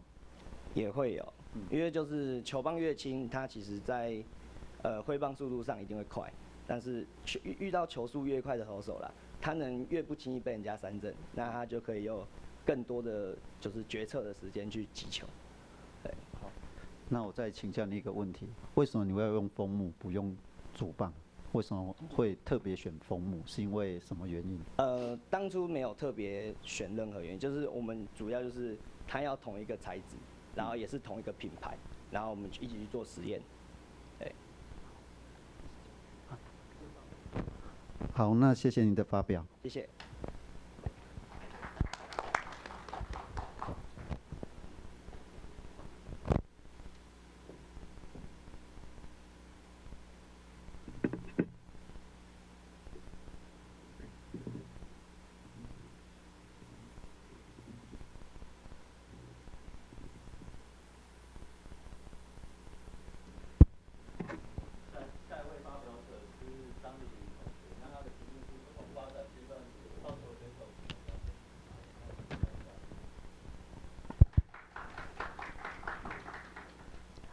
各位老师、研究先进们，大家好，我是张丽云，我来自国立台湾国立东华大学体育运动科学系。那今天很开心可以站在这里跟大家分享这一个研究成果。我的主题是不同发展阶段棒球选手体能表现的差异。那这看起来虽然只是一个运动检测，但是我们期望它可以成为就是具有历史性意义的里程碑哦，因为它就是可以我们可以就是把它建立成一个常模这样子哦。那我们都知道，棒球它需要的不只有技术的磨练，那它还需要就是力量、还有速度跟敏捷性以及爆发力这些专项的体能的支持。那这些体能能力也会随着他的年龄跟生理发展去做变化。那目前我们对成年的选手他的专项体能研究已经相当的丰富了。但是对儿童跟青少年的球员，尤其是台湾本土的一些棒球新秀，我们比较缺乏这一个比较深入而且系统化的这一个研究，所以我们希望可以为不同年龄层阶段的棒球选手去建立就是属于台湾的棒球专项体能的这一个常模，尤其对于花莲这一片就是可以孕育出很多无数棒球英才的土地，就是意义重大。那去年花莲久违的获得 U12 的主训权，而且获得 U12 的世界杯亚军。那一直以来花莲都有不错的选手进入职棒甚至大联盟，但是却很少有运动科学的这一个协助。那我们就在想，我们可以怎么去协助他们？那后来就有一个机缘，可以让东华大学跟县府就是一起合作，然后将运动科学导入这个花莲县的棒球训练营。那我们的研究目的呢，就是要调查不同发展阶段选手他的体能表现的差异性，那有以下这5个。那我们的受试者呢，就是招募花莲地区就是159名棒球选手去参与检测，那年龄分布在8岁到15岁之间。那以下是我们的测验项目。那上肢爆发力检测呢，我们是做这个药球的仰卧胸推哦。那我们是用这个2公斤的智慧药球，那每一个人会测试3次，那取它的最佳速度峰值来做这个依据哦。那在我们的转体爆发力检测是用它打击方向的这一个药球转体的侧抛，那一样是用智慧药球，那也是测验3次，那也是取它的这一个速度峰值的最佳成绩。接下来是下肢爆发力的检测，那我们是用这个下蹲跳，那我们是用侧立板去做这个测试哦，那一样是测试3次，那我们取它的这个跳跃高度还有它的功率峰值，也是取最佳成绩。接下来是跑垒的速度检测，我们就是测它1个垒包的距离哦，就是90英尺。那我们是使用这个光闸计时器，那一个人进行2次测验，那每一次测验一样会间隔就是30秒，然后会取它的最佳时间做记录。最后一个是敏捷能力的测验，是用55的敏捷测验。那我们如图哦，就是选手他需要先站在这个中间，然后一样是用光闸，他左手要先触地，然后呢冲到左边这边摸到，用左手摸到线，再来呢跑到折返冲刺回到这个右手边的这条线，用右手去触地，接下来全力冲刺到这个中线，而且是要全力冲刺，不是到线就停止哦。然后一样，我们测验2次，然后取它的最佳时间做这个记录。统计分析的部分呢，我们使用 SPSS 来做这个数据分析，然后用单因子变异数的分析，然后再来以学费法去做这个事后的比较，来比较它不同年龄组别之间各专项体能表现的差异。那要求仰卧胸推的这个测验结果，我们是在这个10到11岁还有12岁到13岁这一个区间呢，是有最大的这个进步啊。那打击方向呢，一样也是在10到11岁还有12到13岁这一个区间，它的进步幅度是最大的。那下蹲跳也一样，而且每组都有呈显著的这个差距哦。那这个下蹲跳功率一样也是在10到11岁还有12到13岁之间呈现最大的进步幅度。那505呢，也是一样哦。那跑垒速度比较特别，在8到9岁还有10到11岁之间，它是呈现最高的最大进步。那以下呢，我们有几个就是发现哦，不同年龄阶段的选手，他的爆发力、速度还有敏捷性，它都会随着年龄增长而提升。那其中呢，比较特别是，它速度的增长在8到9岁还有10到11岁之间是比较差异比较大的，比较显著。那显示出这个时期它的神经肌肉协调性它的快速提升了。那再来是爆发力跟敏捷性，它是在10到11岁还有12到13岁的成长幅度最大。那么就有发现几个就是重要的结果跟这是我们的结论。那8到15岁的选手，他是处于快速生长的这一个发育期，那他的体能表现的差异反映他的成长规律。那再来第二个是，如果说我们都能够了解这些不同年龄的体能变化，那我们就可以帮助教练去根据选手的成长阶段去制定比较针对性的训练计划，而且可以在让选手在最适合的年龄阶段去发展他所需要的体能，然后去激发他们的潜能。那最后我们希望就是可以就是希望就是这一项研究可以成为儿童跟青少年棒球运动员专项体能表现的常模，让这一个检测能够像每年的例行制度，就像我们的体适能一样，那也为棒球选手的成长铺设一个科学化的道路，提供教练精确的训练参考，同时让运动科学成为选手与教练的后盾。那最后感谢就是教育部体育署还有花莲县政府以及东华大学的资源跟支持，让我们有机会可以运用这一个运动科学来协助花莲的棒球选手和教练。那感谢大家的聆听。OK， 那谢谢黎云同学的分享。那请问大家有没有什么疑问或者是建议的，都请大家提出来。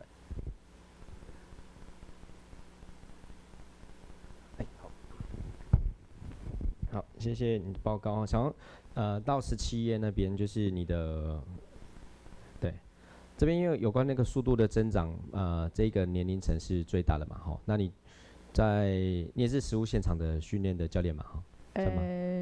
有这样的经验吗？算协助，但啊，是不对，协助是主要。好，因为这个阶段的小朋友他受伤的，尤其在那个受伤肘关节的受伤风险相对是高的。那你有没有对于这样的一个速度的这个增进的年龄层，那你觉得它相对应的速度在增加这么快的状况下，身体的发展，你有没有什么一个做建议的一个方向？因为目前就是有去看一些国外的一些训练，其实他们跟台湾有点就是不太一样，因为台湾有些就是太早就让他们进入太专项的这个训练，所以相对性的他在受伤的程度上可能就会相对比较明显。所以如果是我的建议，在这个年龄阶段的话，比较不会去让他们实际的就是去从事这个比较专项的训练，而是去开发他们的神经的一些这一类的训练，让他们就可以比较增加他们的协调性。那未来他们在从事专项训练可能就会更好，也相对比较不容易受伤。好，谢谢。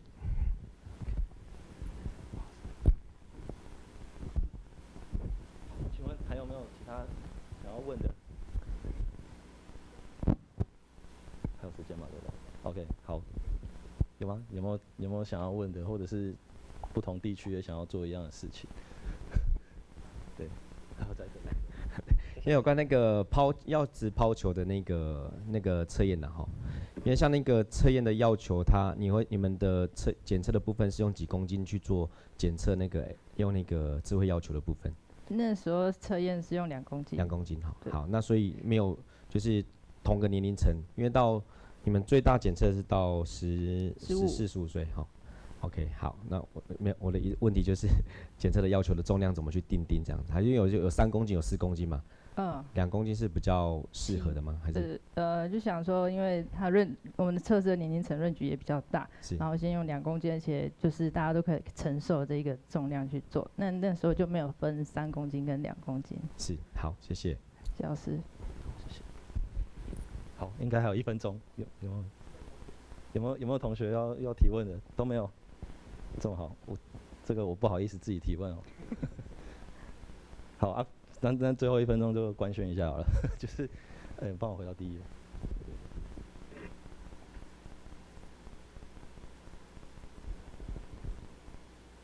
好，就诚如刚刚那个张同学分享，就是我们就是有鉴于很多基层其实都需要做运科的服务，尤其是棒球，因为花莲真的有很多优秀的棒球选手是出自在这里，然后但是比较可惜的地方就是很多好的选手都会被挖走，对，所以花莲其实一直没有办法留住选手，所以我们就是投入去做这个运科的事情这样子，然后所以办了一个很大的营队，然后把所有的选手都做一些检测这样子，然后希望可以建长模，然后每年去追踪他们的表现这样子，那也希望说这样的测验可以未来可以推到全国性这样子，所以我们会有全国的青少年儿童或高中大学以上的选手的长模。那刚刚他的结果其实有很重要一点是，小朋友本来就会成长嘛，对不对？本来体力就会变高，所以你是教练，你其实没练，你讲说他都有进步，但其实他进步幅度可能是别的一般没有练的选手来得慢的，对，所以不是说你有练有进步是正常，是他本来就会进步。OK， 所以那个长模式的意义是在这里这样子。好，那有没有什么额外想提问的？时间到这。OK， 那没有的话，我们就谢谢张丽云同学的分享。谢谢大家。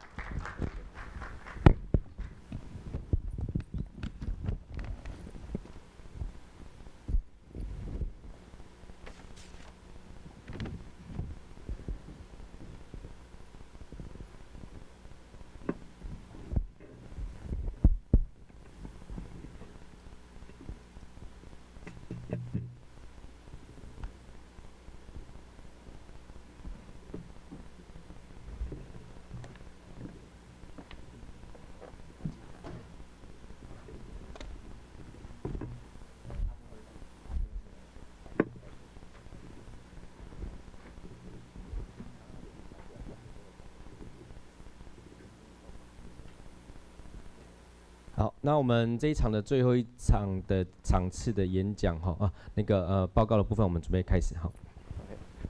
大家好，我是国立体育大学的高介文。那我今天的话要报告，就是透过 OpenSim 的模拟去探讨棒球盗垒的 Drop Stay 跟 Crossover Stay 的差异。那这是一个 pilot study。好，那研究的动机的话，就是棒球的盗垒是战术中积极出击的一个重要方式。那过去在研究起跑方式，然后包括 drop step 跟 crossover step 的研究没有很多，但是目前的话在指导上，然后跟哪一种方式比较具有优势的话，都还没有定论。那这个研究的话，主要是利用 OpenSync 的电脑模拟系统，然后去探讨两种起跑方式在运动表现，然后肌肉力量跟肌肉活化上的差异，然后希望可以为未来在教练在指导上，然后作为技术优化有实证的支持。OK， 那 drop step 跟 crossover step 的话，它主要两个差别就是在起跑上，右脚的部分有没有离地？那 drop step 的话是在起跑的时候有离地，然后 crossover step 是在起跑的时候右脚不离地。然后我们可以看一下影片。那 drop step 的话，它在起跑的时候，右脚些微的离地，然后 crossover step 的时候，它是整个贴着的。好，那最大的差异就是我们会以立板判定它有没有离地。好，那我们的研究的话会就是招募3名大专甲组的棒球野手，那他是校队中就是30米冲刺的前3名。那我们会对盗垒的起跑动作进行动作的捕捉，然后记录2种的动作运动数据，然后与地面反作用力。那再来的话就是使用 OpenSync 建立相对应的运动模型，然后进行模拟分析与比较。那我们比较的参数总共有3个，第一个是起跑的瞬时速度峰值，然后第2个的话是最佳化的肌肉力量峰值，然后第3个是最佳化的肌肉活化百分比。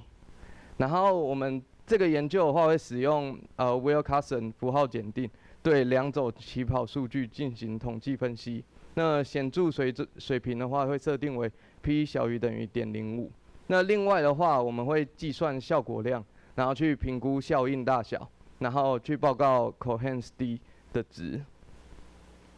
好，那我讲解一下就是 OpenSync 我们资料去处理的流程。那第一个的话，我们要先选定OpenSync 的 model， 然后再来的话就是去让我们的 T-pose 的一些数据可以对应上去，所以每个人的肢段的长度都会在 scale 这个步骤，然后会去对应，然后再来的话就是输入动作的数据，然后就是inverse kinematic， 然后再来的话就是 inverse dynamic， 去输入地面反作用力的数据。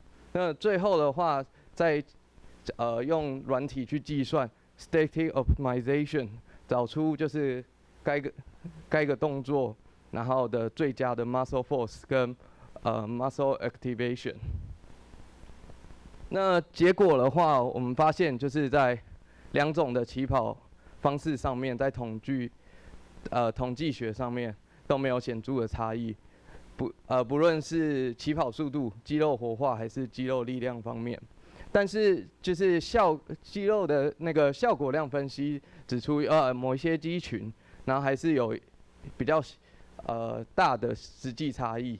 那它的 Cohen d 值的话，都有一些蛮多都大于 1.0。那这表明说这些肌肉可能在不同的起跑方式下，分别有发挥关键的作用。那这个的话是那个 peak velocity 的部分。